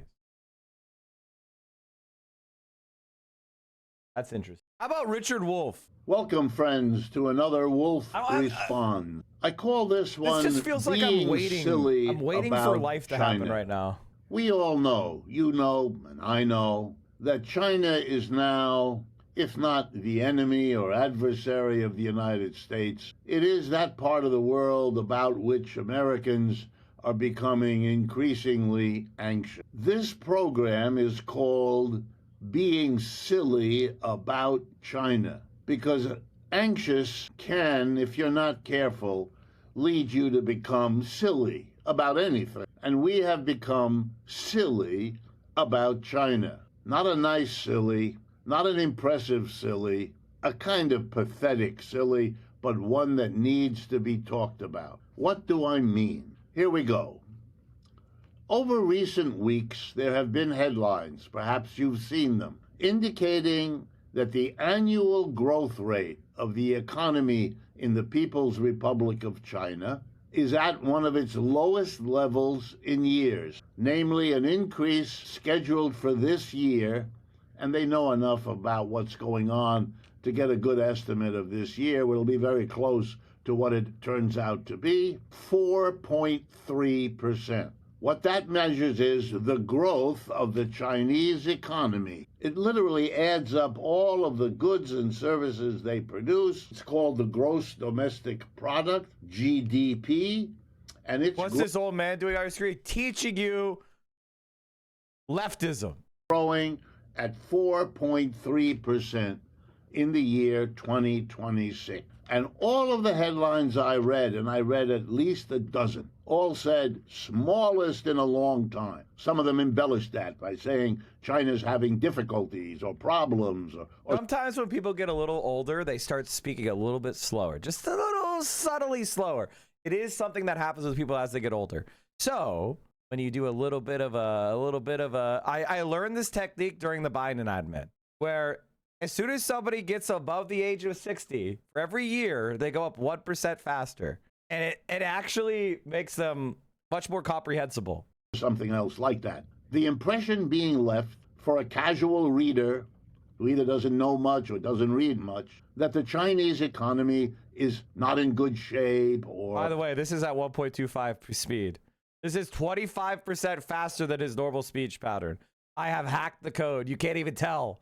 It just sounds like he's normally speaking. And if you're like, that's not true, playback speed, 1.25. I did it. Having serious difficulties or maybe falling apart. 1.5 is just a little overcooked, but we could do it. However they interpret the overwhelmingly negative tone of the article. You'd think 4.3% was a disaster. All right, here's now why it's silly. If the United States could get 4.3%, Mr. Trump would be yelling it from the rooftops. He'd be saying, as he loves to say, how great he is for having brought that to the United States. 4.3% is way better than what the United States can do, has done, or will do this year. The United States government and most international agencies have the following number for the growth of the GDP of the United States this year, 2026, 2.1%, less than half the rate of China. So if China is in trouble with 4.3,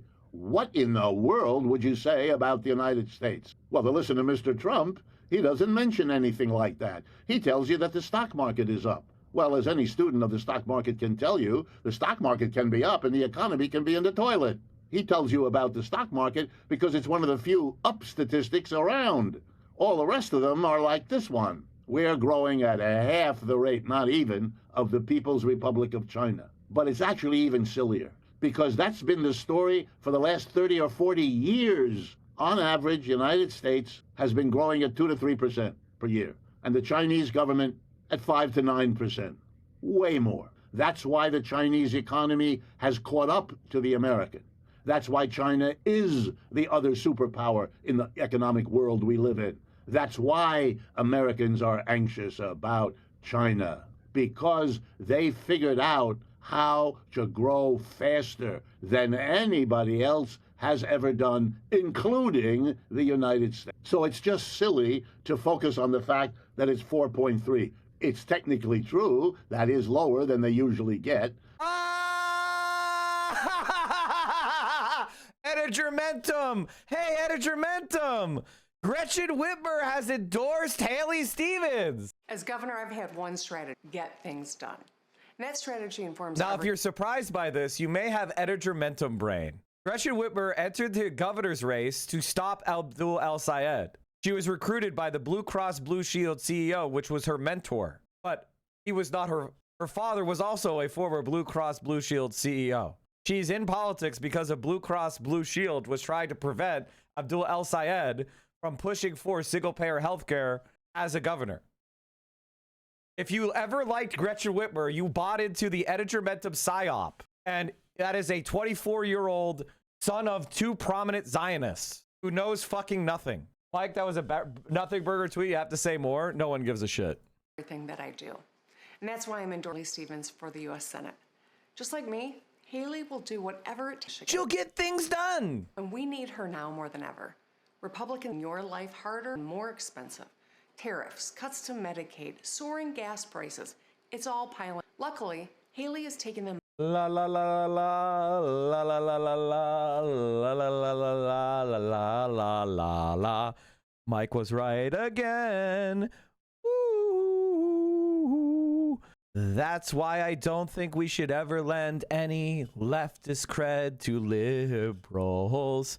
They are our enemy, and they will always stab you in the back. Stop being stupid and saying nice things about these fucking right-wing ghouls who grew up in private schools, who inherited their wealth. Stop thinking they're good because they made one viral speech. Get a fucking clue. Ooh. La la la la la la la la la la la la la la la la la la la. She helped President Obama save the auto, brought billions home to rebuild, took on Big Pharma to lower the cost of, led the fight to block Republicans. She's standing up to Republicans right now as they jack gas, groceries, and health care. Haley she grew up in a middle-class household. Her parents ran us out of their Ford F-150, and she'll tell anyone, listen, about her first. She knows what, and that's how I always put Michigan first. Join me in voting on or before August.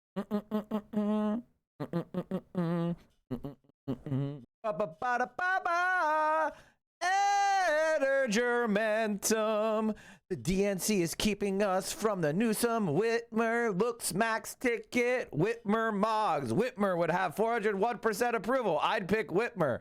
After seeing Kelly Shapiro Bashir speak, Walls was the most correct choice. It was Whitmer, actually. Whitmer's voicemail be like, roughly how I feel about now seeing these polls. But President Whitmer wins in a 2028 landslide and inherits Obama's 08 margins, but the entire federal government is destroyed and the Supreme Court is now 7-2. Whitmer 2024, acid, amnesty, and abortion. Whitmer would be up by 3 in Missouri, by the way. Whitmer would also be smart. Was thinking of potential tickets and I got stun-locked by Whitmer Booker. No matter what happens next, I will always be a by-and-age truther. If he wins by 5, I'll say Whitmer would have won by 10. If he wins all 50 states, I will say she would have invented new ones and won those. To be clear, Whitmer could very well run in 2028 and win. This would be one of the better outcomes out of all the ones that should be available by then. It's just not certain that she would fit the spirit of the times in the way she does now. Again, this was like a year ago. You know, like at a certain point, like, what do you want me to say? Right? Like, I have to pretend this guy's got a fucking clue. Be nice, man. He's just a kid. Except he's getting put in front of like literally hundreds of thousands of people as if he knows anything. Our movement is full of 20 and 30-year-olds who are not stupid. So how about we promote those instead? Like, you know what I mean? Stop putting him in front of people. It's not like he knows anything. And by the way, you know, I saw this coming. Posted about it a few days ago. I've been preparing for this day. Detroit News, Gretchen Whitmer appeared to open a door on endorsing a candidate in the Michigan Democratic Senate primary. I said, I don't know how she can manage to watch it play out from behind the folder. Keep hiding. Because I wasn't confused about the fact that this was going to happen. Governor Gretchen Whitmer of Michigan found herself in the Oval Office this week. So I want you guys to take in the feeling that you have right now as Gretchen Whitmer endorses Haley Stevens, who gotten $60 million from AIPAC. I want you to take this in. I want you to learn the lesson. This is what John Ossoff will do. This is what Andy Bashir will do. This is what J.B. Pritzker will do. I need you all to take it in. I need you to understand it. I need you to feel this and go, oh, these people hate us and are opposed to our every move. And then never, ever, ever have one feeling of kindness or allegiance to these people. I need you to get it. This is why you have to join DSA, because that's it. It's AOC or bust. It's DSA or bust. We work with these people. If we're in office and they're in office and we have to work together to vote for some shit, fine. Cindy McCain, the daughter of John McCain, endorses Francesca Hogg for Wisconsin governor. I don't know what this means. The fact that Gretchen Whitmer doesn't give a fuck about $60 million, excuse me, from right-wing billionaires should tell you everything you need to know. They're at best cowardly. They're not cowardly. They're against you. Rep Jim Clyburn is set to host a rally for Haley Stevens in Detroit, Michigan later tonight. These people are our enemies. Lock the fuck in. Why would the private insurance Nepo baby care about right-wing money? Obviously she doesn't. That's my point. That's why I was able to call it years and years ago. How do I feel about Brad Lander? You know how I feel about Brad Lander. He's another dagger aimed at our back. Rep Ilhan Omar leads 10 progressive caucus members in condemning the Trump State Department's McCarthyite attack on free speech, saying that they'll use their full oversight power to stop the persecution of Trump's perceived political enemies. That's why we need to win. Where's Hassan out? He's on vacation.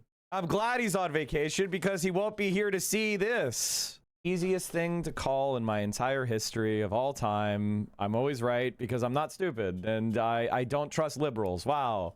Whitmer is the personal politician of the health insurance industry. Her political mentor that got her to run for governor is the current Blue Cross Blue Shield CEO. Health insurance execs were her biggest donors. Why did you ever like her? Editor Momentum. Quote tweet. This is why he blocked me, by the way.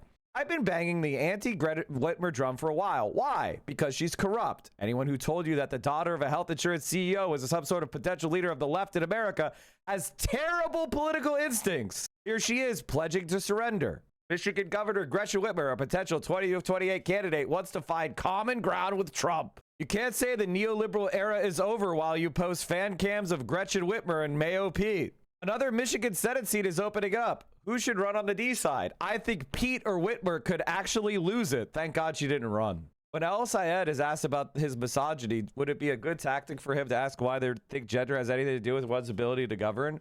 No, the strategy is to try to drive women to vote for a woman and kind of base identity politics, which was always the risk. Meanwhile, again, this is something else to mention, that Gretchen Whitmer is endorsing her right after it was discovered that a Palantir employee was Haley Stevens' comms director. She's doing this right when it was exposed. Stevens' campaign parts ways with consultant after Palantir work comes to light. So Gretchen Whitmer is stepping on this story to endorse. Campaign consultant advising Haley Stevens in her bid for U.S. Senate was recently let go from the campaign due to her side work consulting for big tech and surveillance company Palantir, co-founded by controversial technologist Peter Thiel, Kaylin Lagaki of Lagaki Consultants, and formerly one of Stevens' key spokespeople during her 2026 primary run, had her contract terminated recently after Stevens' campaign learned of her work with Palantir. Brian admits he never asked me for comment. Caitlin Lagaki has been terminated from the Haley Stevens campaign after my inquiry to them about her dual role as a consultant from Palantir. Statement from Stevens drops that Haley believes ICE is out of control, putting Michiganders in danger and needs an immediate overhaul. That's why she voted against giving them another cent without serious reforms, including prosecuting any ICE agents who commit crimes and abuse their power, forcing ICE agents to wear proper ID, and prohibiting them from wearing masks to conceal their identities, and taking away their $75 billion slush fund. Ryan never reached out for me to comment, which is journalistic choice. If he had, I would have asked why he's more interested in my sources of income than Abdul El-Sayed's, the actual candidate in this race, who hasn't filed his personal financial disclosure. I reached out to the campaign where you were a communication consultant and gotten comment. Ryan admits he never asked me for comment. I got comment from the campaign where you worked. Also reached out to Palantir, which didn't respond. Your rationale for why you work for Palantir is not the newsworthy part. If you'd like to share why you work there and what your favorite parts of their business are, please do share. There's no real news value in that. The news is that Haley Stevens' comm strategy was being set by somebody who was secretly working for Palantir, a company complicit in the very thing Stevens is running in opposition to. Why he decided to do that is perhaps interesting to some, but again, not newsworthy. So once I had comment from the campaign, that was enough. But again, go ahead. Why did you secretly work for Palantir while also working for Haley Stevens? Caitlin, I got okay. Yes. So there you go. Jim Clyburn set to host a rally for Haley Stevens. Guys, here's what I would need you to understand. This exact same shit happened to Zohran Mamdani. This is exactly the anti-DSA crew. It's the same old, same old. It just surprises me that you took so long to figure out. This is why I get mad when Hassan speaks highly of John Ossoff. When Hassan puts out into the ether that John Ossoff is some sort of secret progressive, there's no evidence of it, right? That's why it pisses me off. That's why I push back against it. Like I don't like it. It's why, when people were boosting Whitmer in his chat, I was going against them. Why I'm so anti-editorimentum. Because this makes us dumber. It makes us weaker. Because her approval ratings go up. Oh, Whitmer is popular with the left and the center. Wow, she could be really a good candidate. And then what happens is this. People should pay a price for not being on the left. They should be forced to reckon with us as a organized and intelligent political mass. And the fact that we're throwing positive vibes out to John Ossoff for no fucking gain is insane. Corpus Christi is ready to run out of water? Damn. Why does Whitmer look like this? Okay, she doesn't look like that. I don't want you to look, listen. Gretchen Whitmer is you don't need to comment on her looks, okay? It's fine. Like, we're gonna get the misogynist allegations, the Bernie bro allegations, as it is, okay? Like, we don't need that. Did you hear about Wesley Bell's campaign manager? Yeah, she was at the Veiled Prophet KKK debutante ball. Yeah, I know. Wow, right-wing Democrats are all racist? Who knew? Did you guys see that Zelensky met with Laura Loomer? Ukrainian President Volodymyr Zelensky telling top Trump ally Laura Loomer during a one-on-one interview in Ukraine that his relationship with Donald Trump has improved. You are right that the tone has changed. Absolutely. We had first changing moment in Rome, in Vatican. Yeah. Yes, it was not long meeting, but I always said that is, I think, historic moment because we changed the relations during 15-20 minutes. I'm so happy because a lot of lives depends on such relations and dialogue. So that clip emerging just hours after the MAGA podcaster posted a photo online revealing the interview and saying, quote, I just interviewed President Zelensky at Mariinsky Palace in Ukraine. No questions were off limits and I didn't pull any punches. Well, the post and sit down came just 2 days after Loomer had very publicly changed her stance on Ukraine after she saw Russian attacks on a historic monastery up close. And then she said, I feel like such an expletive for minimizing the struggle of Ukrainians over the past 5 years. I often said, I don't care. Looking back, that wasn't very nice of me to say. Now, there's some self-awareness there, and that's obviously an understatement on the very nice comment, given some of Loomer's comments on Ukraine. She's said many things, some of which include Ukraine is a country full of Nazi apologists, and now it's clearly a country led by a jihadi apologist. And she's also, well, said a variety of things about the leader she just interviewed, like this. Zelensky has morphed into more of a dictator than an elected leader at this point. He regularly likes to call Putin an authoritarian, when he himself is no better and is in fact in many ways even worse. All right, everyone's here with me. So, Essie, how significant is it that Zelensky would agree to meet with her? The whole thing's odd and interesting. Why is it odd? What do you mean? You think Ukrainians have some sort of opposition to Trump or America in any way? They're an American puppet regime. They will accommodate themselves to whatever's happening in America because their entire system relies upon that patron relationship. Why are you surprised? Like what? Look, if she's gonna do propaganda, I'd rather it be Zelensky's version of propaganda than Putin's. Okay, and she was. Ukraine and Israel have done nothing wrong, and we must support them by any means possible. Only then can the world heal. Tim Pool. Tim Pool managed to get hundreds of thousands of dollars from Russia, and now he's tweeting that. Honestly, amazing. Regurgitating all the Putin propaganda before. So was Tucker Carlson. All the far right was. That's crazy, and I'm glad that she went there. Right? Yeah. It's one thing to be keyboard warrior. It's easy to say things from the safety of the patio at Mar-a-Lago. It's much different when you go to a place. That's why we encourage journalists to get out of the newsroom. It's why we send members of Congress on codels to these places. Go see it. It might change your mind and inform your opinion. But I'm very curious, concerned about how this all came to be, right? I mean, I covered Tulsi Gabbard going to meet with Bashar al-Assad without approval from Congress.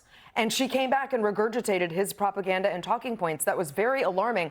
I don't know how this came to be, and I'd be curious if she went as an envoy for Trump. Did she go as a podcaster? Did she go as a private citizen? I mean, we don't know. And David, I mean, let's just be clear here. When you see her sitting with Zelensky, part of the reason your jaw is on the floor is not just because she had these opinions about Ukraine, which were based on propaganda and a lack of any kind of experience there, but were because she has said other things. I mean, she said, if Kamala Harris wins, the White House will smell like curry. And White House speeches will be facilitated via a call center. Yeah. She said, can't even watch a Super Bowl anymore because immigrants have literally ruined everything. And there's a lot more where that came from, right?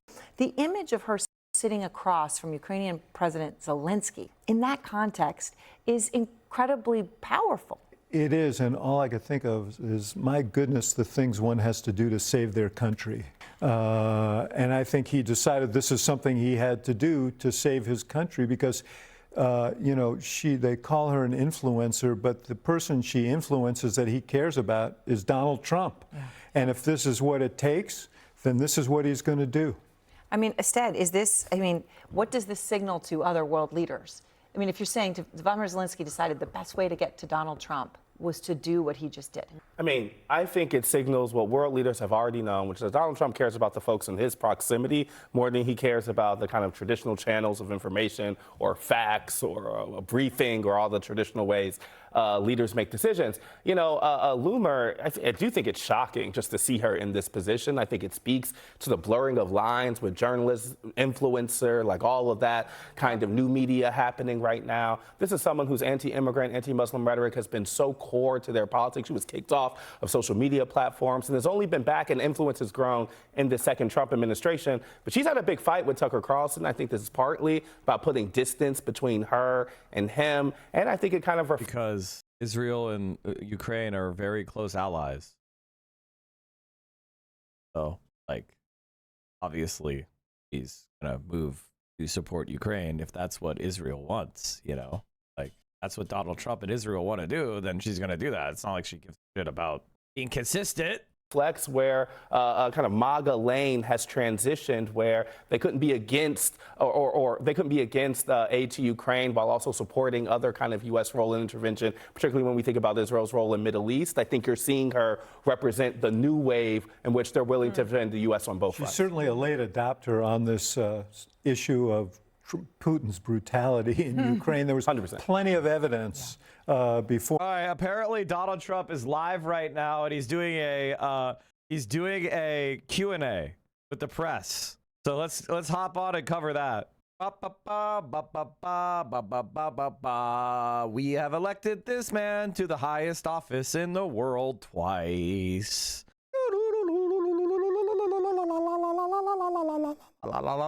This is a thing that can happen when millions of adults exist in the country. I'm gonna go to YouTube itself on off of his shit fucking website. Sir, in the world. My uncle was 41 years at MIT. We're talking about nuclear. It's a wave of the future. We have the most brilliant people in the world standing behind me that were big into the world of nuclear, like my uncle was at MIT. My uncle was very big into nuclear for 41 years at MIT, but they've advanced somewhat since those days, I think, I hope. So today we're celebrating a historic milestone for civilian nuclear energy and the incredible renaissance of nuclear power in America.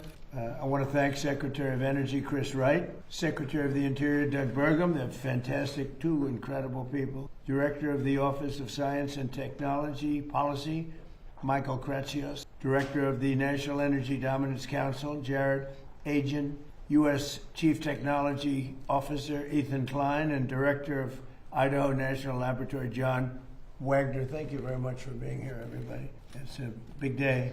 I also want to recognize and congratulate CEO They fired of Kiram Khan. Amazing. Antares Nuclear, Jordan Bramble, CEO of Valar Atomics, Isaiah Taylor, CEO of Deployable, not Deplorable. Remember Hillary? Deplorable. Hopefully your company's going to work out a little bit better. Thank you. Good luck.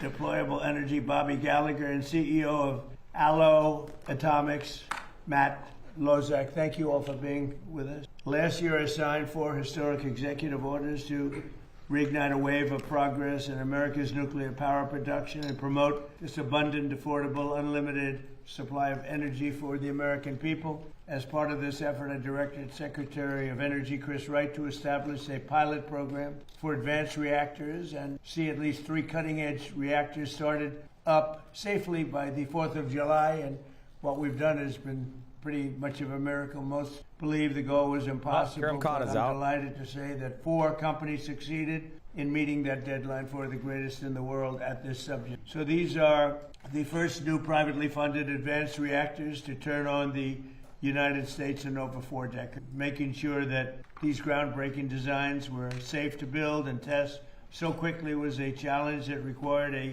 historic partnership between these innovative companies and our administration. We have brilliant nuclear people. We have a lot of brilliant people, but we have brilliant nuclear people on our staff.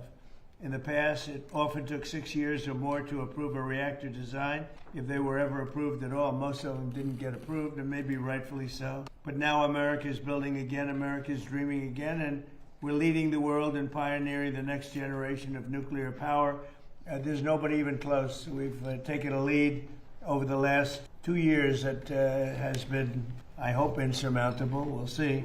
But let me ask Director of the Office of Science and Technology Policy, Michael Kratsios, who's been absolutely fantastic in the administration, to say a few words, followed by a few of the people. Let's see, Chris Wright will go, and Jordan Bramble, and Isaiah Taylor, then Bobby Gallagher, and Matt we're not Lozak. going to listen to these randos fucking blabbering. Next generation, actually, we would not be here without stories. You know, at some point, a problem, but top of it, the whole thing blows up. So did he get out ahead of critical on our site, driven by the people behind me? Please, go ahead. Hi, Mr. President. I want to ask about the Saudi nuclear deal. This man over your shoulder announces a big deal after 18 months of negotiating with the Saudis. Seems like it's all done, it's signed, and then you come out, throw some new conditions on top of it, the whole thing blows up. So did he get out ahead of you, or what happened there? No, nobody got out ahead. I mean, I just say that in order to do it, they have to be a member of the Abraham Accords, which have been very successful. But it's time now that they do it. They and others didn't want to do it because of the problem that they had with Iran. You don't have that problem anymore. You don't have a great power there anymore. You have a problem, but the problem is disappearing day by day. They were the bully of the Middle East. They were not going to be that much of a bully anymore. They'll probably, I think, instinctively want to be, but you don't have the same problem that you would have had 4 or 5 months ago before they had no navy, no military, no anti-aircraft, no leaders. I mean, their leaders are gone. A lot of things have changed with respect to that country. So, no, we want them to, it's a two-way street, and we think it's very important for the future of the Middle East. The Abraham Accords have been incredibly successful for the countries, as you know, for the countries in them. And I think it's very important. So, you know, at some point they'll join and they'll do their civil, it's to echo it's civil nuclear, but that's what it is. No enrichment, it's civil nuclear. I have a question about Iran. You're talking about blowing up civilian power plants and bridges. Much of the civilized world would consider that a war crime. Do you? I won't respond to that question. Who are you with? The New York Times. I figured so. Failing New York Times. Yeah, please. So they accidentally let a real question get asked. So are you not going to attack civilian infrastructure, or are you going to attack civilian infrastructure and you're just not acknowledging that you're like, what is this? Real America as well as in Espanol. I just came back from Venezuela, and people there are very happy with you. Right. With Secretary Marco Rubio, with Secretary Wright. Have good poll numbers in Venezuela. It's actually pretty amazing. I know some youth plans for there, and they are amazing. I want to give you thank you. I want to ask you one question, because some people there, they are asking you that. When will there be elections? Do you have a date in mind? Senator Bernie Moreno said that July 24, 2027 could be a good day in honor of Simon Bolivar. And my second question is, the football player who scored Spain's goal in the final at World Cup, Ferran Torres, celebrate the victory wearing a Make Spain Great Again cap.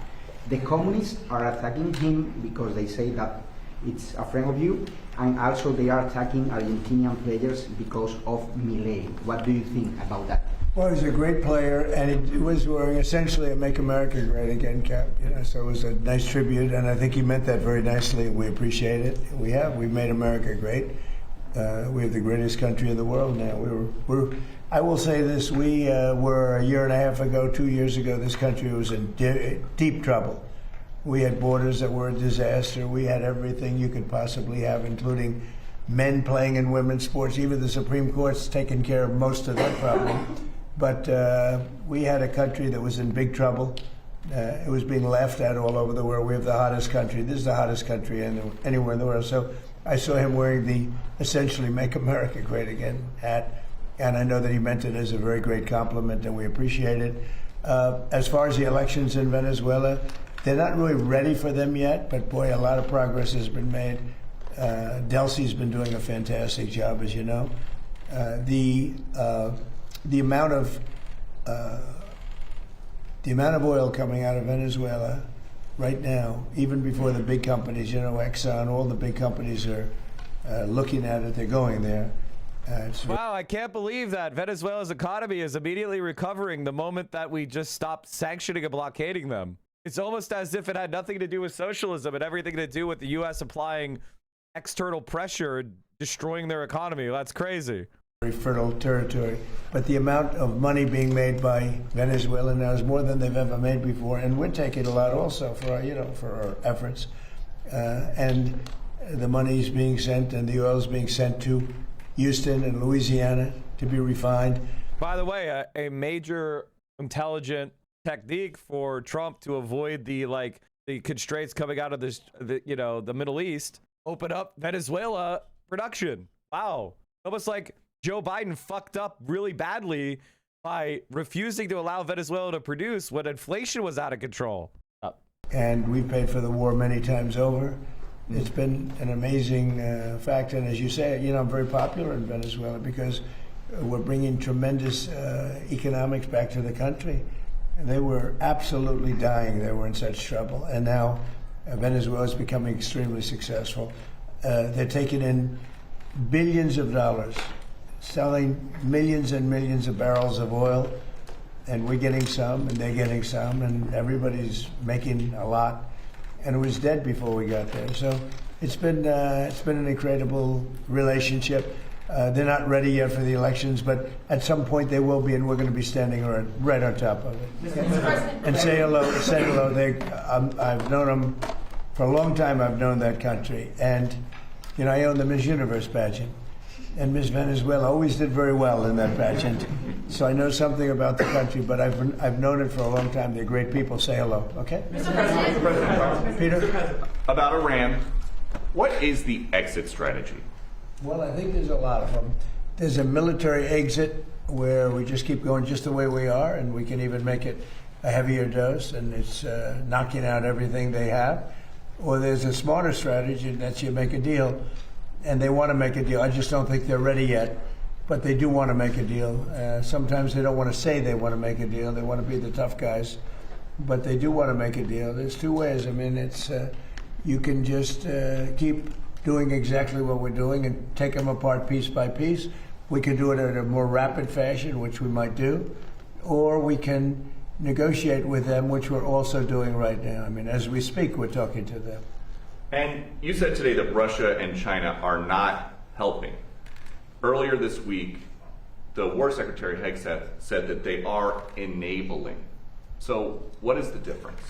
Well, I don't know that they're enabling. I mean, I will tell you that President Xi said he will not partake, and President Putin said the same thing. I think, I trust them. They've had a long-term relationship. There could be some things. So, we're fighting Russia in Ukraine, but we trust them to not interfere in Iran. First of all, if that's true, goddamn, they're dumb. Putin is fucking dumb as hell. If Putin is trying to win in Ukraine, he should be doing everything he can to make Iran as difficult as possible for the U.S. So either Trump is dumb as fuck or Putin is dumb as fuck. But I say it's Trump. Thus far, at least, it has not been major. I don't think they'd want to have me disappointed. A different story, not Iran. There's this nasty parasite that is giving people in 9 states explosive diarrhea. When is it going to be safe to eat lettuce again? I don't know. I haven't thought about it. It's the first time I've been asked that question. Are you eating lettuce? I don't eat lettuce. I eat Oreos. Recently? I should always have more lettuce. You want to get the hell out of here, Peter. No, it's a very interesting question from you. I didn't think you'd ask that kind of a question. Nobody wants to. I can't believe you'd ask me a question challenging me. I didn't think you would ever ask me a question that wasn't propaganda. Ask that question, but it's very interesting. Well, it's exciting. There's this food coming in, I guess, from Mexico. It's tainted. It's making a lot of people sick. That is the CDC's terminology. Well, I think what we're going to do is we're going to put a major tariff on Mexico because of the lettuce, and we're going to put a big tariff on Canada because of the smoke. All right? We'll get a combo. Which would you have, the lettuce or the smoke? We're going to have a big tariff on Mexico for the lettuce and a big Texas. I told you he was going to do this. I said this a couple days ago as a joke. It was in my title. I put, Trump is going to tariff Canada for the wildfire smoke. And here he is. A couple days later. I think I'll take the smoke. Yeah, the smoke wrecked my daughter's swim meet. Well, it's closed up a lot of countries. I've told Canada they have to do something about it. We've never had this problem. All of a sudden we have this problem with Canada. So we'll have to talk it's called climate change, you dumb fuck. Them about that. Follow up on Iran. Thank you, sir. Follow up on Iran. Have you made a decision about the major strikes that you were referring to? Okay. Should we expect to see major strikes? Look, we're talking to them right now. I think they're getting more and more serious as the days go by, for maybe the obvious reason. But we are talking to them right now. We'll see. Look, there are two ways. I consider that the smarter way, but the other's probably the easier way. They're not going to tariff oil, King of Rome. They're not going to tariff oil. The United States of America is just, we don't have a policy that's making any sense. It's just random grab-ass bullshit. He's a fucking moron. Doing what we're doing. And we can take that to a much higher level if we want to. We're prepared to do that, as you know. We're locked and loaded. We're locked and loaded and ready to go, but we're talking to them, so I think while we're talking, we'll see what comes of it. And when you say, just I believe, Jeff, they're very serious. They should be. And when you say that you're talking, is it Mr. Kushner or Mr. Witkoff, or who's involved in those talks? Sort of everybody. JD and Marco, and a lot of people are talking to. A lot of people to talk to. It's a big deal. But really, when you get right down to it, it's not very complex. They cannot have a nuclear weapon. You know, very simple actually, but it's a big deal. They cannot have a nuclear weapon. If they have even a thought of a nuclear weapon, we will just continue to go at much higher levels. But we are talking right now, and we'll see what comes of it. I'm not, you know, despite what everyone says about the election, I'm not in a hurry. I'm not in a hurry. We have to do it right. Is Trump the least serious president? I would say that, like, for me, you know, every time I watch Trump, my mind is just on a continuous loop of public service announcements. You know, it's just a continuous loop of People Smiles, is a continuous loop of public service announcements. You know, I think about Whitest Kids You Know, one of my favorite shows. There's not really like any analysis to do. He's just a subhuman blob, and his very existence is offensive to anybody who has any taste, which is exactly the point. The point of Donald Trump is to piss off you. So at a certain point, you just go like, this is boring. Hugely illegal, insanely illegal. Themselves. When you know, when I went into Venezuela, everybody was against it. Oh, what are you doing going into Venezuela? And then 2 days later, they said, wow, that's fantastic. A lot of people are saying that with Iran already, because it would take them 25 years to rebuild already from what they had. You remember what I said earlier, where I was like, it's because Venezuela, he thought he could do Iran, and that's why he's going to like get pulled into invading, because he cannot accept that he's a dumb piece of shit. And again, as you know, no Navy, no Air Force, no anti-aircraft, no radar, no nothing. I mean, and we, as you know, we just reinstituted the I guess you could go, I call it the iron wall on the water. Nothing gets through. Nothing. Blockade. Nothing gets through. And they sort of have to make a deal. But we are talking to them. I think they're being serious. I think they are being by far the most serious that we've seen them. But that doesn't mean we get there. We'll see what happens. But I always prefer that alternative. Mr. President, I have an energy question.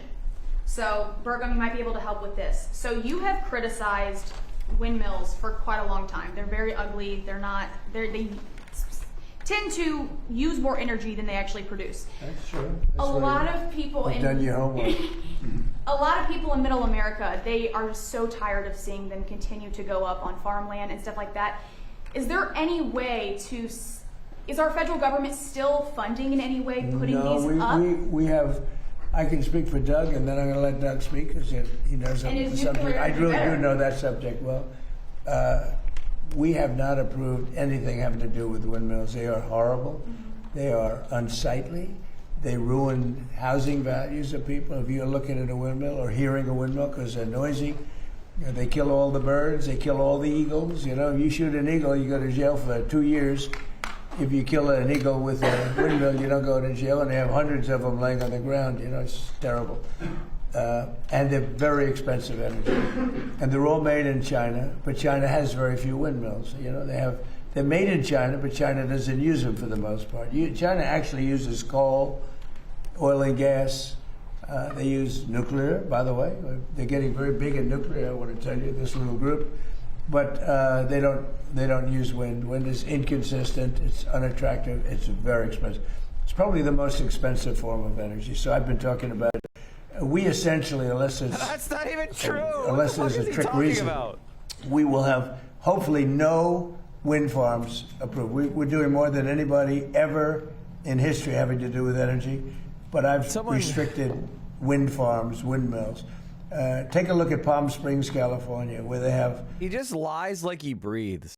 He lies like he breathes. There's just nothing more to say.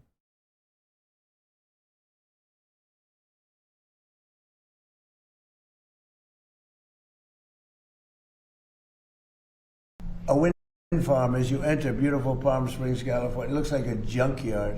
You have old ones, rotted ones. They're falling down all over the place.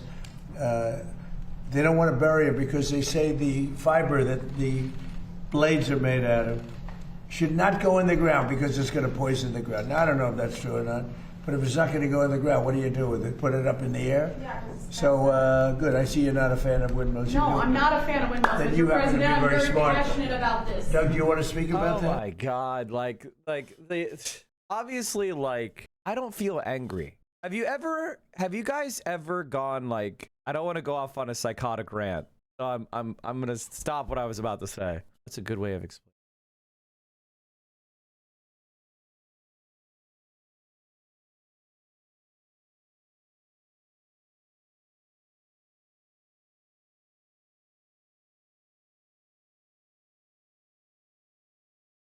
I don't feel like there's a way I can explain the way I feel right now out loud. I don't think there's a way I can explain it.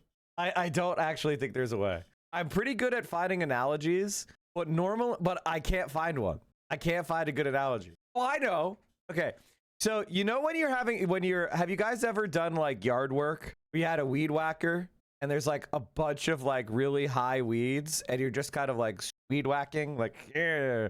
And it's like very Zen-like almost. Like you just get lost in each stroke and you're just kind of like zipping around and you're locked in and you're just like cutting down all the weeds. And then before you know it, you look back and everything is just cut down and it's like zen and calm. And you're just like, job well done. Get that dopamine release, maybe you wash your hands, you don't want to make sure the carburetor doesn't get all mucked up. That's how I'm feeling right now. Like a mindfulness cleanse. No, but I would say, yes, President Trump has wisely understood that wind was unreliable, intermittent, dependent on the weather, only existed particularly offshore because of massive subsidies. So not only was it expensive to generate electricity on the grid, it was also expensive for taxpayers because of the subsidies. And so again, President Trump shifting the policy towards energy dominance, which is reliable, affordable, 7x24 energy that's not dependent on the weather. And that includes nuclear, includes hydro, includes geothermal, includes oil and gas, includes beautiful coal. And again, China, 60% of their electricity is coming from coal. Coal was the #1 electric producer in the world 125 years ago, and it was for the last 125 years in a row, and it will be again this year. 126, quite a streak if you're an athletic team that they've won 126 years in a row.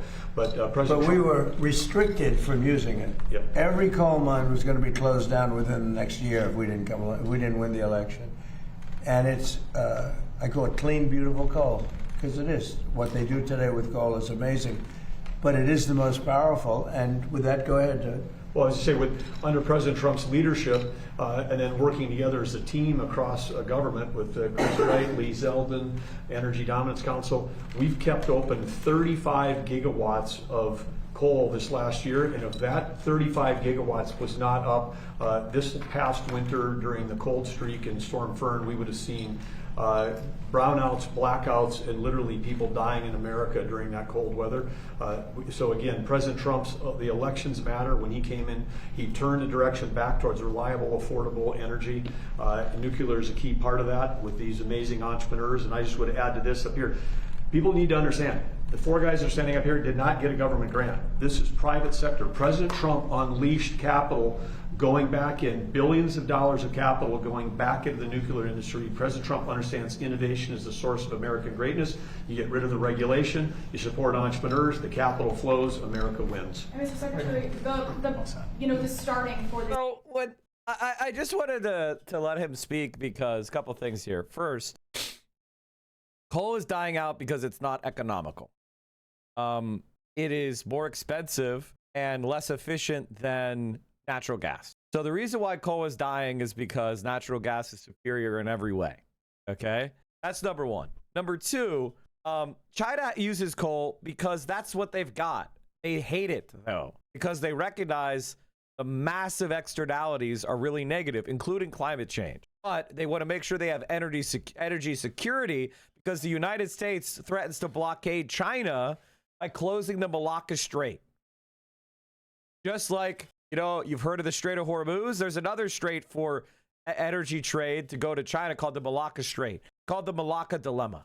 So in order for China to ensure that the United States will not be able to use its navy to blockade them like they're currently trying to do with Iran, they have kept coal energy open. But at the same time, they are massively expanding in something else, which is renewable energy, battery technology, wind, solar, geothermal, hydroelectric, and of course, nuclear fission and fusion. And here's exactly what I'm talking about. This is a nuclear power plant mid-construction. Usually countries are only able to build one or two at a time. And when you look at this massive, sprawling site, it's not hard to see why. The plant we're looking at here is being built in China. So's this one. And this one. Are there more?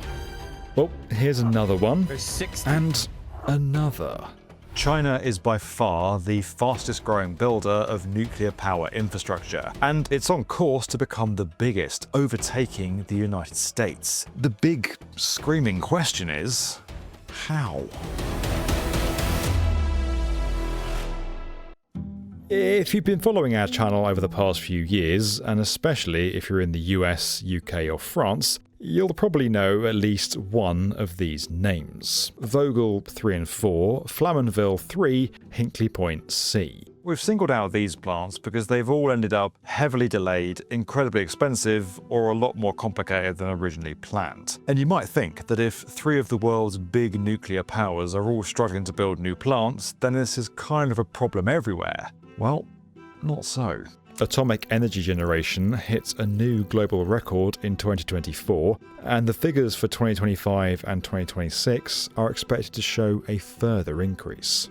Several countries have played a part in making that happen, like Japan, which has been restarting its reactors after Fukushima, while India and South Korea have been busily building new ones. Korea's Shinhanul-1 nuclear reactor has been turned on some 12 years after its construction began. India decisively advances into the second stage of its 3-stage nuclear power program. Tokyo wants to turn one reactor back on and use that power to meet booming demand. But it's China that's easily made the biggest impact on the nuclear landscape. Right now, it's second in the list of countries with the most nuclear reactors, and it's fair to say the US has got a pretty big lead. But when you look at the number of reactors currently under construction, it's China that's roaring ahead. As of June 2026, it had 39 reactors in the works, half of the global total. And when it's finished them all, it will officially have replaced the US at the top of the league table, because America currently isn't building any. China is putting its plants together at a much lower cost than other countries. According to new research from a group of US universities, China is able to build new plants at a cost of around $2 per watt.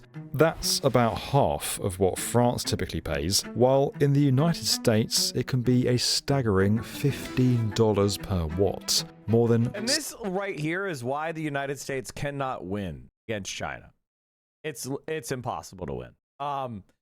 And I say this as a straightforward point that if somebody can produce something 7 times cheaper than you, you're cooked. And when that thing is some of the most advanced technology for some of the most important infrastructure, you're doubly cooked. Like, there's really no debate. And if AI is logically going to be built around your ability to construct infrastructure, which that appears to be the choke point, energy, data centers, China could just build stuff. We can't. 7 times higher. Now, if you're wondering why we've picked that unit of measurement, it's because it's what the industry itself uses. Going by the cost per unit means you can keep track of any increases once things are underway and compare easily with other projects, even if they're a completely different size. Still, all this talk of numbers, watts, and units of measurement is taking me back to my old school days. And there's a lot of good memories there, but also a fair few of me being stuck on a question and struggling to get the help I needed. Now, let's get back to those nuclear reactors and find out how China is building so many of them. Now, there are several reasons for China's big nuclear push. It uses more electricity than any other country. In fact, it's not even close, and that demand continues to rise. Not only does it manufacture basically everything as it has done for decades, but China's now having to power a new data center boom, electric vehicles, a growing high-speed rail network, the list goes on.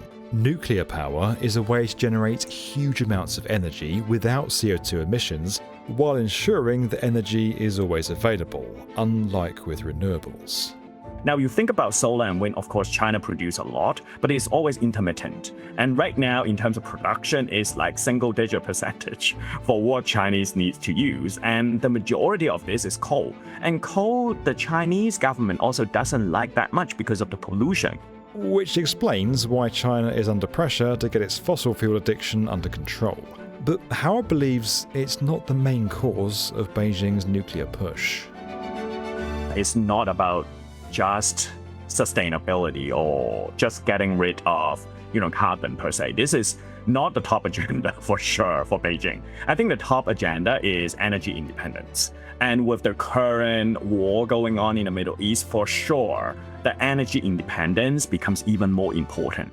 As for they wouldn't care about making nuclear reactors because they have coal. So very clearly, reducing the pollution is a key goal. Because if it was just, they don't care about that energy independence, the coal is being mined in China. So clearly they're developing this because they take decarbonization and reducing pollution very seriously, while also wanting to have strong energy production that maybe renewables might not be able to provide on their own. And the thing is, like, they're also racing ahead with battery storage. So if the sun is shining some days and not others, or the wind is blowing some days and others, if you store that in a battery, then you could smooth that out. So they're building renewables, they're building battery storage technology, and they're building nuclear, but they're also investing in fusion research. They want to create energy abundance that doesn't affect the environment, that is ecologically and economically sustainable. How China is managing to construct so many new reactors and do it so quickly and cheaply, well, it's a combination of factors. Firstly, the political system in China allows it to make a big decision like whether or not to build a load of new nuclear power plants with little to no pushback. And yes, I could be talking about virtually any type of infrastructure here. First of all, this isn't even true. This is just Western propaganda. I could get into it more. But these decisions are evaluated deeply. They are pushed back upon. There's all sorts of input. The idea that it just, in fact, there was a New York Times article we looked at a few months ago where they were like, yeah, actually, there's just as many environmental regulations as the US. What they don't have is meaningless lawsuits and consultants who suck up billions of dollars doing nothing. The story is the same with roads, railways, other energy projects, you name it. Those in power can make long-term plans, they can make those plans a national priority, and the chances are those plans are going to come to fruition. Whereas in other countries, in democracies, there's always a chance that a new government could get elected and put pressure on a project. There might be a shift in public opinion, all sorts can happen. It's up to the government whether they are willing to channel resources into certain areas deemed to What's really interesting about this is it's actually kind of fundamentally an attack on democracy, right? Like, if you're watching this video and you're thinking to yourself, wow, that's really impressive that China is able to invest so much and build 39 nuclear reactors at the same time, kind of seems like democracy sucks. Like, we're not able to make long-term plans. We're not able to invest in the long term. And it's like, that's not why, by the way. This is actually not why. This is lies. These are actually lies. I hate to say it. And we'll see what other reasons they have for why America can't do anything. Here's a hint. There's a street, a very famous street, and they ruin everything. National, importance. So cheap access to capital is one. Stabilize. Cheap access to capital is one. What does that mean? What does that mean? Now, this is the expert. That was the first thing he brought up. What does cheap access to capital mean? Of industrial policy.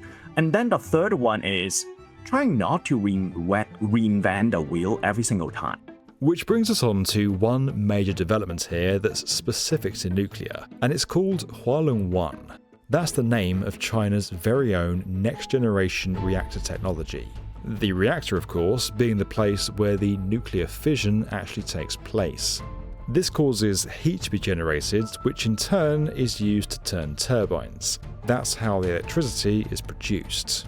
Previously, China had little choice but to use either new reactors imported from abroad or its own models, which weren't as advanced as what the US and France could produce. But now, China considers Hualong 1 on a par with what the best of the West can offer. It claims that a single reactor can generate almost 10 billion kilowatt hours of electricity each year. Apparently, that's enough to power the lives of around 1 million people in an average developed country.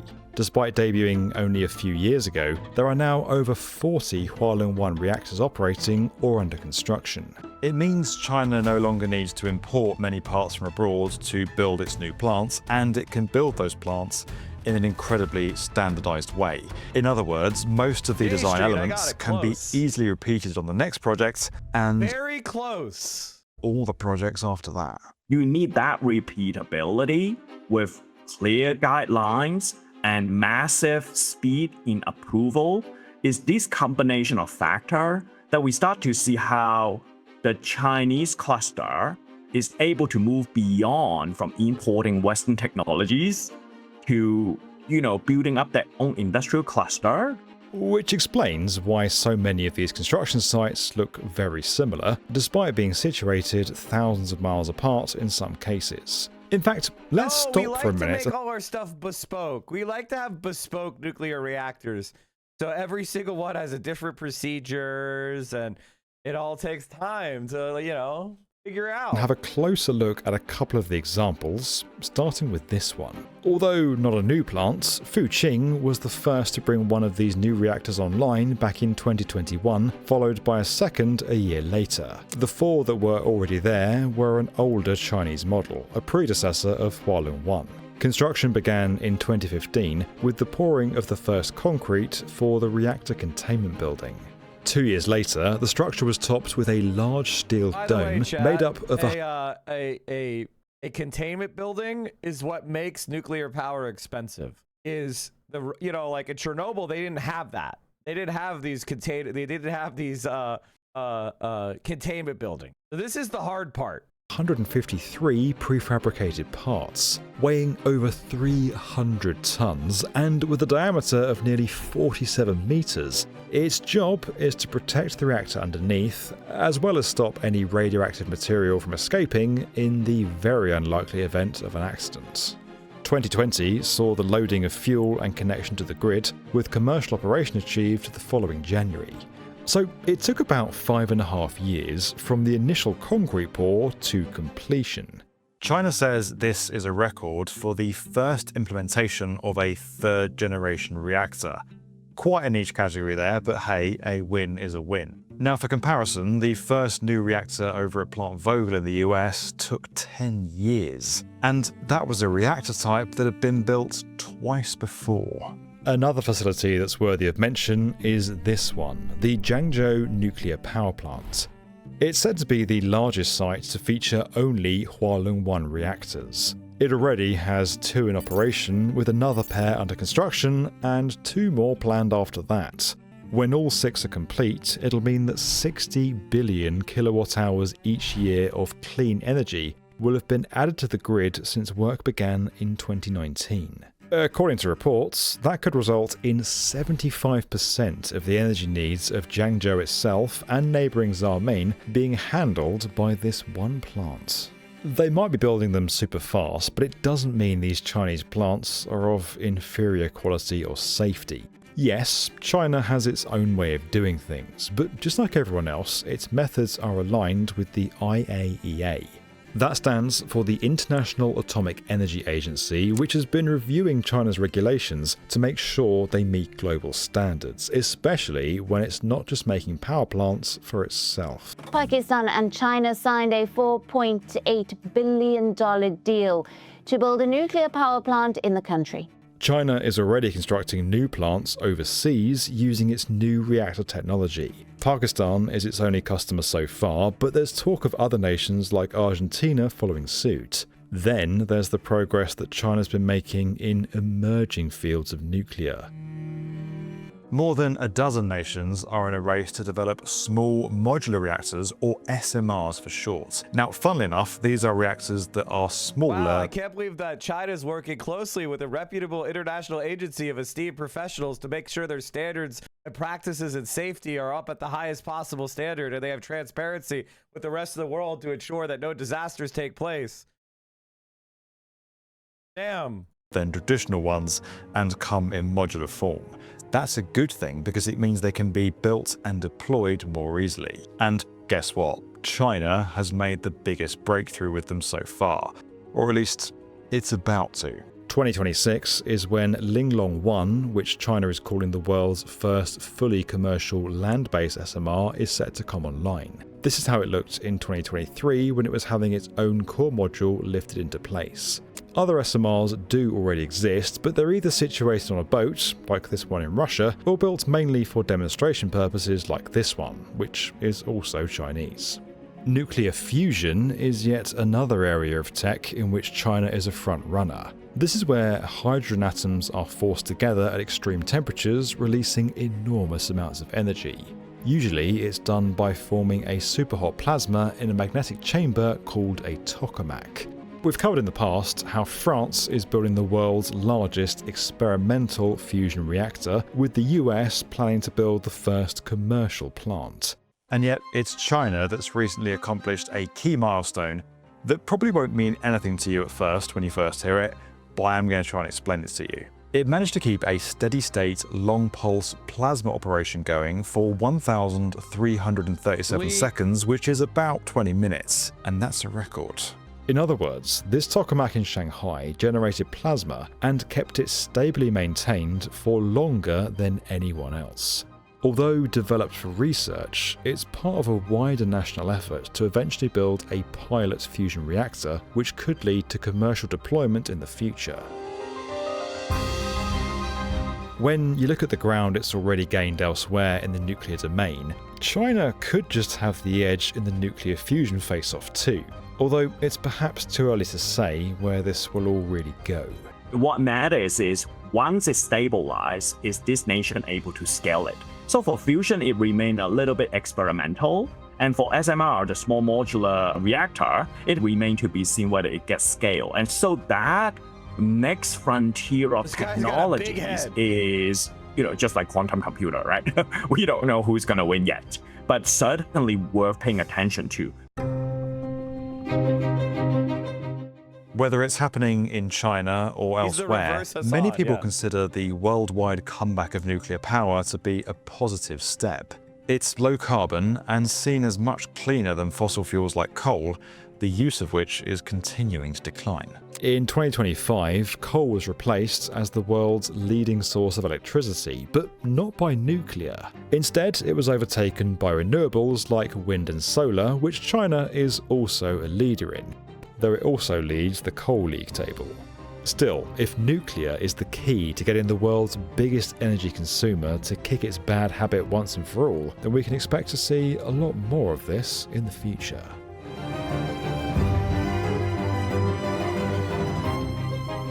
This video was sponsored by Brilliant. They didn't really talk about it much other than mentioning it offhandedly, but the reason why China is able to do this is not because they're overriding democracy and they don't let people protest or whatever other propaganda.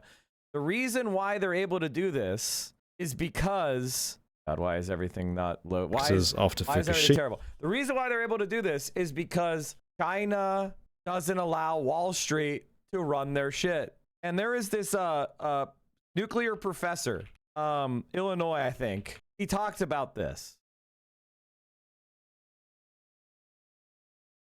This it? I also learned that. Yeah. This guy, David Ruzick. Yeah. He talked about this. Very specifically, it has to do with finance. In China, there's other parts. They don't force their nuclear power companies to borrow from Wall Street. They have state banks. Now they borrow money. It's not like they take this money and they get it for free. It's not a grant, but they have the interest rate be the same as the government would pay. And so they take the cost of capital and they take it way down. And because it's a state financed bank, there's no uncertainty about the financing. So when they line the things up, they drive down the costs for everything that's not related to the implementation of whatever they're doing. So land costs get driven down and financing costs get driven down. And this is why China is winning, right? I think we watched this a long time ago. But what they're able to do is, okay, here it is. We'll just watch this part. Date of both things that have already actually only taken that long and ones that are in progress today. So what about the costs? Also, that's the other thing. The faster you build it, the lower the cost, right? Because like if you build it in 5 years and it's selling electricity for 5 years, well, somebody else with everything exactly the same that takes 10 years to do the same thing, you have to have negative carry costs for double the amount of time. So if everything else was equal, just being able to successfully complete it quicker is a massive difference in the cost. The detractors of nuclear power's best argument against nuclear power is it costs too much to build. Everyone will agree that if everything goes right and the thing runs for 40 years, its price comes down because the fuel costs are so much less. But it still takes an enormous capital investment. And you can look at this in terms of the dollars per kilowatt hour capacity of the reactor. It's a good comparison number. And amazingly, in China, they can do it much cheaper and faster than we can do it in the West. Their Chinese design, the one that was based off of the French design, right, 2600, the one based off the AP1000 design, 2440. These are real numbers because they've built them for this cost. This is about 1/3 the cost of the last reactor we built in the States. So how does China do this? Well, they do it because all of the power plants in China are government-controlled, government-run. And they can loan up to 70% of the money to make these projects work at ridiculously low interest, like 1.4%. So what's happening here is the government isn't spending money. The government is just letting them borrow money cheap and then getting paid back plus interest. And then at the end, so instead of the government having to like tax somebody and then spend money and give it, that's what happens in America. We pay taxes and then we give grants to a private company, which will then own the reactor when it's done. That's what we do in America. In China, they have a state-owned electrical grid. They have state banks. They cut out the fucking Wall Street middleman who would charge, as I'm sure he's about to point out, 6, 7, 10%.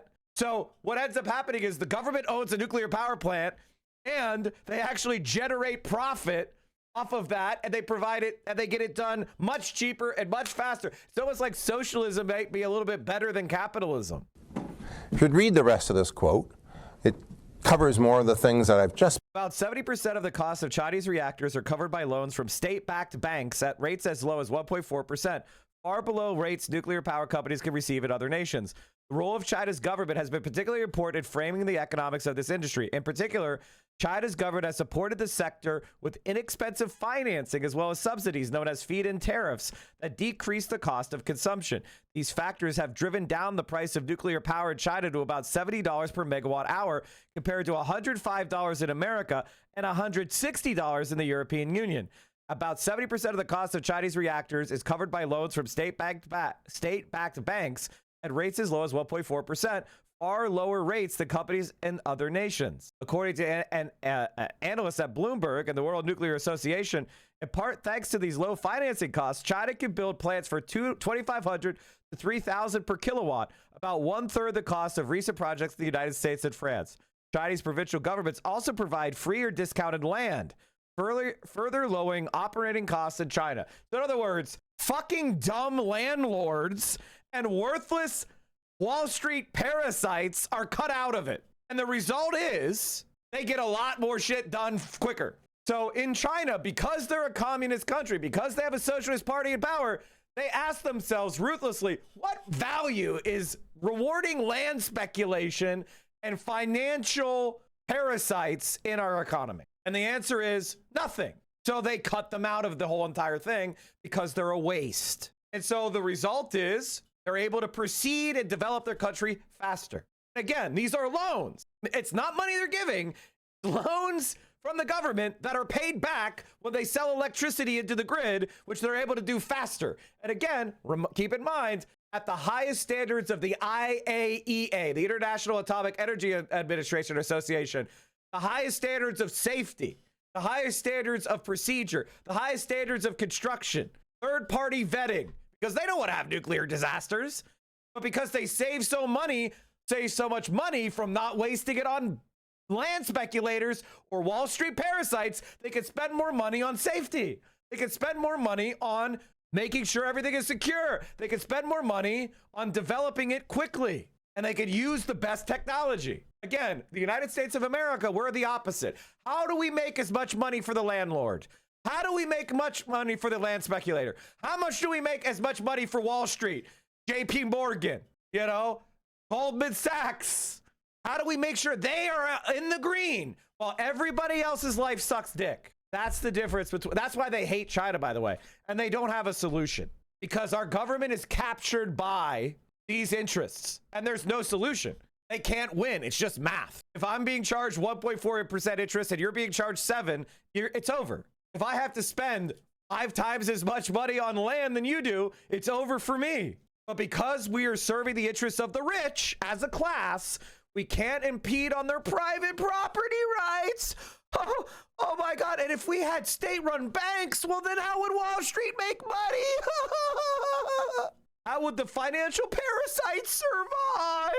Been telling you about. And it's interesting that the United States has such a loan office, the Department of Energy Loan Program Office, that could do the same thing. It's designed to promote the types of projects that the government thinks are very important. And the reason why, yeah, and he's right, we do have these laws, but we don't use them because why? We don't use them because, and this is a very important point, ideology. We are an ideologically blinkered society full of free market worshiping morons. By the way, did you hear this in the abundance guys? Did the abundance guys say this? Did the abundance guys go, a big problem with America is the capitalists. They're land speculators. They're soaking up so much money that we can't build anything in an American city because if you want to build an apartment, you have to spend $5 million on land from a speculator who's been holding on to it for an empty parking lot for 20 years. And you've got to pay him the pound of flesh. Oh, we can't actually build any goddamn thing without borrowing at 10% interest rate because God forbid you undermined capitalism. That's why they can't do anything. That's why we literally cannot do anything because we're ideologically blinkered into free market fundamentalism. And this is why we're cooked. Has the ability to make similar type. Hypothetically, could President AOC use it? Of course. But what worries me is I don't even know that DSA is like ideologically left-wing enough to understand this specific thing that I'm talking about. It's very frustrating. Types of loans and has in the past to other energy infrastructure. Now, what about technology? You might say, okay, China can copy all this, but they can't create it themselves. Not so true anymore. Nuclear Science and Engineering is probably the most prestigious journal for scientific literature in this particular field of power plants and new technology. And you can see that in the most highly cited papers, that line going up like this, that's China again, folks. And the lines coming down are Europe and the United States. So their knowledge about the technology is also very good. When people say China is on the rise, they are in many respects. There's other parts of nuclear power you need. You need the fuel cycle. You've got to get the uranium and you have to enrich it. In terms of supply, China mines about 1/3 of its own. They mine in other countries where they've built the mining infrastructure, about 1/3 of their uranium, and then they buy 1/3 on the open market. Buying uranium isn't enough. You have to enrich it. Originally, the Russians built enrichment plants inside China, and now China is fully capable of making its own enrichment plants and has been doing so.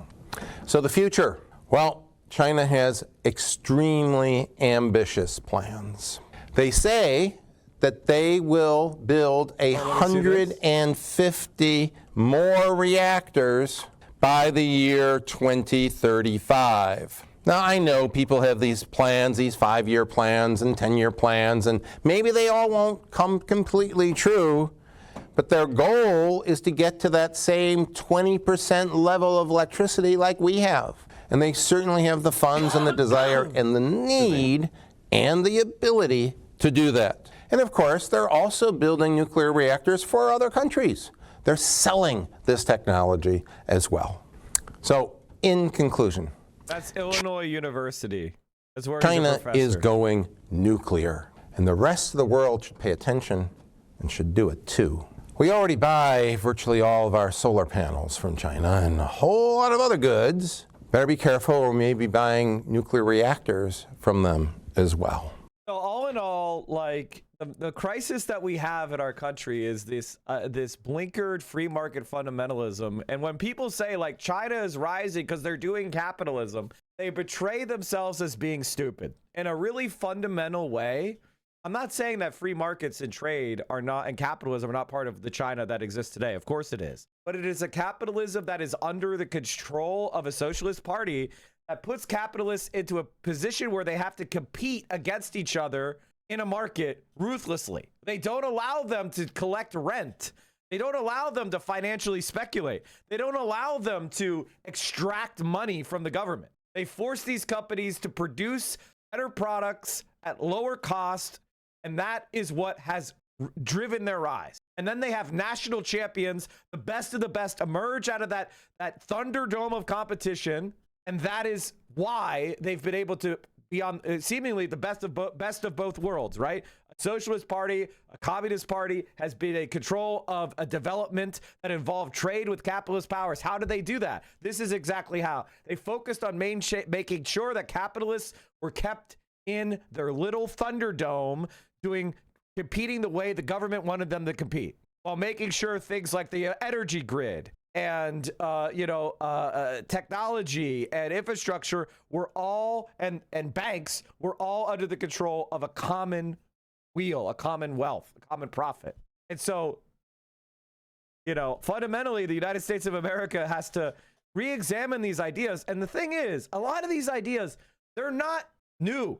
America used to do this type of shit. We used to not be free market fundamentalists. But when neoliberalism came into power with Jimmy Carter and Ronald Reagan, and then Bill Clinton and Barack Obama, we have become unaware of our own history. The New Deal, things like the Tennessee Valley Authority, which electrified 9 states, were run under the same principles what China is doing for their energy grid. So we could redo that. We could follow our own history and fix our own shit, as long as we are willing to cut off this free market fundamentalism trap. Mike, check out the latest South Korea news. That is way too non-specific. That's way not. I'm not gonna say South Korea news ? Nobody gives a fuck about Gretchen Whitmer. Who cares? God, I can't wait for Abdul to win. Well, chat. I have a couple things that I want you to know. In about an hour, I'm going to be doing Mecha Chameleon with Oliver Larkin. Oliver Larkin, Maple Take, Sad Girl. Who else is in here? Who the fuck else is out of here? Swift Tour, 1HP,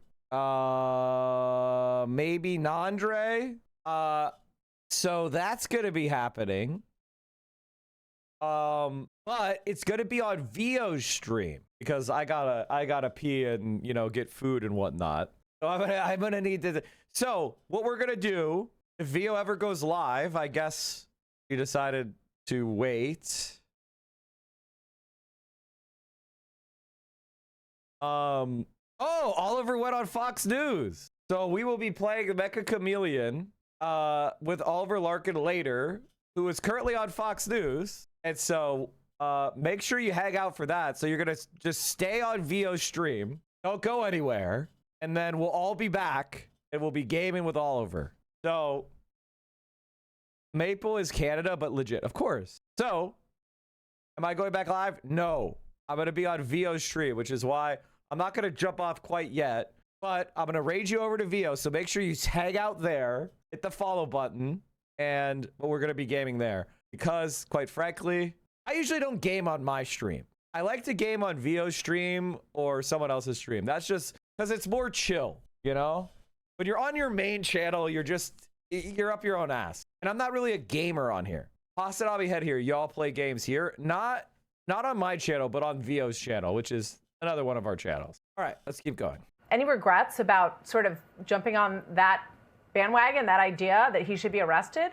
No regrets, and not necessarily bandwagoning. I'm just following what the International Criminal Court has assessed, that Benjamin Netanyahu has committed war crimes in Gaza, and I believe that the United States, any federal or otherwise law enforcement entity that has the legal jurisdiction to arrest Benjamin Netanyahu for his war crimes, that should be enforced. The United States needs to abide by the law, both our own laws and international law. And the horror in Gaza has now extended to include the deaths of 18 U.S. service members and over 500 who have been injured in this illegal war with Iran. Any regrets about... God, he's killing it. God, he's fucking killing it.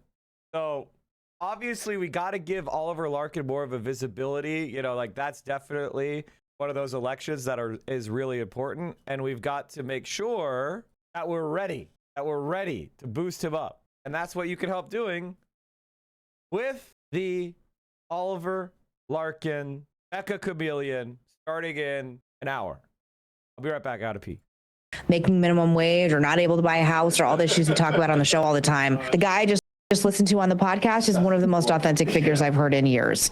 It's like, other than Trump, I can't believe I'm hyping him up this much, but I think Republicans should be scared. And I also think that like our job, my job, our job, whatever, is like, I always try and say we're kind of like tornado chasers. And if we tell you a tornado is coming, you better listen that the tornado is coming. Mamdani is a big frickin', what is it? Class 5 class was from Twisters. S5. Tornado. You guys are really into tornadoes, but can't name the different classifications. Republicans really need to do more events with children. It's too bad that they're not allowed legally to be around them. Yeah. But like, if and when they are, they should really feature more children.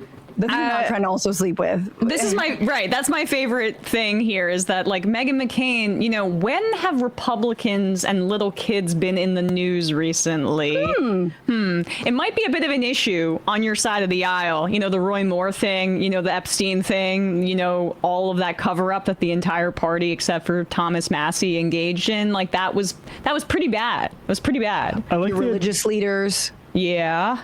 I like that Zoran's popular. They can't confront that it might be like the things he's running on. Yep, it's just the charisma. And like, I mean, look, this is a funny clip here of Zoran. Hell yeah, Dr. Fleischer has 4 normie libs. Also, we are adopting the gaming frogs. In Coney Island, driving a go-kart into the start of a press conference. Yeah. See, under socialism, these are the cars that everyone's gonna get. Oh my God. The suit is killing me. And it's like, yeah, that stuff is good, but like, it's not that. It's that he's doing that while also wanting to deliver for people and not as like small business owners, although he's also doing that, but as like citizens in a major city. It's about, the thing about him is he's not doing that in lieu of policy. He's doing that in addition to policy, right? He's giving the good vibes with the, and then so like when you engage with his positive vibes, it's because he's earned the right to play because he worked hard. Work hard, play hard. That deserve. They're basically like, if only we could find like a centrist to jump in a pool fully with like a suit on. Please. Well, did you see the London mayor Sadiq Khan say he'd lobby the British government to arrest Netanyahu? This is why Zoran's statement was impactful, even if he sadly can't arrest himself. He's raising the standard of mainstream politicians. Exactly. This is how we win. Pete Buttigieg, get in that pool. Well, that's the example I want to bring up. This is a great example. I think I've heard Hassan make this point before, so I'm apologizing if I'm stealing it from him. But Pete Buttigieg, extremely talented communicator, you know, like in the traditional sense. He can speak extemporaneously, he's articulate, he is able to communicate certain issues well. I will reads the news clearly. Yeah. Yes, he's smart. Why does no one give a shit? Because he doesn't stand for anything. Like Zoran could not be as articulate as Pete Buttigieg, and it wouldn't matter in terms of his popularity because of what he's actually supporting and what he's delivering on. He's meeting people's needs. Here's the thing. I hate to disagree with Emma, but vibes matter. This is why I support AOC. This is why I support Zoran, because their vibes are so good. They are vetted. They've been through the ringer and people like them. And you should never underestimate how important and how hard that is. Yes, the policies are good. Yes, the policies are why I support them myself. But the fact that they've crossed over into being liked by normies, that is really hard to replicate. And you should never underestimate the billions of dollars of earned media that Zoran and AOC have gotten. Nobody else could do that. Nobody else can get that like available to them unless they immediately started working from scratch. So I think this is a calculation that a lot of leftists make that is wrong. And I think it's some of the weakest analysis that left-wingers do is like, oh, it's all about the policies. It's just the policies. And it's like, no, it's also the presentation. Like Bernie Sanders is charismatic. He's curmudgeonly charismatic. He's got the vibe of the nutty professor. You know, I honestly think, you know, the energy, he kind of reminds me of the professor from, or Doc Brown from Back to the Future, right? Like that positive energy is in the back of your mind. So you're getting that from Bernie Sanders. It is a charisma. It's curmudgeonly. It's a little bit, a little eccentric, but it's also like honest and authentic. So the fact that we have these people with the good vibes, like don't underestimate how important that is. Like if I ran for office on the same exact platform as AOC and Zoran, I would do a lot worse because I'm not as charismatic. I'm not as known. I'm not as well thought of as they are. It's not just the policy. And so like, that is something that I think all like, you know, obviously lefties would be like, no, it's not that. It's just the thoughts, the ideas. Because we all have those thoughts and ideas. And they are good and they are popular.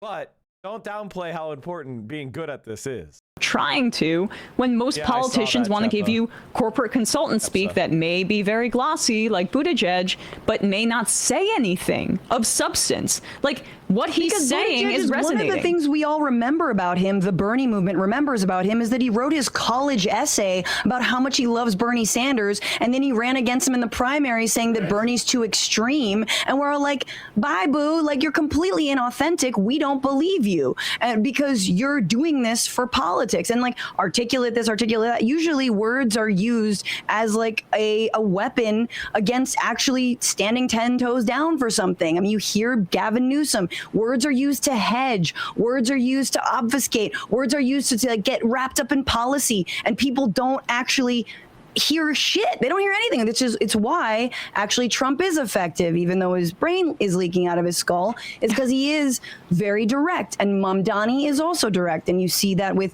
now the tripling, quadrupling down on attempting to arrest Bibi Netanyahu. But of course, he doesn't have the jurisdiction. But yeah, look, it wasn't the third way, but it was another one of these new centrist, like, you know, organizations. They're going to do a conference, and they, in their like mission statement, this was like last summer, they did it again this year. It was like, we want DSA energy without DSA politics. Yeah. How do we taxidermy AOC and wear her skin and then, you know, just sort of parrot our corporate talking points? That's truly what they're trying to do. And you're like, no, buddy, it is actually what they stand for.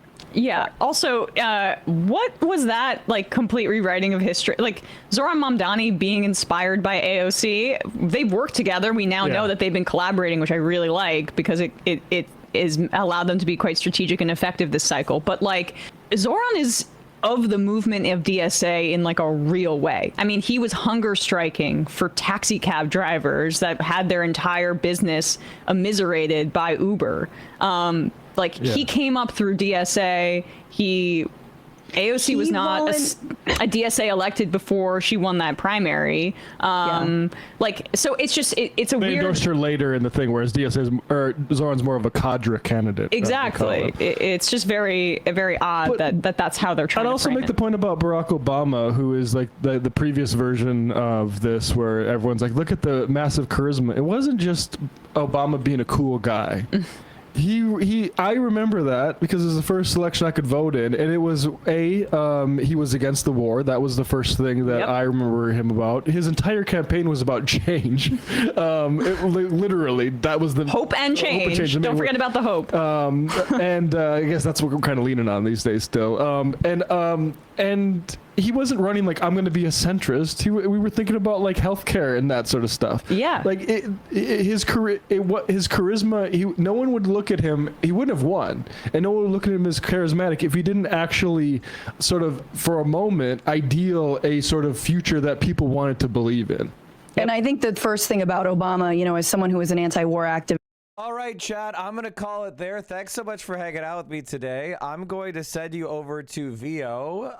Reminder, we are going to be doing the Mecha Chameleon with Oliver Larkin in 1 hour. Mecha Chameleon with Oliver Larkin in 1 hour. Gaming is in. We're also going to be playing, I think there's going to be Sad Girl, and there's going to, you know, all sorts of shit. So Gaming Frog's in. You can't go off stream, just eat here. No, thank you. I'm good. So thank you so much for hanging out with me today, guys. I'll be on the stream in a little bit, so make sure you hang out with VO. I think VO is going to do a sponsor first for money. So help VO get as much money from the sponsor, and then, well, you know, we're going to do Oliver Larkin in an hour. Will there be online left daycare tomorrow? We're thinking about it. Maybe in the afternoon. Maybe I'll go live in the afternoon. All right, everybody, stay safe. Solidarity forever. Socialism will win. Don't forget to subscribe to the Reaction Podcast with myself, Yagopnik, and Freda. We talk about various left-wingers and, or excuse me, various right-wingers. Here's all my links. Subscribe. See you on the YouTubes. See you in an hour. Mecha Chameleon. Peace out. Free Palestine.